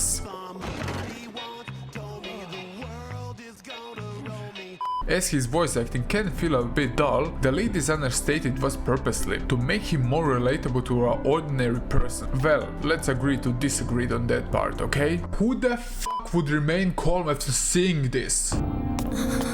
Are you okay? No, she's not fucking okay, Henry, okay? What give you the indication she was okay? Are you blind? No, you is blind. The problem is he's just too chilled on every occasion and the voice acting isn't giving him any justice. Often is he also too quiet compared to the other characters, and it just messes with everything because we're still talking about our main character. As you already guessed, I didn't find any empathy or relatable element with him. That did break the immersion for me quite a lot. Imagine you wake up in your apartment chained up and seeing paranormal activity, but our guy Henry doesn't seem to care even about seeing the huge hole in his bathroom. The chains could also be a metaphor if you're looking just a few months ago we couldn't leave our homes because the whole thing was going on, but that's just me overthinking things. Now, how Silent Hill 4 used the first person view in the apartment was a mixed bag, as it takes away from the immersion the game has, at least in my case. Henry is just a person who got to be a key in a secret ritual, and he isn't much related with the other series, so perfect for newcomers to jump in. But should you? Yeah, that's again another pair of shoes. As a kid I didn't know almost anything about the series, so that was a great starting point for me. Much of the story is delivered with notes and random entries in the diary, as a few cutscenes. A huge problem lies that everything you read is just encrypted and it doesn't make any sense at the beginning, so you really don't know where to pay attention. The problem lies if you really want to know everything about the game, you need to juggle your diary, so to have a clue what's going on in the end. A second playthrough would be appreciated then actually, to get a more clear view from the beginning. But nah, not with me. Even if the end is going for a big revelation, it still didn't hit me as hard as I would like. That's what she said. Silent Hill really delivers with the Japanese horror this time, with a disturbing presentation of different types of ghouls and ghosts.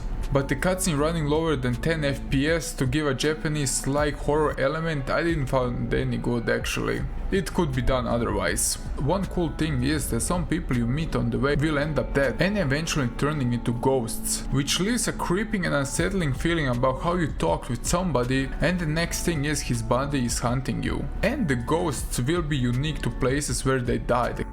Sadly, the gameplay aged really bad. What a surprise! The combat was awful, but does it contribute to the horror element? Well, no. The ultimate weapon I found in the game, and I shit you not, was the taser.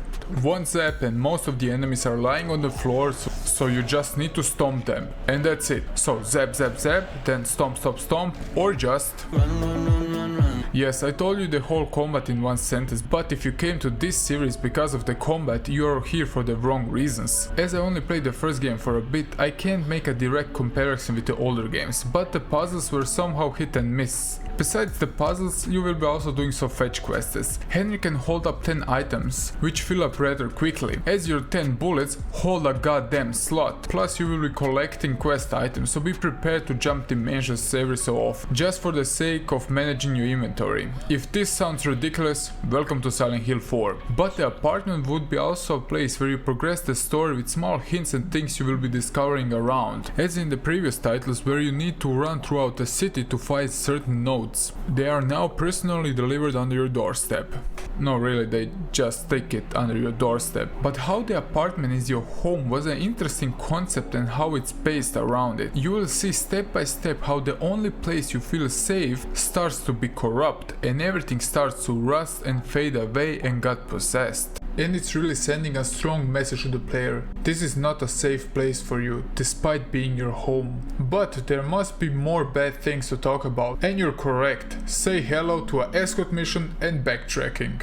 Two things every gamer likes. The problem lies in the second part of the game. You will be revisiting all your places you have been, with a little twist and a few more rooms, and some older rooms maybe have a new item in it. So this was fun, like sitting on a cactus. Plus dragging Ally throughout the second half of the game was just great. Please, we need more games with escort missions, especially when they made the escort slower than the main guy. Who thought this was a great idea should have his balls put in a juice blender, just of a fun factor, because it could relate with the fun I had in the second part of the game. Enough of the ramble.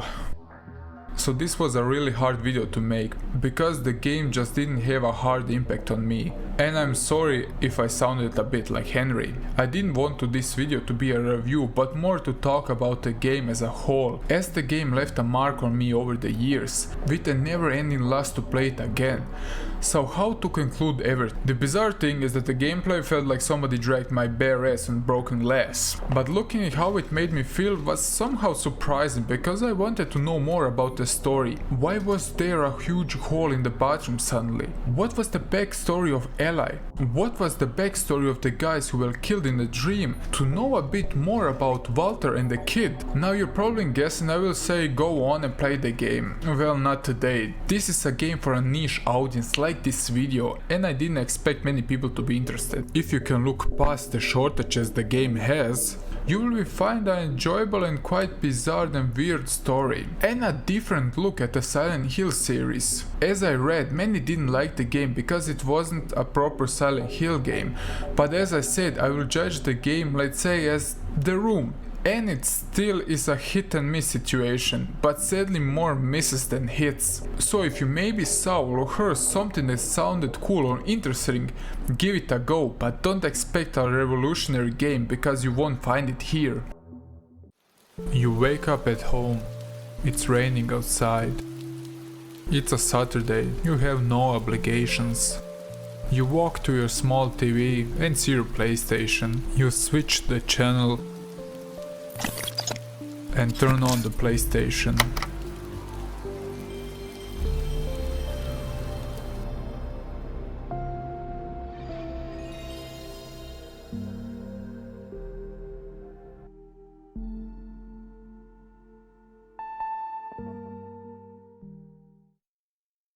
Then you wake up and it was all a dream and realize it passed a long time since you had that feeling of freedom, no worries, happiness, and a simple time in general. Now you're an adult, you're going to work, got a family to feed, obligations every day. But would it be nice to snap out for a little and relax and go to a simpler time? But you can't go back, can't you? But would you, if you had the possibility to have a button that rewinds everything? Suddenly you get up, you got an idea, you jump into your car, you rush to your parents' house, go to the basement and find a certain box you stored ages ago. You blow off the dust, lying like the day you left it. Again, it's Saturday, you rush to your TV, hook up your old pal, press start, and suddenly familiar sounds greets you.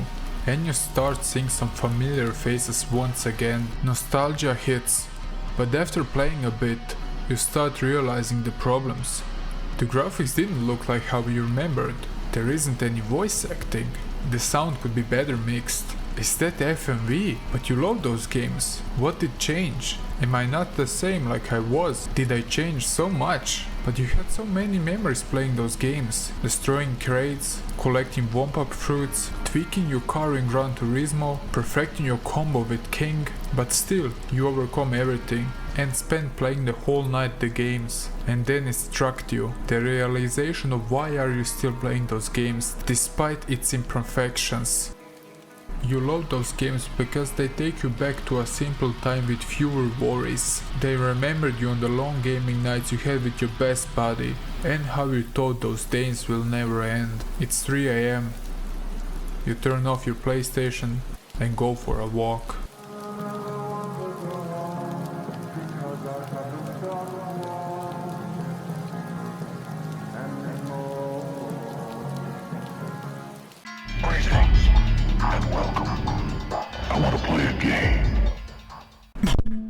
What the heck is with my voice? So you wanna play a game with me? We have only one rule, and it's trying to guess the games I have on my list. I dare you, because you will fail.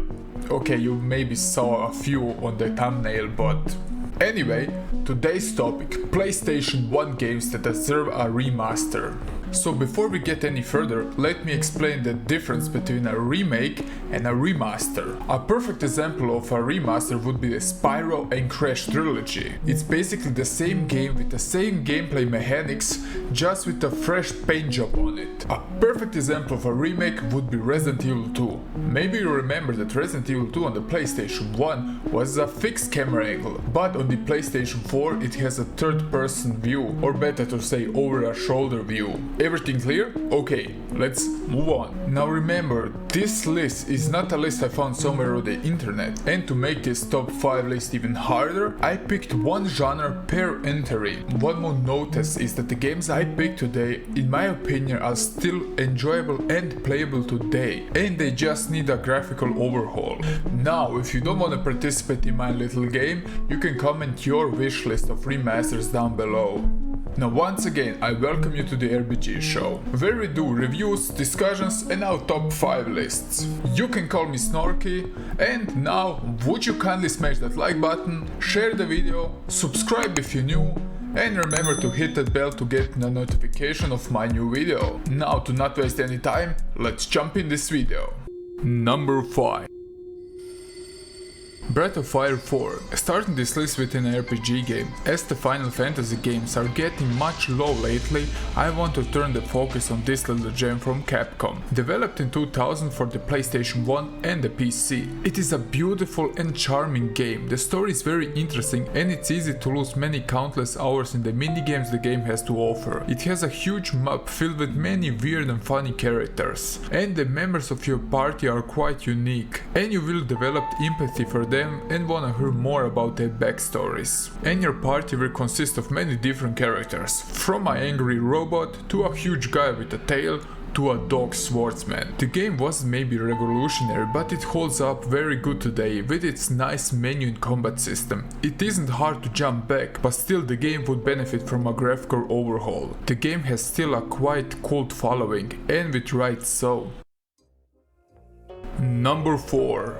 Bugs Bunny Time Busters. Now, we can't have a PlayStation 1 list without a 3D platformer. As both Spyro and Crash did get an awesome remaster on the PlayStation 4, the question is when this little game will get one. Bugs Bunny Time Busters comes from an era where the cartoon games were actually fun and good. This game could be considered as a collection of many mini-games. Bugs and Taz travel to many different areas and are trying to collect a stolen crystal. On the way they will visit many different areas in time, with each having unique minigames, ranging from the Aztecs to Arabia and to the Vikings era. The game possesses a certain Looney Tunes charm to it, but the best part is that the whole game is playable in couch co-op, so you can take your best buddy and go on a crazy adventure in the Looney Tunes universe. And don't forget to watch out Taz, because he will try to bite your tail if you're playing with Bugs Bunny, or even better, eat a bomb. That's probably a great way to get rid of the extra calories you eaten. So, did you guess the games in the right order?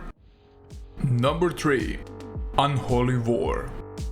The next game on this list is no other than Unholy War. Many of you probably don't know what this game is about. It's an area battle game, so to say, where you can take controls of various creatures and monsters to fight for their territory. As they are joined together in 2 classes, you will have 2 sides to choose from, with each having special characters not available to the other team. The story in this game is less important. The Unholy War also possesses a multiplayer option, so you can fight with your buddy. One more great addition is the strategy aspect of the game, where you can move units on the map to capture certain points on the map, where you can collect gold and buy more powerful units.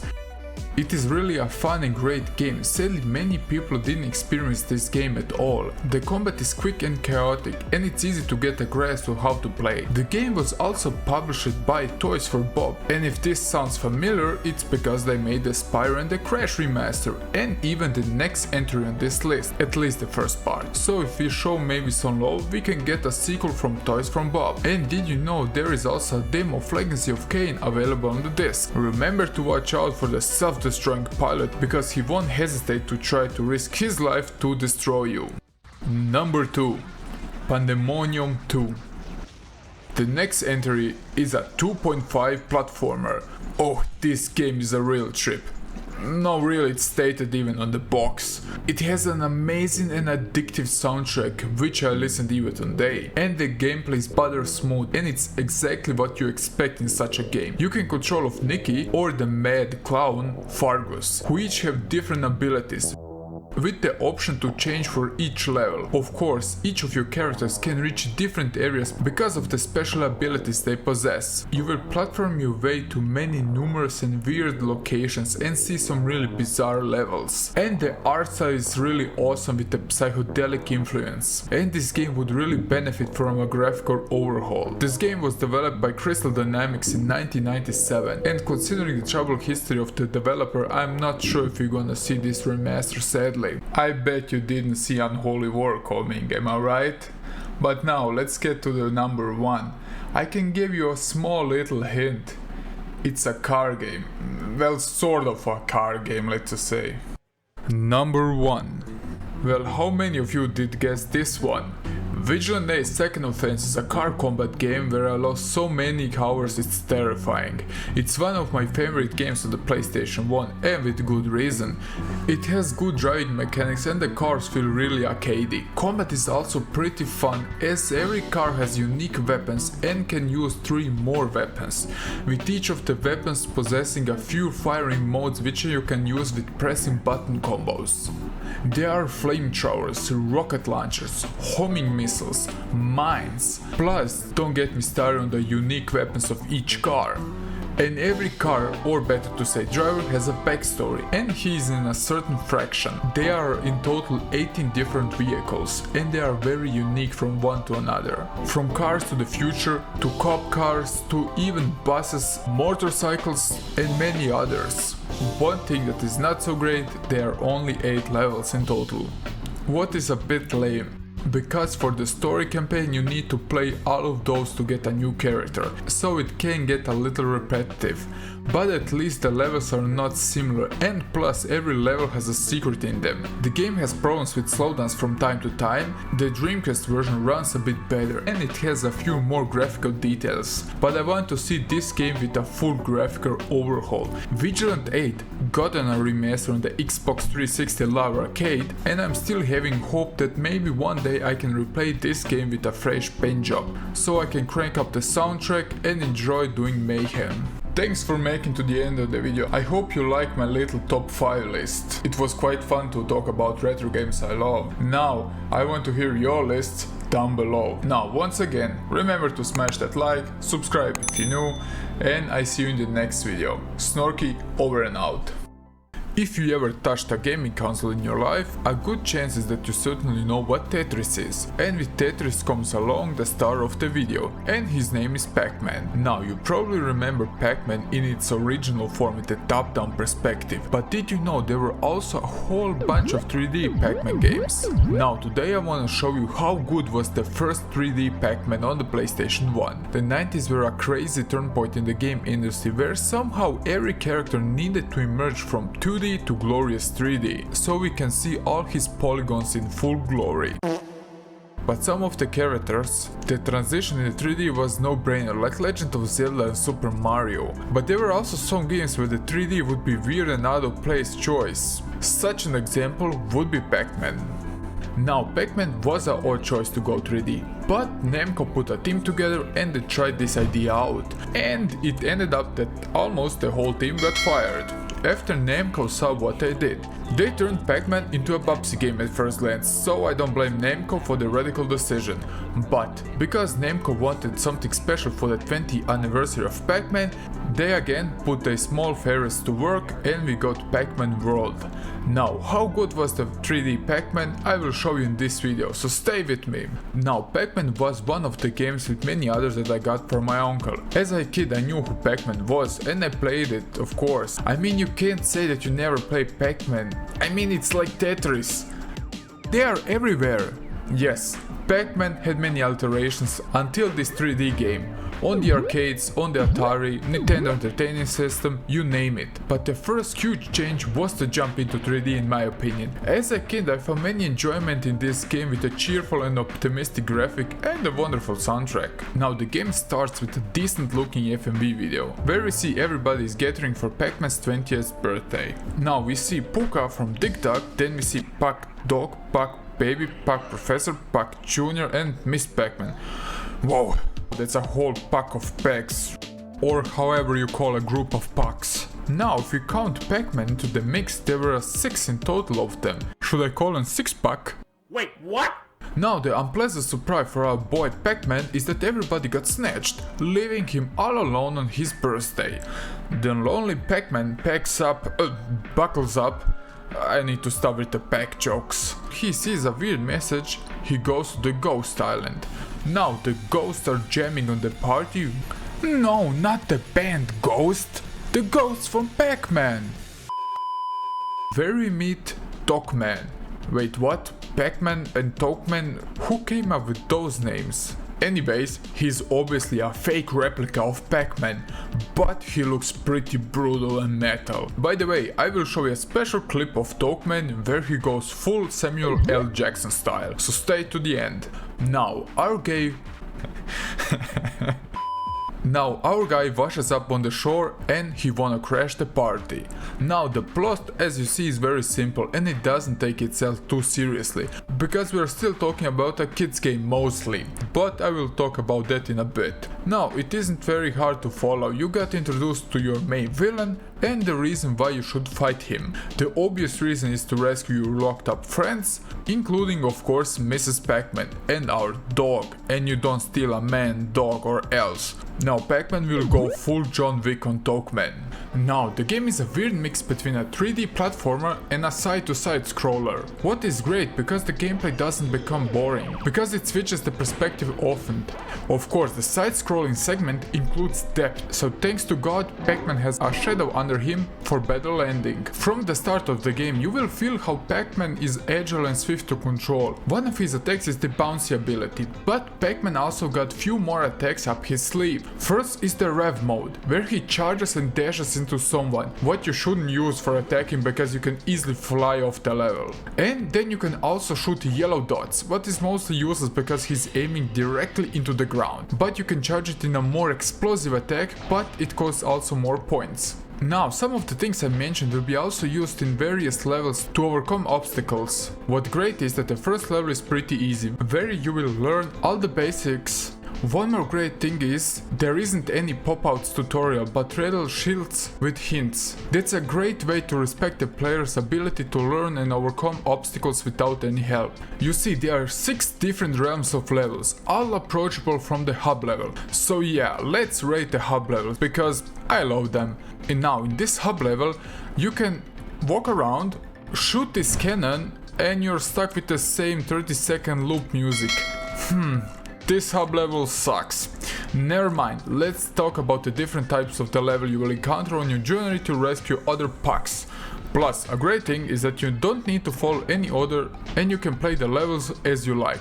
So there is a Pirate of the Caribbean level, Darkest Tomb Raider like level, Space level, the level with your worst nightmare, Industry Mob looking level, and finally the Mansion. Well, that's how I name the levels. Now, every of those levels is ending with a boss level, but I wanna first talk about the levels and then we are going to talk more about the bosses. The starting levels are very easy and would be perfect for a younger gamer, but after you finish the 2 pirates level, you say to yourself, let's see the space levels. And you see the immediate spike in the difficulty. Same with the tomb levels. It's not like the difficulty is equally getting harder after each level, but rather the difficulty is randomized. The most fun I had with the space levels and the pirate, but also industry levels. I found it to be a great mix of difficulty and I like the style they are going for. But man, the clown level, let me tell you, was a pure nightmare, and not because of the clowns, but rather of the spinning platforms. Because you really need to watch out for the momentum you're going. After all, it is easy to fall off and there are just too many of those things. But the good part was that the ghosts were dressed like clowns, what was pretty funny. Now I forgot, you have few special abilities. You can pick up a super jump that ends up in a huge explosive, and you can turn yourself into a metal Pac-Man, what gives you the ability to sink underwater to reach and destroy certain crates, what was copied from Mario 64, but hey. And of course, you can pick up the big yellow dot to eat ghosts. Oh yeah, the ghosts are dressed up differently in each stage. Plus, there are also different enemy types to accommodate every level. Every level you need to go to the finish, where you can collect a golden Namco coin to finish the level. On your way you will also need to collect different various fruits to open doors. Now, why are you using fruits to open doors is beyond any reason, but just to be sure, I'm always taking a banana with me. Just to be sure, you never know. The problem lies in that you will often need to progress pretty far just to go back to unlock a certain door to get to the minigames or to a certain switch to progress. So the levels are almost double the length when you include the backtracking, what was a bit of annoying. One more problem lies that the mansion levels were too easy compared to the other stages you visited until this point. What was a bit weird, but I think it was unintentionally. Now the bosses were a mixed bag, where some fights were alright, like the fighting the pirate ship where you need to deflect the incoming bombs. Simple, neat and okay. The mummy running sequence was also right, where you switch to over a shoulder view and you need to avoid various traps. All fine and dandy. Now there is also a battle against a robot in the industry levels, what was pretty okay. But the Galga game was fun at first, but it drags out too long and my fingers almost fell off of the button pressing, because you need to press every time the button you wanna shoot. So you see how many enemies are on the screen? Yeah, it was annoying as hell in the end. But the level where you fight the shrine thing is just a huge mess. And could be done otherwise. There are just too many freaking things happening all at once, and if you're not pixel perfect at every jump, it's easy to be stuck over an hour playing this stage. Trust me, been there. Now the last boss fight was alright. It felt like something from a Spyro game. A huge round open area where you need to avoid the boss and exploit his weaknesses. You will need to collect the points, then hit him, jump on the switches to trap him and jump on him, and avoid his roll and dash into him. So simply to put, you will need to beat him with his own attacks, or better to say with your attacks, because he's a replica of you. Yeah, you get the idea. Now, in between and in levels are bonus stages for collecting. After collecting all the letters, you can end up in a bonus level where you can collect fruits to get more lives. And there is also a special door where you can end up in a classic Pac-Man game with a 3D spin on them. Now, every stage has its own variation on the classic Pac-Man, but they all settle down to include obstacles and traps into the mazes, so I didn't find them too good, but it changes the pace, so it was okay. Graphically, sound-wise the game is okay, some of the levels are looking much better than others considering the details, but it's not an ugly looking game. But some levels don't feel too fleshed out. The pirate and space level are probably the best looking in my opinion because of the special effects like the lasers and the background of the sea, but the clown level is just looking a bit odd. Somehow the background is really weird looking in my opinion. Now sound-wise, the game included classic sounds from original Pac-Man games, what was expected, but the stages have a unique twist on the original music of Pac-Man, which I found nice. My favorite track would be Gimme Space, all-time favorite.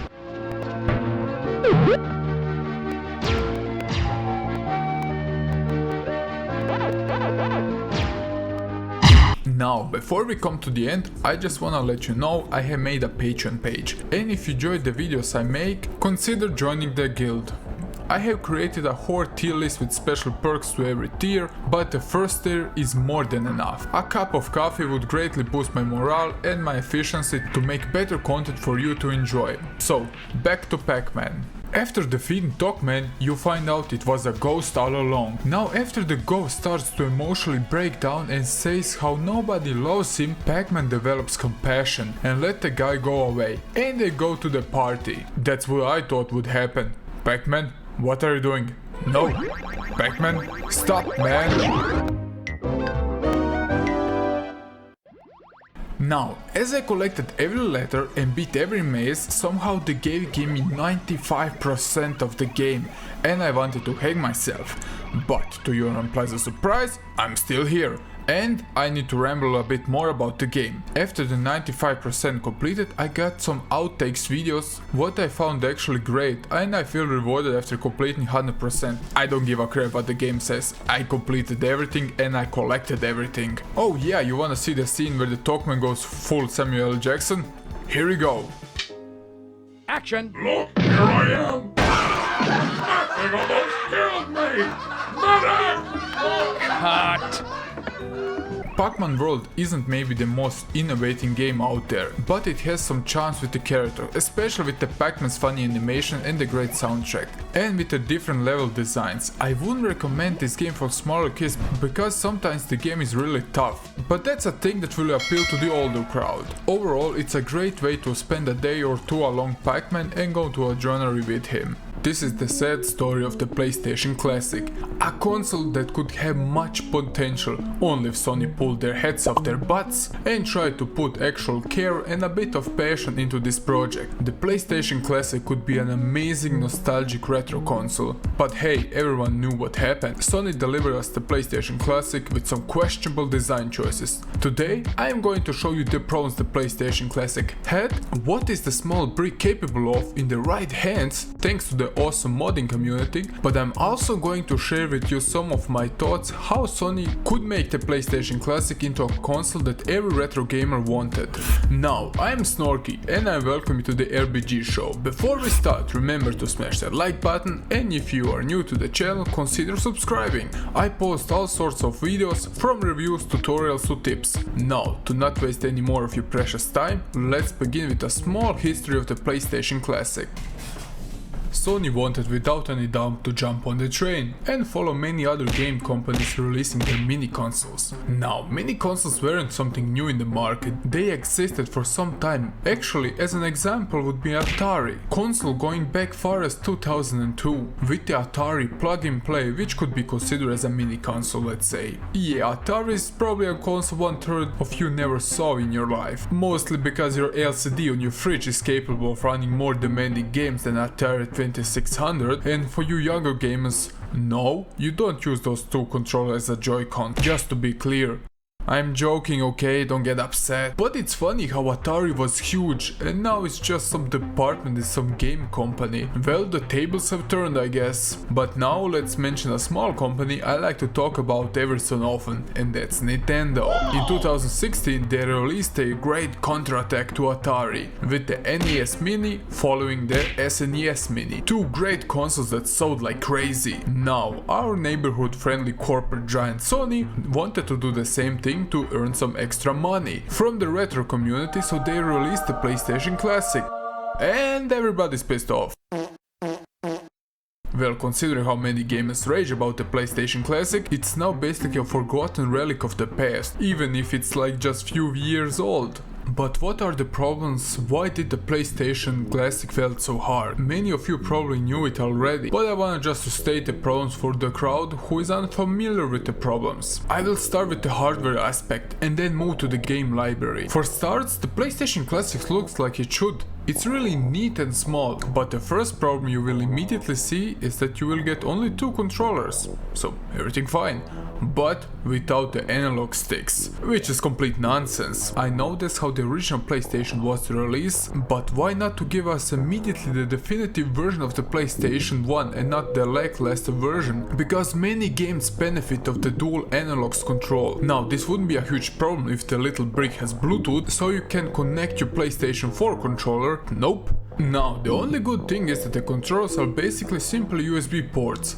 What I will address later, why is that awesome. Now, let's talk about the software aspect. I love how they used the original menu as a theme of the PlayStation Classic UI. It really contributed to the vibe, as well as the addition of a quick save, but the biggest problem we had were the games. Now, the first problem, they mixed the US with the European releases. So you ask, why is that a problem? It's everything on English, so it's okay. Yeah, that's not the problem I'm talking. The problem lies that in the 90s the US versions of the game ran on a higher frame rate than the European releases, what left many fans wondering why to use the less superior version of the game. It was just a weird choice from Sony. But the biggest problem we have, that this is a mini game console with pre-installed games. The games played a huge role. Now, looking at the SNES library, because Nintendo owns a huge chunk of the most popular games, where Sony not so much, because of the third-party developers at the time. We got some great games, but overall they're looking a bit mediocre. We had some instant classics like Final Fantasy VII, Tekken 3, Metal Gear Solid and a few more, and those games are a real treat, they are just yummy. But games like Super Puzzle Fighter, Tom's Clay Rainbow Six, Mr. Driller were a really odd choice to include on a PlayStation Classic console. I'm not saying that Rainbow Six sucks,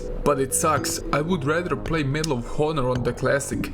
But yeah, I would say that the half of the games are real classics what deserve a place on the console, but the other half of the games looking like Sony just slapped onto the PlayStation Classics so Sony can say there were many games on it. Now, I understand the problem around licensing games, but I have also a solution for that. I will mention that later in the video, so stay tuned.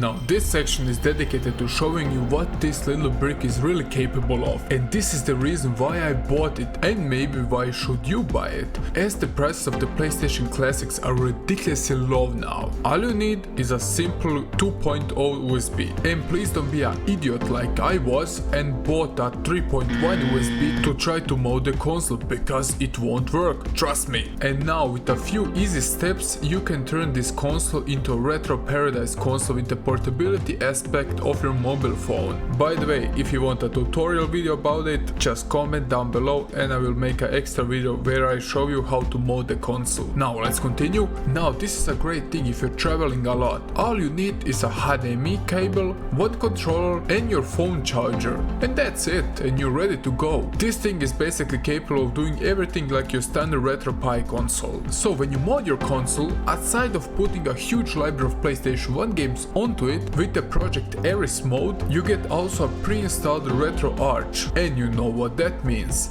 Hello to SNES, NES and many other console emulations.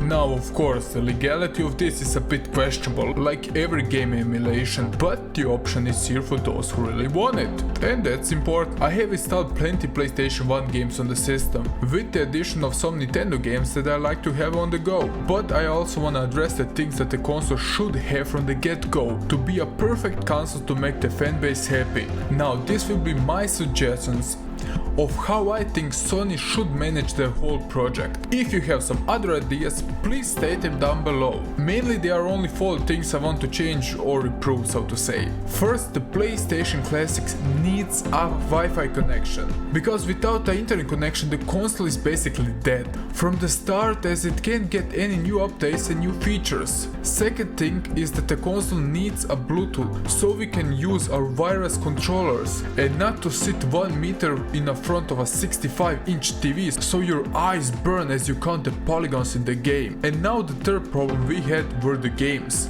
Now if the PlayStation Classic had an internet connection, theoretically speaking we could get online to a PlayStation Classic storefront, so to say, where we could buy the games that Sony didn't acquire because of the license issues. As an example, why wouldn't Namco sell Tekken 1 and Tekken 2 on the store if someone is interested?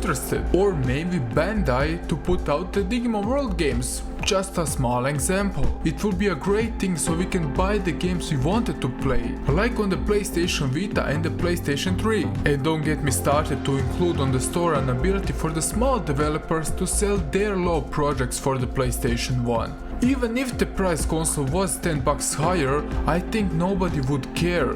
I know I wouldn't. And let's go to the last point, and that's the options menu the console had. You see, the PlayStation Classics had a HDMI output, what is normal to this day and age, but it's light years away comparing it to the standard component cables. So the picture is crispier than ever now. And don't hate me for saying that, as I already got critics in my last videos, but they could include the smoothing options like on the PlayStation 3, a widescreen option maybe for those who really want it, and please don't start a war at the comment sections because you don't play those games in the 16:9 format. This is just an option for those gamers who maybe use it, okay? Just saying. Sadly, we didn't get those things I previously mentioned, and the PlayStation Classic isn't anything more in my eyes than just a quick cash grab from Sony, and the ones who get hurt are the loyal retro gamers, who expected to get an awesome, small and fun console to replace some of the classics they love and care about. I was hugely disappointed, but at the end of the day, the modding community did their job right and brought the console alive to some extent, with the ability to choose our own games we want on the PlayStation Classic, so we can play the games we really wanted to see. As I would like to see you smash that like button for all those who were disappointed how the console turned out.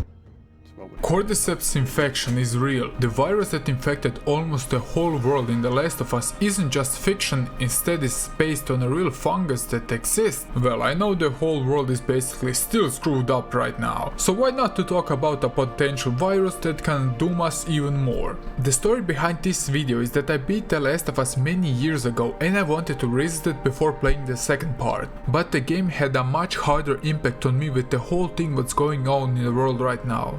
How did a transmitted disease get from a bat to a human?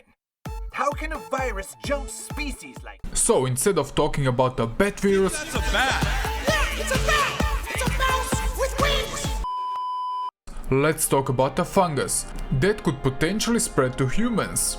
Sounds like fun, am I right? The Last of Us portrayed us a history of a dark and realistic modern day history, where the mutated strain of a cordyceps fungus begins to spread in the United States in 2013. In several months, roughly 60% of humanity was either killed or infected by the virus. Now, the first part of this video will be dedicated to the story of The Last of Us. How the virus spreads, the different stages it evolves and so on, and in the last part I will be talking about the real virus. Many of us consider that the infected, highly aggressive enemies we fight in The Last of Us are some sorts of zombies. We saw throughout the years of cinema and games many different types of zombies. We saw zombies magically raised from the graves and tombs and walking brain dead and trying to snack on our flesh, but movies like Left 4 Dead and 28 Days Later actually explained us that the zombies in their movies aren't reanimated corpses, but rather people who got infected with a rage virus that made people go crazy and lose their minds. If we take a look at Resident Evil and the Umbrella compilation, the whole virus thing goes even more in depth. But that's an idea for another video, which I will make if you would like to. But now I will ask you the question: do you know the difference between a classic 80s slow walking brain eating zombie, the Left 4 Dead rage virus infected zombie, and the Resident Evil tentacle looking zombie? Well, they are all fictional. But this is where The Last of Us is a bit different, as it takes inspiration for a real fungus named... Yeah, those two words. As I'm barely speaking English, I'm not even trying to pronounce that. So, it's turning their victims into rotting corpses filled with fungus. And it takes control of their brains so they don't have any willpower at all. The Last of Us take on a real fungus virus is something that many people didn't know at first glance, or even at all. But it gives the game a certain scientific background and an unsettling layer and depth in the game. What many games don't do. As we are still somehow living in isolation, I looked at the game from a whole nother perspective than 4 or 5 years ago when I first played the game. The game starts with a boom. No, I mean literally with an explosion. Where we basically learn that the real equivalent of the fungi has mutated. Now, the first thing that was in my mind was Plague ENC. Wait, what? And it messed me up even more. When I played the Plague ENC, I always named my virus diarrhea, so the world had basically a diarrhea outbreak. Back to the video.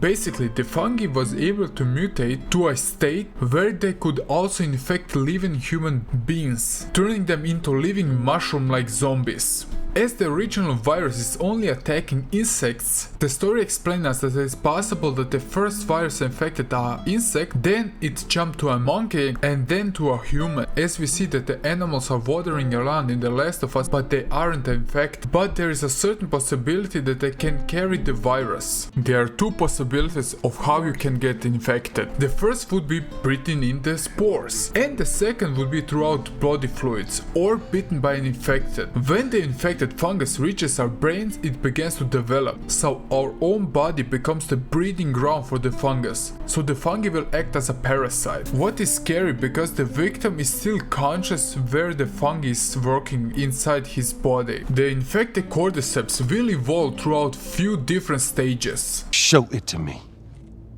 The first stage would be the incubation process. This process begins as soon as the victim is transmitted with the disease. It takes approximately 1 till 2 days until the fungus reaches the brain. The results are that the victim will display aggressive and violent behavior. The process ends with the phase when the cordyceps has taken control of its victim.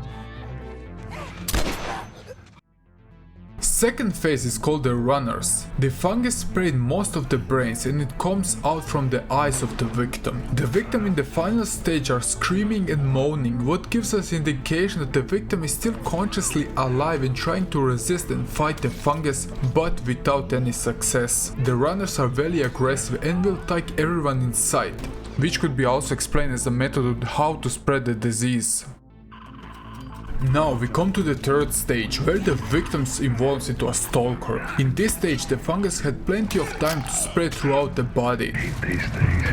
The stalkers are easily recognizable because the fungus will often grow out to the eyes and head, leading to a disturbing image. As so the vision of the stalker begins to diminish and the fungus again mutates, giving the victim ability of echolocation. So it's the same principle what bats are using. Ha! It's all related to bats somehow. I knew it. So what echolocation does is to use sound to see the world around. So the victim uses special noises to know how to locate the victims, but it still has somewhat of an eyesight. As many years roll by, the stalker evolves into a clicker. It is a very high stage in the process when the fungus overtakes almost the whole head of the victim and some body parts are protected with a fungus layer, acting as a shield. The clicker is completely blind and it only relies on echolocations, and the sound what the stalker made are involved into precise clicking sounds. What helps the clicker to find his prey? Now the fungi has overtaken full control of the body and the brain, and the victim doesn't resist the orders of the fungus anymore. As we reach 10 years, we come to the last stage of the evolution we will talk about today in this video, as it's based only on my playthrough on the first game. Now, if you wanna see a video like this for The Last of Us 2, please comment down below, or I can make a standard RBG review video. Now, the last stage is called Bloater. Now, this is the rarest stage in the victim's evolution. And it's not common that the victim evolves to this stage. Bloater has many layers of thick fungus acting like a shield and protection to his inner parts. They're also carrying bombs with fungus which he can throw to easily infect and spread the fungus.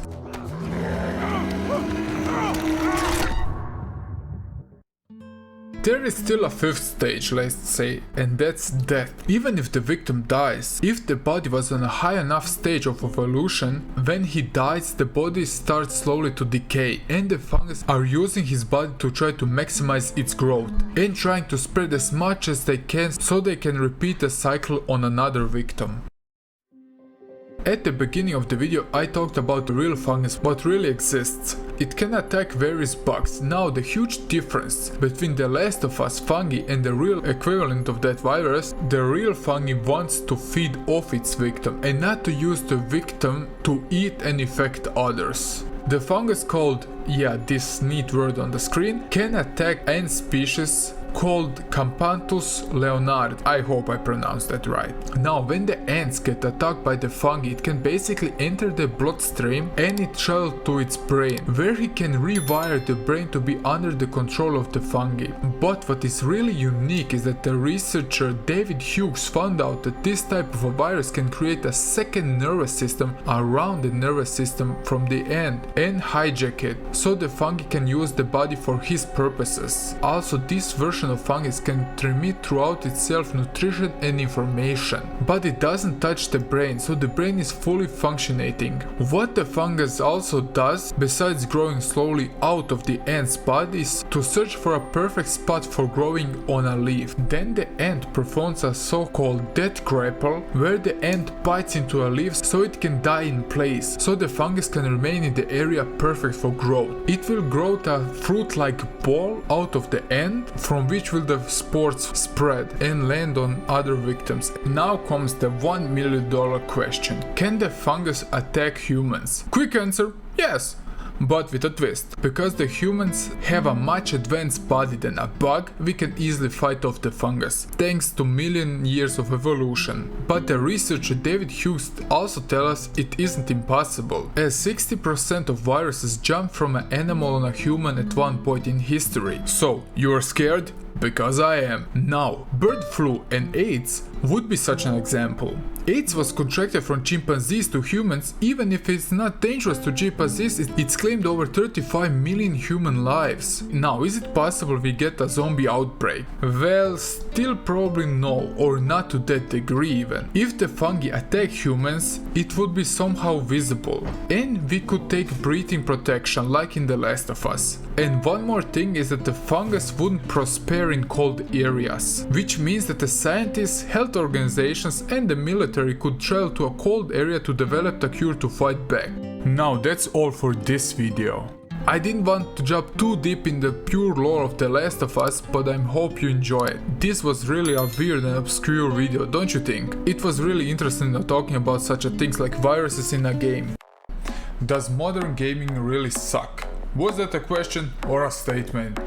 Well, I guess both at the same time. As I look around, people are commenting that modern gaming sucks and that the retro games are far much better. What are some pros and cons we experience in this day and age as gamers? This will be the theme of today's video. So yeah, maybe at first glance modern games have some downsides if we take a glimpse at some games we had back then, and then we are starting to comparing it with the games like Cyberpunk 2077. The GTA Definitive Edition, No Man's Sky, and so on. Looking at GTA Definitive Edition, I would rather drag my bare ass on broken glass than actually play this game. Oh, hell no! What made the whole thing even worse? They didn't succeed to license all the songs. How the heck should I play Vice City without Barclay the Moon and Billie Jean? What the fudge? Thanks a lot, Grove Street Games. Now, let's stop for a second. Would you kindly smash that like button, share the video, subscribe if you're new, check out my other videos, I would be very grateful. So, let's move on. Now, there are more games to give a honorable mention, or better to say unhonorable mention, and that would be Call of Duty Vanguard and Battlefield 2042, as well as FIFA and few other sport titles, because those games are launching continuously every year with little improvement over the last title. What the fuck? Landing just bland most time. I'm not saying that those games suck or even that they are bad, but the improvements they have in the new title are just too small comparing to the last title. But there is also a small thing I wanna mention in this whole mess I'm talking about today. What if the modern games don't suck, but your attitude does? Wait, what? This statement will me earn some points. But hear me out, please. See, I was a guy who really had problem with some modern day games. I love my retro games and I didn't find much enjoyment in the newer games, but rather just in the games I grew up with. Please leave me alone. Leave me alone. I only somehow saw the bad things in the newer games. The reasons are obvious, and please don't tell me you didn't see it for yourself. Mostly the problems are unfinished games and I'm going to puke just trying to pronounce it, but microtransactions. They are the pinnacle of why modern day games suck, and probably they are root of all evil. It's time to stop! It's time to stop, okay? No more! But then I look at my younger brother crowd and they are enjoying the games they are playing. So the question is, where is the problem? Are the newer games bad and they aren't seeing what's happening, or we are looking at the games from another perspective and it seems to us they suck? Now, gamers are a crowd that is hard to please. Our demands are growing with each year passing by. The first time I played Half-Life 2, I said to myself, yep, that's it. That's the pinnacle of gaming. We can't go any further than this. But here we are now. By the way, I made a video about Half-Life 2 and I poured much love and passion in this video. So please show it some love. The link will be somewhere up here. So let's jump to the next chapter. One problem with the gaming culture is that we are highly linked with the internet culture as well. What does it mean? Basically, if we don't like something, we wanna make sure everybody knows it. Hell, I'm even worse than most of you because I have this channel. where I can rant publicly about the things I dislike in certain games and aspects of a game or the game industry. Now, I'm not blaming so much the programmers who are pouring the love and passion into the games they are making, but rather I have the problem with the corporate business model which doesn't allow the programmers to work with less stress. But the only thing the bosses are caring about is money. Now, this is also somewhat of okay because they need to watch out they don't go bankrupt. I declare bankruptcy! But the next problem is that AAA games aren't trying to innovate the wheel, so to say. They are simply sticking to the things what the general public loves. This is why the past was so much different from the present day. We had a mosquito simulating game, but it's a great game for some people I know because they're sucking the life force out of me. I mean, of course, retro games have also many downsides, from the controls, graphics and so on, but there were also one good thing is if you look at the 90s and the early 2000s, all the games that got released must be finished. Hell yeah! Because if the game company wanted to make some money, they couldn't release a game in an unfinished state, or the game company would take a huge financial hit to the balls if they needed to pull their game out of the store to rework it and then re-release it, unless you're Rockstar and you organize your money with bulldozers. As we already mentioned GTA, remember the GTA coffee mode? Oh yes, of course you do. The mode that got San Andreas an adult only rating and got them pulled off the shelves. Well, with the internet it could be easily solved, a simple patch and it would be all fine and dandy, but with internet comes great responsibility, or something like that. But when the internet spread over the world like a plague, the next big thing that followed is the internet speed connection. We went from downloading few kilobytes into a few megabytes into a second. What allows us to download whole games? I remember where I needed to download few hours just to download a game called Pocket Tanks, which was like 40 megabytes back then. Now the game companies saw the opportunity. If they wanted, after they released the game, they can add much stuff into the game, like weapons, new arenas for the multiplayer, or even cafe modes, or they can release an unfinished game and see what the crowd thinks of the game and maybe patch it later. Now guess which road they chosen. Give me money. Money now. Me a money needing a lot. Yeah, they went for the cheap shot. What was the last time you showed up a disc in your console and didn't see a huge ass patch? Well, that's why I'm usually waiting with all the games I'm buying, because I simply don't trust the game companies. Well, at least not so much as in the past. This wouldn't be such a problem if we knew the game will be patched.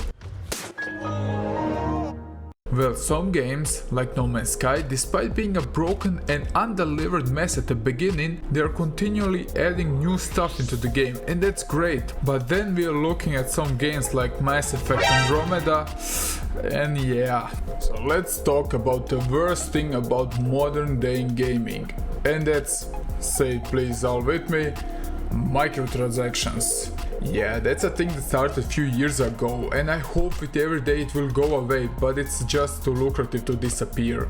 Now, if it's only for the skins, like League of Legends, it's okay, but then when you throw into the mix a legendary super kick-ass weapon which annihilates you inside, yeah, that's a problem. But also if you take a look at war games, if you got a super awesome camouflage suit, it isn't just a skin, it's a game mechanic. Good luck running into the jungle with a snow camouflage. In few seconds you will be probably looking like Swiss cheese. So at the end the game companies are now more and more looking at the consumers as ATMs rather than a loyal fan. This went so far that EA said that the consumer liked more multiplayer games than single player. Like, It is just something that EA pulled out of their asses to try and manipulate the consumer to think that's what the majority of gamers wanted, and how they are using all tricks in the books to manipulate us into buying their stuff. Well, they could just make a great game and we would buy it anyway. Yeah, wrong, because you will buy the game once and that's it, but if the game has a multiplayer component, this game would have a much longer life cycle of a normal game. Let's take a look at Skyrim. And one more thanks to Howard to putting one more version of Skyrim out. Nice touch after 10 years. Now for such a game you can play it around it, let's say 200 hours if you really dive into it. But if you look at multiplayer game like GTA 5, yeah, it's continuously getting more stuff to buy and now it's an ongoing meme at this point. This is a game which started on the PlayStation 3 and now it's on the PlayStation 5. Chill down Rockstar and give us a new GTA game. So you see the point I'm trying to make and how EA is trying to manipulate us into thinking that multiplayer games are better than single player games. Those are just some of the downsides of modern day gaming. Does modern day gaming has its cons? Yes, it certainly does. Gaming companies are getting away much easier for releasing an unfinished game and then patch it along the way if the game is any good. Now, but you as a gamer can decide if you want to buy the game. Do your research. You're spending your hard-earned money, so make it worth your time. A great thing is that we got an indie boom in the last few years. We saw so many creative people creating remarkable things. I mean Minecraft, holy heck, I was there when it all started and it was amazing. But you see how Minecraft popularized crafting and now every AAA title has to have crafting, and this is a regular thing. If an indie game succeeds with some special mechanics, the big fishes are following it one way or another, which isn't a bad thing. For the AAA titles, it is easier to stick with the same things because if they are trying to implement something new, it can easily happen they don't succeed. And it's better to earn some money than none. But as soon as an indie game gets some game mechanic right, the AAA titles are copying it. People who are arguing that modern gaming sucks are mostly gamers who only play a few different games like COD, FIFA and maybe something like Rocket League, and they never adventure out into other genres to try out what's new, and they feel fatigued after playing 10 years of COD games. Now you can argue that the games 10 years or 15 years ago were better made, more polished and so on, but there is one thing we need to account into this mix, and that's nostalgia. You were younger back then, so nostalgia is fueling your arguments a bit. If you look at the games we saw in recent years, yeah, some of them suck donkey ass, there is no denying that. But there were also some amazing games in the recent history. Don't limit yourself, guys. If you're bored with multiplayer games, go on and play a game like God of War, Uncharted and so on. And of course the other way around, if you don't like single player, try some multiplayer games. Don't limit yourself to one genre of games and do your research before investing $70 into a game. If modern day gaming taught us something, is that we need to be cautious before we pre-order a game or buy a game. Do your research, and we need sometimes to dig a bit deeper than the surface to find the real hidden gems. Hello to the RBG Show, where instead of a review video, take a look at my new gaming PC. To start off with the monitor, I have chosen a Samsung Odyssey 31.5 inch. I wanted a larger screen so I can more easily edit my videos and to try my luck with the curved monitors. And I wasn't disappointed, so the Odyssey G5 was a solid choice. It is a 2K with 144Hz plus 1 ms. The contrast is very good and the overall build quality is amazing. Didn't expect less from Samsung, to be honest. So let's get to the main part of the video and the unboxing of Neddy.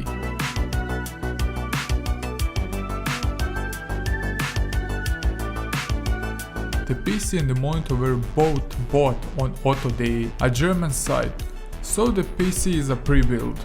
I wanted to buy everything in one package so I have a warranty on the whole PC and not just on a part.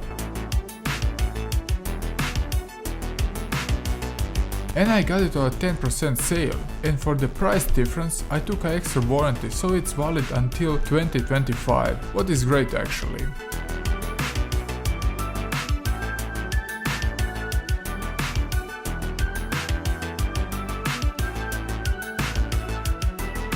this is how my gaming/editing corner is looking right now. I have another 1080 60Hz Samsung TV to play my consoles on, like the Switch. And the next review is coming out probably next week, just to let you know. Of course I need RGB lighting everywhere, so I have bought myself a simple keyboard and mouse pad from Amazon. To get to the fine stuff, for my recording I am using a Samsung G-Track Pro USB microphone, and I can say I'm ultra satisfied with it. And of course my mid-ANC headphones. Sorry I don't have a gaming headphone set, but honestly I love them so much I'm not even considering replacing them.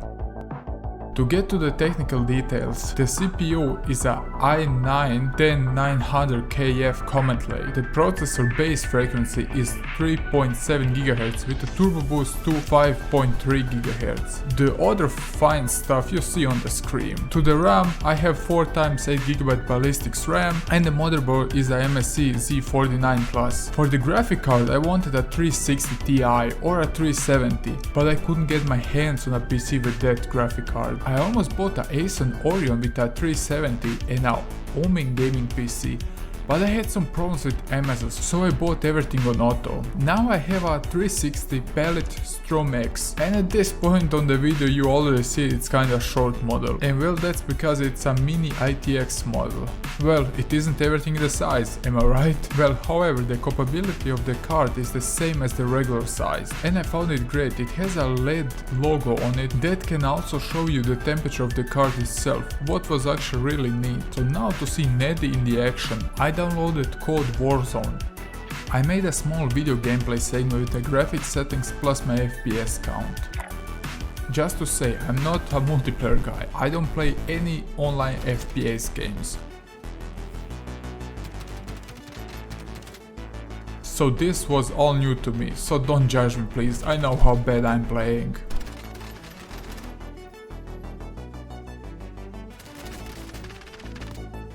You see that the game runs at an average 100 FPS with a high and ultra settings, so I'm not disappointed with the performance of the PC. I could also lower a bit the settings to push it to 144 FPS to match the monitor, but I am a gamer who plays PlayStation 1 games where the games drop under 20 FPS, so this was just alright for me. So I wanted to test the PC one more time but the proper way, and this is with the Boundary Benchmark. It is a ray tracing benchmark program to test your PC. And well, it struggled hard on the high settings, but on 2K with a balanced settings it has some solid performance. But for the 4K it is just too weak, what was clear from the start. So welcome back to the RBG Show. Today we are going to do something different. Instead of a review video, I have prepared a tutorial video for you. I wanna show you how you can improve PlayStation 1 graphics. So you can go from this graphics to this. Stay tuned to find out. Before we start, make sure to subscribe, hit that like button, and with no further delay, let's start with this video.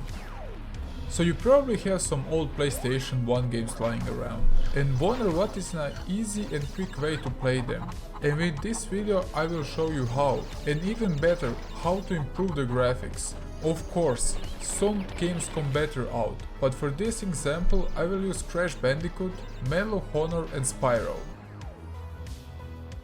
As you can see, Crash looks so much better and more smoothly. You can easily spot how his face is more visible, and overall the colors are more presented, and the whole game looks so much crisper, and it's an amazing overhaul. Now let's see how the Medal of Honor is affected by the emulator.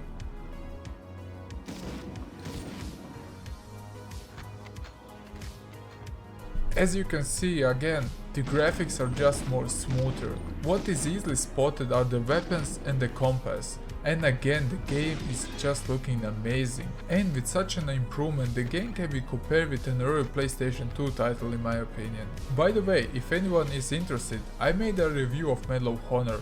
The link is down below.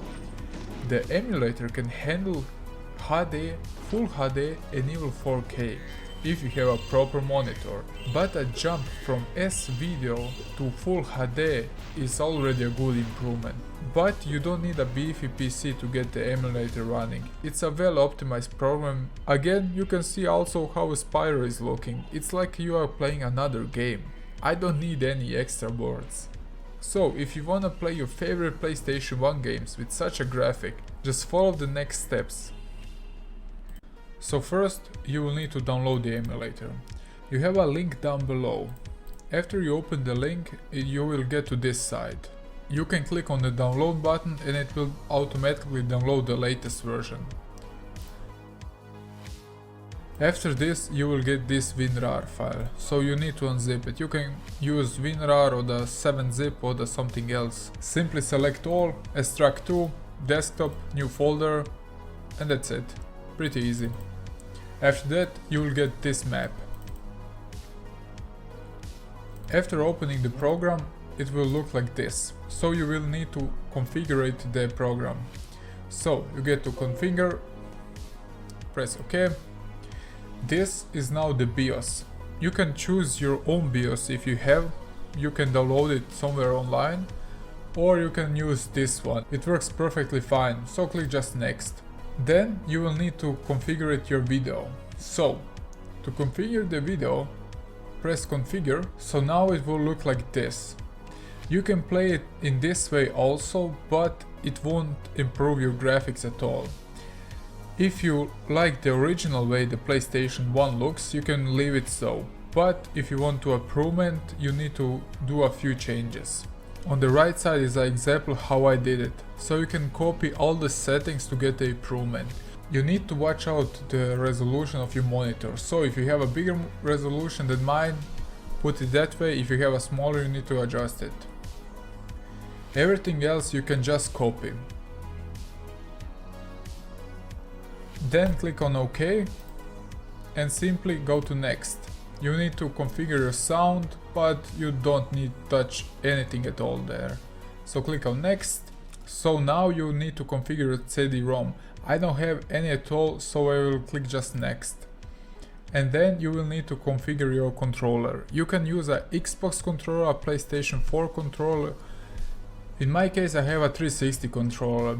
And you will simply need to input all your buttons from your controller or the keyboard, how do you want it. Then click off OK, next, and that's it. Now you can choose how do you want to play the game, from a CD-ROM or from an ISO file. In my case it's an ISO file, so click on ISO and now you can choose your ROM. So press off any game you want and that's it. Now it's a window. I didn't change the resolution. As you can see, the game works just fine. If the game doesn't work, you need to do a small adjustment. You need to go to the options, CPU overclocking, and set it to 1. If you tried and it worked, you don't need to do anything. But if you have a black screen, try to set in your CPU overclocking of X1. So this today is gonna be a more raw footage where I talk about things about the game industry. As an example, today we are going to talk about why Nintendo is one of the worst companies ever. So the game company that defined the game industry, game consoles market to the family. Nintendo branded itself as a console that is violent free, unless you take a look at the Switch where you can play almost everything, from Doom to Wolfenstein. If you're asking why Nintendo allow violent games on their consoles, well, simply, money. And we all know how Nintendo brand logo quality meant that we get our money worth. You just try to go now to the eStore. It's a minefield basically of crap games, mostly some mobile ports. That are just some things how Nintendo show its greed. And I'm on no one's team, nor PlayStation, or Xbox, nor Nintendo. This video is meant to show you how a once friendly and quiet company become a huge cash grabbing giant, which is everybody's snake who crosses their path. Nintendo is a company I have a love-hate relationship with. I never was a fanboy. I had almost the whole lineup from Nintendo until this point.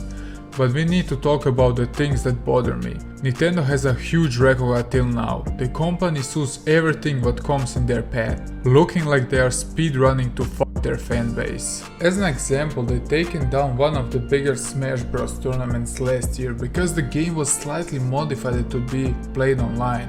I mean, the game is now 20 years old and we are dealing right now with a pandemic, and that was a great way to unite the people, even through a small modification of the game. Legally speaking, Nintendo has the full right to do that, but honestly, that leaves just Nintendo in a bad light. Last year was also a Splatoon tournament, where Nintendo set the price for the first team, and the price was 25. You ask me, 25,000s, 2500s, 25 potatoes? Well, just $25. Nintendo pulled a big one out there. And the other team went to an unofficial tournament where the prize money was $1,500. Just ridiculous at the end of the day. And that's how notorious Nintendo is, and how they are dealing with the YouTubers is also just a mess. Basically, if you show any unwanted footage of their game or even try to mod the game or the consoles, it can easily happen that they remove your video and you will face a strike from YouTube. Because as a game company you should embrace tournaments, they're all just huge fans of the game and they're keeping the game alive. And how they are getting rid of YouTube ambassadors who talk about the mental health, like an example, beat-em-ups. You can check out his video, the link is down below. A guy who is a huge Nintendo fan. Plus, he was raising charity for people who need help with their mental health, and he got kicked out. Because of what? Nintendo thinks he's gonna have a breakdown live and talk about some things they don't want. I mean, I don't know. And he's not the only one who got kicked out with any proper reason. Still some scary shit if you're working with someone and you need to look carefully at every word you say or you will get fired. And while we are talking about mental health, Nintendo shut down last year the Etika Joy-Cons. Well, if you're not familiar with the hot mess regarding those controllers, let me clear it out. So basically the Etika Joy-Cons are made to pay tribute to the YouTuber Etika, who passed away after taking her life, and the company started a fundraiser to help people with the mental health problems. Do I need to say any more words? Yes, Nintendo has the rights to sue the company because they put the name Joy-Cons on the controls. But still, they could made an exception this time, or even I don't know, just a big mess. The biggest problem why I hate Nintendo is how they artificially raising prices for their games and consoles. Like the latest example, Mario 3D All-Star. I mean, they are better fan-made mods than the official game. They didn't even consider to upscale Mario 64 and put a widescreen option. And what made the whole thing even worse was that the game is a limited offer, so the prices are already rising. The problem is with the hardcore fans, they buy everything from Nintendo no matter how bad is it. If you look at Valve as an example, they promote their modders. How many game mods turn into full-fledged games, and Valve promotes them, but Nintendo immediately at the start shuts the whole program down. How many people play the mod and think to themselves, I wanna see the original game, and jump back to see how the game actually looked like and bought the original game from Steam. They are doing that because they wanna be in control of the market. Like an example, the SNES and the NES Classic.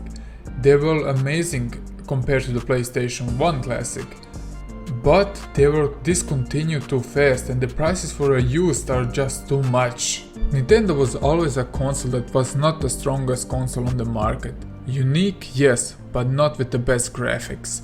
But you're not buying Nintendo to be at the peak graphic standard, but rather to have quality games you can enjoy, because you can't go wrong with the standard games like Super Mario, Donkey Kong, Mario Kart and Zelda. That are the titles that sell the console, and if you own only those games you're good. But honestly, I think Nintendo just don't care.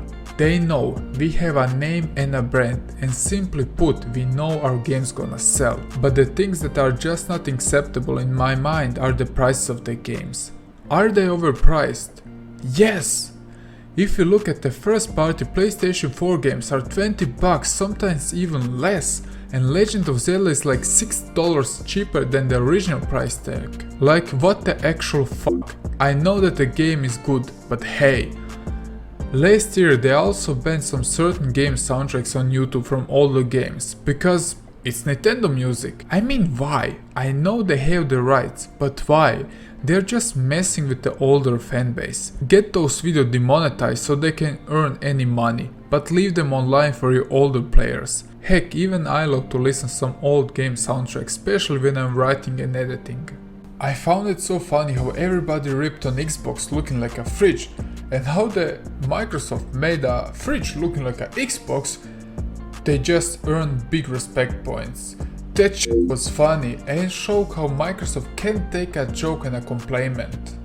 I don't want this video to be a hate video about Nintendo. I mean, I love Pokemon games, I play a bunch of them, and that's how I got really into Nintendo. I'm currently also playing some Mario Odyssey, and even yesterday I bought myself a copy of Super Mario 3D All-Stars because I don't know.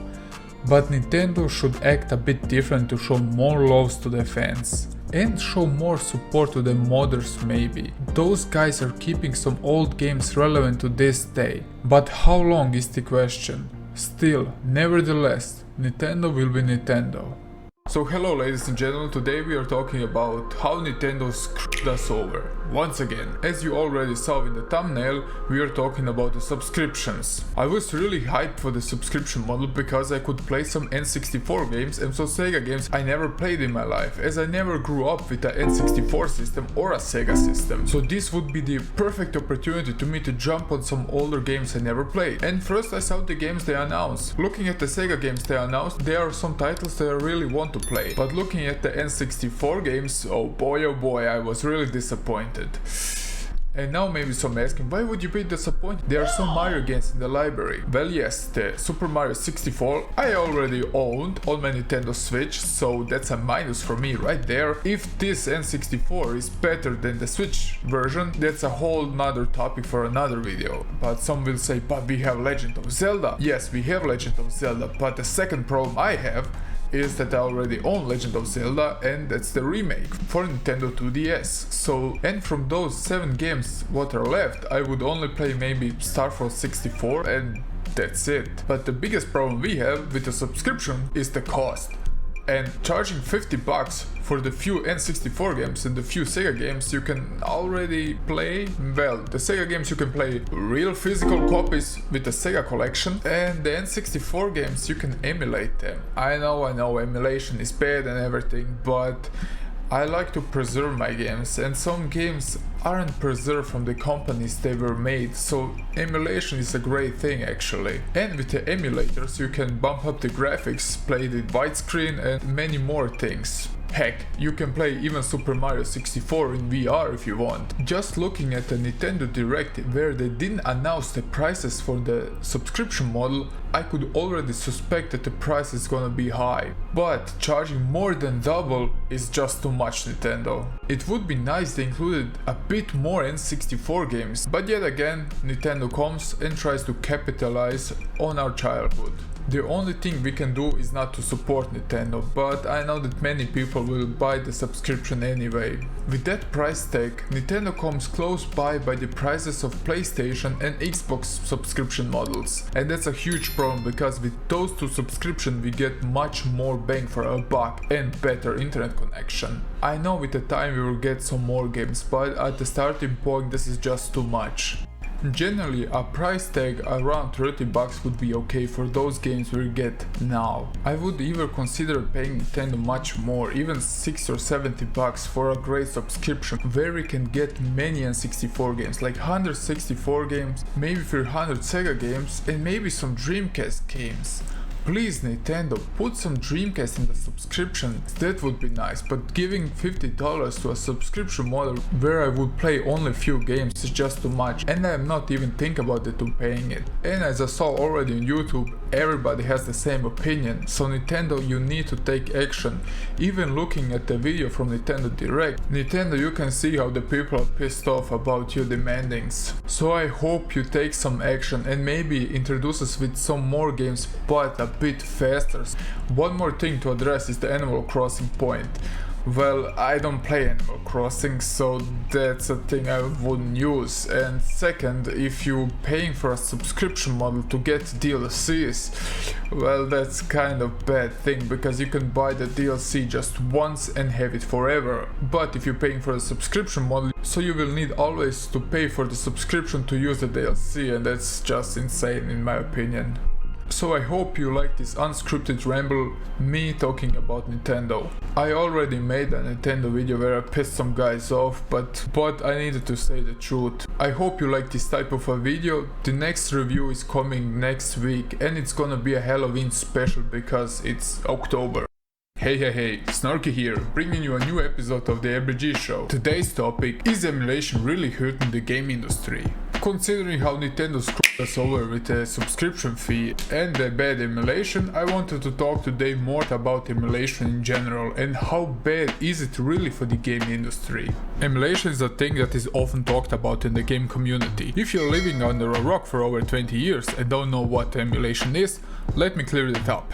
Every game is made for a specific hardware, so you can't shove up a PlayStation 4 game into a Dreamcast and expect wonders to happen. For that, you need a Wonder Swan. Jokes aside, what emulation does is the ability to play the game on another hardware. Well, let's say a bit of magic is also included. Mostly gaming emulation is considered something illegal and dirty and not right, well, at least for the real game collectors. And for the other ordinary folk just trying to play games, it's blessing from God himself. Probably some of you don't know, but I'm not only a gamer, I'm also a console and a game collector, with around 600 games currently. For a more deeper look into my game collection, I have the link of my Instagram page down below. I just want you to take that in mind before we're talking about game emulation. I want to talk about two things in this video. First, how emulation is affecting a game collector and its preservation of games, plus I will also talk briefly about emulation's benefits and downsides, and the second thing is the name of this video: is emulation really hurting the game industry? Before we dive into the meat and the bones of the video, would you kindly like and share this video, subscribe if you're new. I'm trying to post every week a new video about games in general, from updates to reviews. So to not waste any time, let's jump in this video. Many people are pissed off because game emulation is hurting the game industry as a whole. But is it? As I myself am a game collector, I could understand how this would be a problem for many reasons. First, if the pirates are sharing a new video game, it could happen that the game company doesn't get enough sales, which could lead that a certain franchise dies off, even if the game is good, and it would be heartbreaking for many fans. Let's just imagine we don't get a Cyberpunk sequel game. That would be catastrophic. Do you sense the sprinkles of sarcasm here? Okay, nice.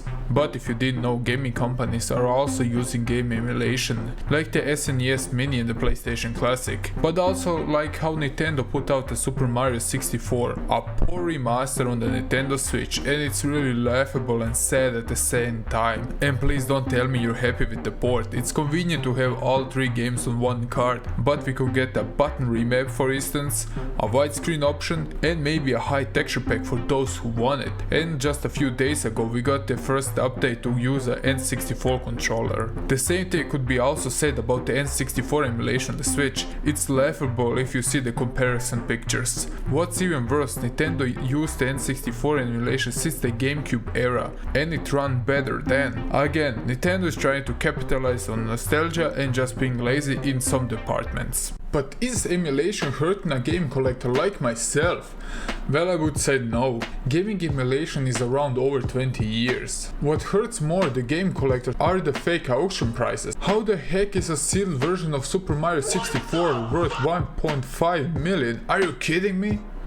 And the reason is that people are creating bubbles like in the stock market to hype certain games or consoles and so on. But game emulation is not so bad, especially for older games. I'm also emulating some of the games I own over the PC just for a better experience. Game emulation is great for game preservation because some of the prices of the games are ridiculously high. And what great is that the ROM, even if they are legal, can provide us with some joys because we can play some games we couldn't play because maybe they are region locked or simply because the game has a low print and the prices are too high.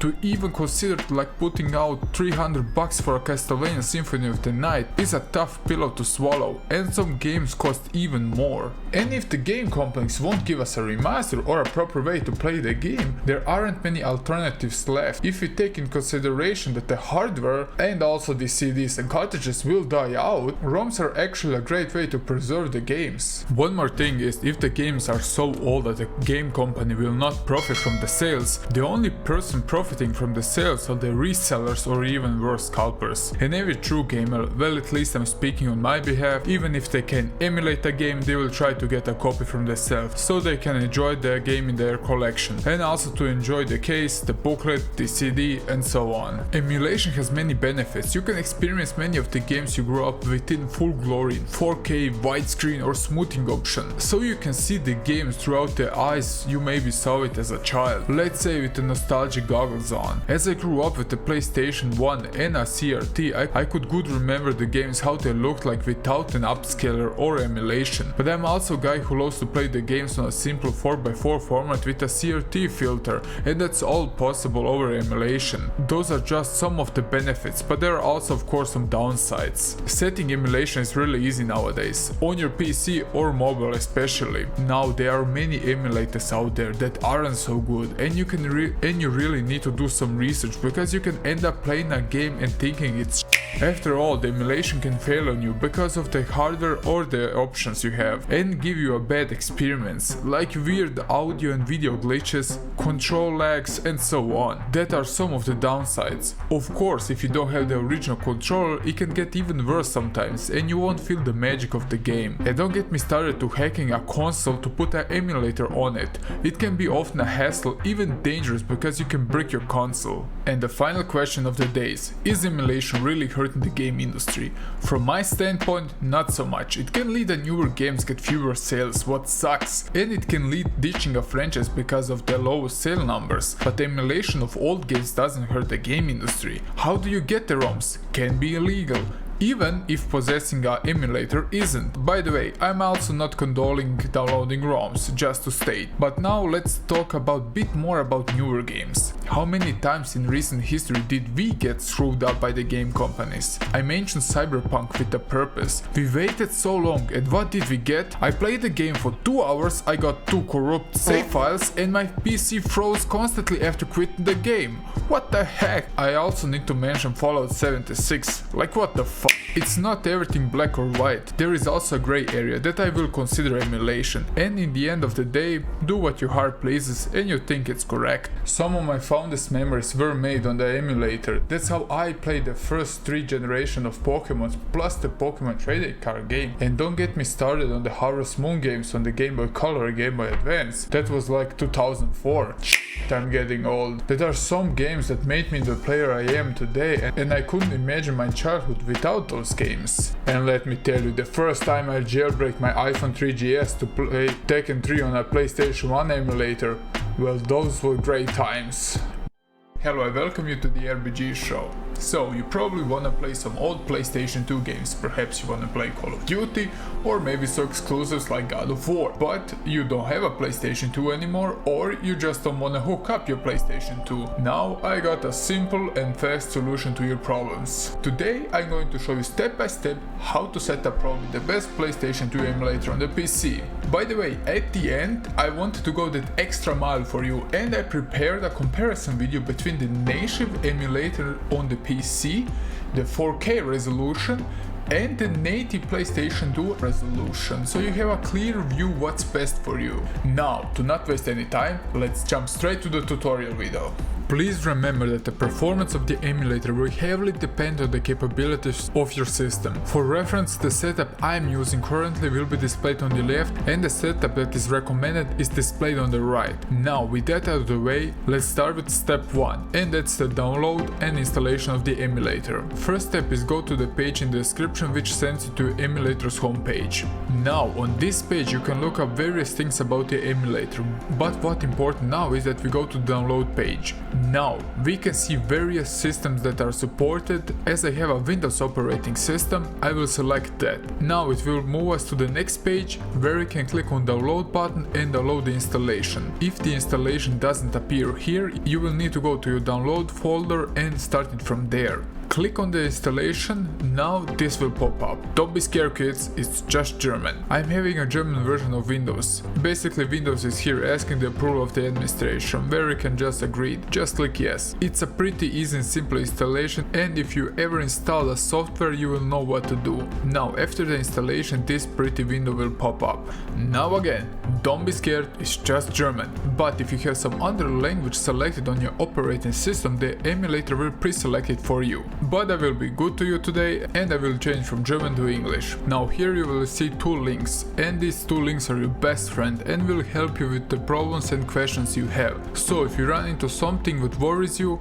jump on those pages and look it up. So let's go to the next window and you will see bunch of stuff. Don't worry, you don't need to change a thing here. Everything is selected to maximal compatibility, so you can move to the next window, where you will need to select your BIOS. The emulator isn't bundled with a BIOS because it's illegal, because you will need to use your BIOS from your PlayStation 2. But there is also alternative option to look it up somewhere on Google. Now, when you manage to get a hold on a BIOS, you will simply need to put the BIOS in the folder of the emulator, which is located in your documents on your PC. Then just click on refresh and the BIOS will appear.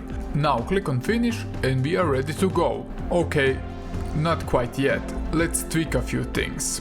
First go to the configuration, under emulator settings, speed hacks, and now this option will appear. And now this option you will need to select, but only if you have 3 or more CPUs. In my example I have 10, so I will select this option to get a better experience. And that's everything we will do in this video, so you can click on apply and OK. Now let's go to the menu where the magic happens. Again, configuration, video and plugin settings.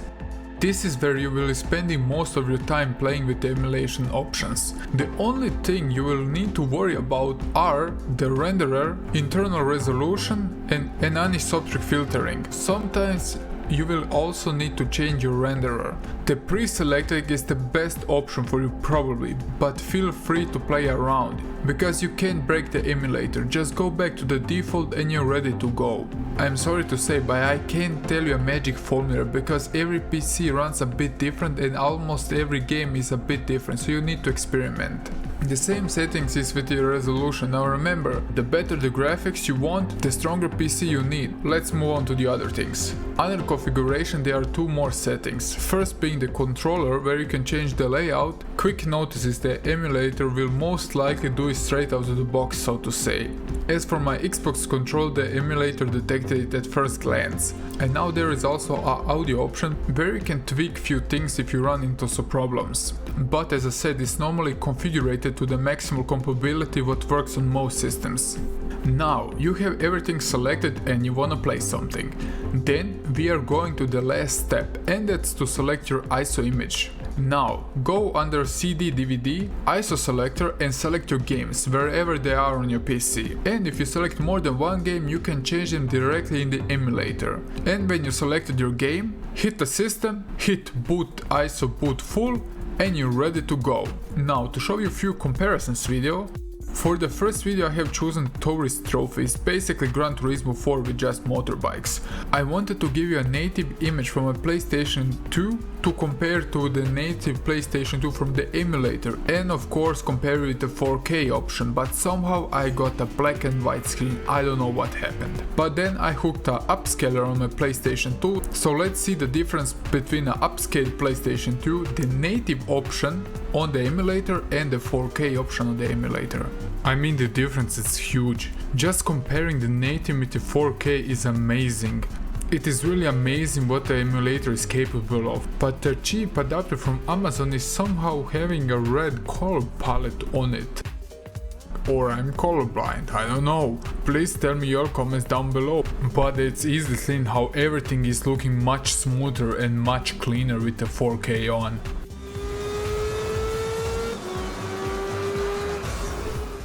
Now I wanna look at Call of Duty, so you don't say I staged the thumbnail photo, because the difference in this game is also huge. But remember, some games come better out and some don't, but in Call of Duty is a really huge difference, because the view distance is much better.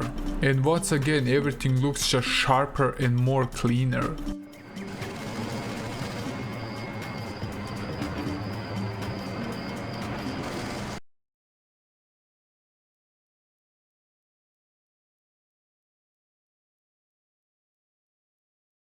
können wir das Video starten. Die Tekken-Franchise ist ein bekanntes Kampfspiel mit vielen Fortsetzungen und mehreren Spin-offs, Mangas und sogar Anime und Movies. Es ist bekannt für den makellosen Kampf und die tiefe, aber lustige Geschichte. Wo das Spiel gerade auf dem neuen Sony CD-System PlayStation 1 veröffentlicht war. Das Spiel wurde von Namco entwickelt. Es wurde 1994 in Spielhallen und 1995 auf der PlayStation veröffentlicht. Tekken war ursprünglich nicht als Kampfspiel konzipiert. Das Spiel sollte ursprünglich Revo heißen, ein Spiel, was Ridge Racer annähert. 1994 erwarb Namco Entwickler vom langjährigen Konkurrenten Sega, der kürzlich das erste 3D-Kampfspiel Virtua Fighter entwickelt hat. Virtua Fighter hat in der Zeit schon einen Namen für sich gemacht. So wurde Tekken zuerst als billige Alternative zum Sega's Virtua Fighter 2 in Spielhallen vermerkt. Ursprünglich Ende 1994 für die Spielhallen veröffentlicht, wurde Tekken ein Jahr später auf der PlayStation portiert. Aber Tekken hat die Welt dann in Sturm erobert. Die Spiele wurden in Japan von den Kritikern sehr gut aufgenommen. Tekken war, wie ich bereits gesagt habe, auch das erste PlayStation 1 Spiel, das über 1 Million Mal verkauft war. Das amerikanische Magazin GamePro bezeichnete die PlayStation-Version sogar als die beste Arcade für Home-Console-Ports aller Zeiten. Und die haben auch nicht die so schönen Grafiken kommentiert. Aber der Magazin lobte die Soundeffekte und die präzise Steuerung. Tekken unterscheidet sich in einigen Punkten von den anderen Kampfspielen. Traditionelle Kampfspiele wie der Street Fighter werden normalerweise mit Knöpfen gespielt, die die Stärke des Angriffs entspricht, wie zum Beispiel ein stärkeren Schlag und einen schwacheren Tritt. Tekken weist jedoch jedem Glied des Kämpfers einen Knopf zu, wodurch das Erlernen spezieller Angriffe zu einem intuitiven Prozess wird. Ist das Spiel leicht zu spielen, aber es ist schwierig, ein Profi zu werden. Beherrschung ihrer Fähigkeiten und Kombination mit ihren Kämpfern ist sehr wichtig. Und ich möchte eine Sache ansprechen, das ist das Springen. In einigen Spielen kann man springen, aber in Tekken hat das Springen eine neue Bedeutung. Nach dem Sieg gegen Heihachi, der Spieler bekommt ein FMV-Video, was ihnen einen Einblick gibt in die Geschichte von jedem Kämpfer. Aber in Tekken 1, der Subboss und der Endboss haben keine Endungen. Und das ist das einzige Tekken-Spiel, bei dem unlockable Charaktere keine Endungen haben. Wenn sie mit dem Boss und Subboss spielen möchten, sie brauchen einige Kriterien erfüllen. Zum Beispiel, dass sie das Spiel ohne Niederlage gewinnen, dass sie Heihachi gewinnen oder das Spiel mit Nina zu gewinnen, dass sie Anna bekommen. Ein kleiner Funfact, Devil Kazuya ist auch spielbar, indem dass sie das Galga-Spiel besiegen, bevor sie das eigentliche Spiel laden. Die Kämpfe wurden in riesigen öffentlichen Gebieten durchgeführt, zum Beispiel Japan, Amerika und Griechen, um nur einige zu nennen. Die Hintergründe bestehen aus statischen Bildern, aber dennoch verlief jeden Stage einen gewissen Look. Die Musik hatte sich auch jeden Stage angepasst. Der Spieler hat auch eine Wahl, dass er die Runden von 1 bis 5 auswählt und auch, dass er den Zeitlimit begrenzt. Und natürlich, dass er die Difficulty auswählt. Ich möchte Ihnen auch eine kleine Zusammenfassung von der Geschichte erzählen. Der 5-jährige Kazuya Mishima wurde von seinem Vater Heihachi Mishima von einer Kliffe geworfen, um seine Stärke zu testen. Heihachi Mishima war der Besitzer von der Mishima Company. Er wollte wissen, ob sein Sohn wert ist, dass er der neue Geschäftsführer von der Firma wird, aber er hat den Sturz überlebt. Aber er hatte eine riesige Narbe auf seine Brust bekommen, wo ich sicher bin, dass er einen Pakt mit dem Satan selbst gemacht hat. Nein, nicht den Satan, den anderen Satan. Kazuya hat es gelungen, dass er den Berg hochsteigt. Heihachi, der Vater von Kazuya, hat in der Zeit einen Jungen adoptiert, namens Lee, der zum Rivalen von Kazuya erzogen hat, und er ist auch der Subboss vor dem Kampf mit seinem Vater. Kazuya in der Zeit reist um die Welt und nimmt den Martial Arts Tournaments teil, dass er der beste Kämpfer auf der Welt wird. Nach 20 Jahren hat Heihachi das Iron Fist Tournament organisiert, dass er nochmal seinen Sohn testet. Jeder Kämpfer hat auch einen Grund, warum er im Tournament teilgenommen. Wie Love wollte das Geld gewinnen, um ein Restaurant zu eröffnen, oder Nina hatte ein Ziel, dass er Heihachi tötet. Die beiden treffen sich in die Finale. und Kazuya besiegt endlich Heihachi und wirft ihn von der Klippe und wird der neue Besitzer von der Mishima Company. Nun weiß ich, was der Law gemacht hat. Er hat versucht, Satan selbst zu beschwören, damit er Mishima und Kazuya von der Klippe wird mit seinen Superkräften. Schlussfolgerung ist also, dass das Spiel einige Schwachpunkte hat, wie die Grafik und FMV. Was wichtig ist, ist der Gameplay und Tekken enttäuscht dort nicht. Ich liebe es einfach mit Yutsumisho zu spielen oder nur mit King einige Grappling-Kombos einzusetzen oder nur, dass ich das Galga-Spiel spiele. Und uns selbst darum zu erinnern, wie viel haben sich die Spiele geändert.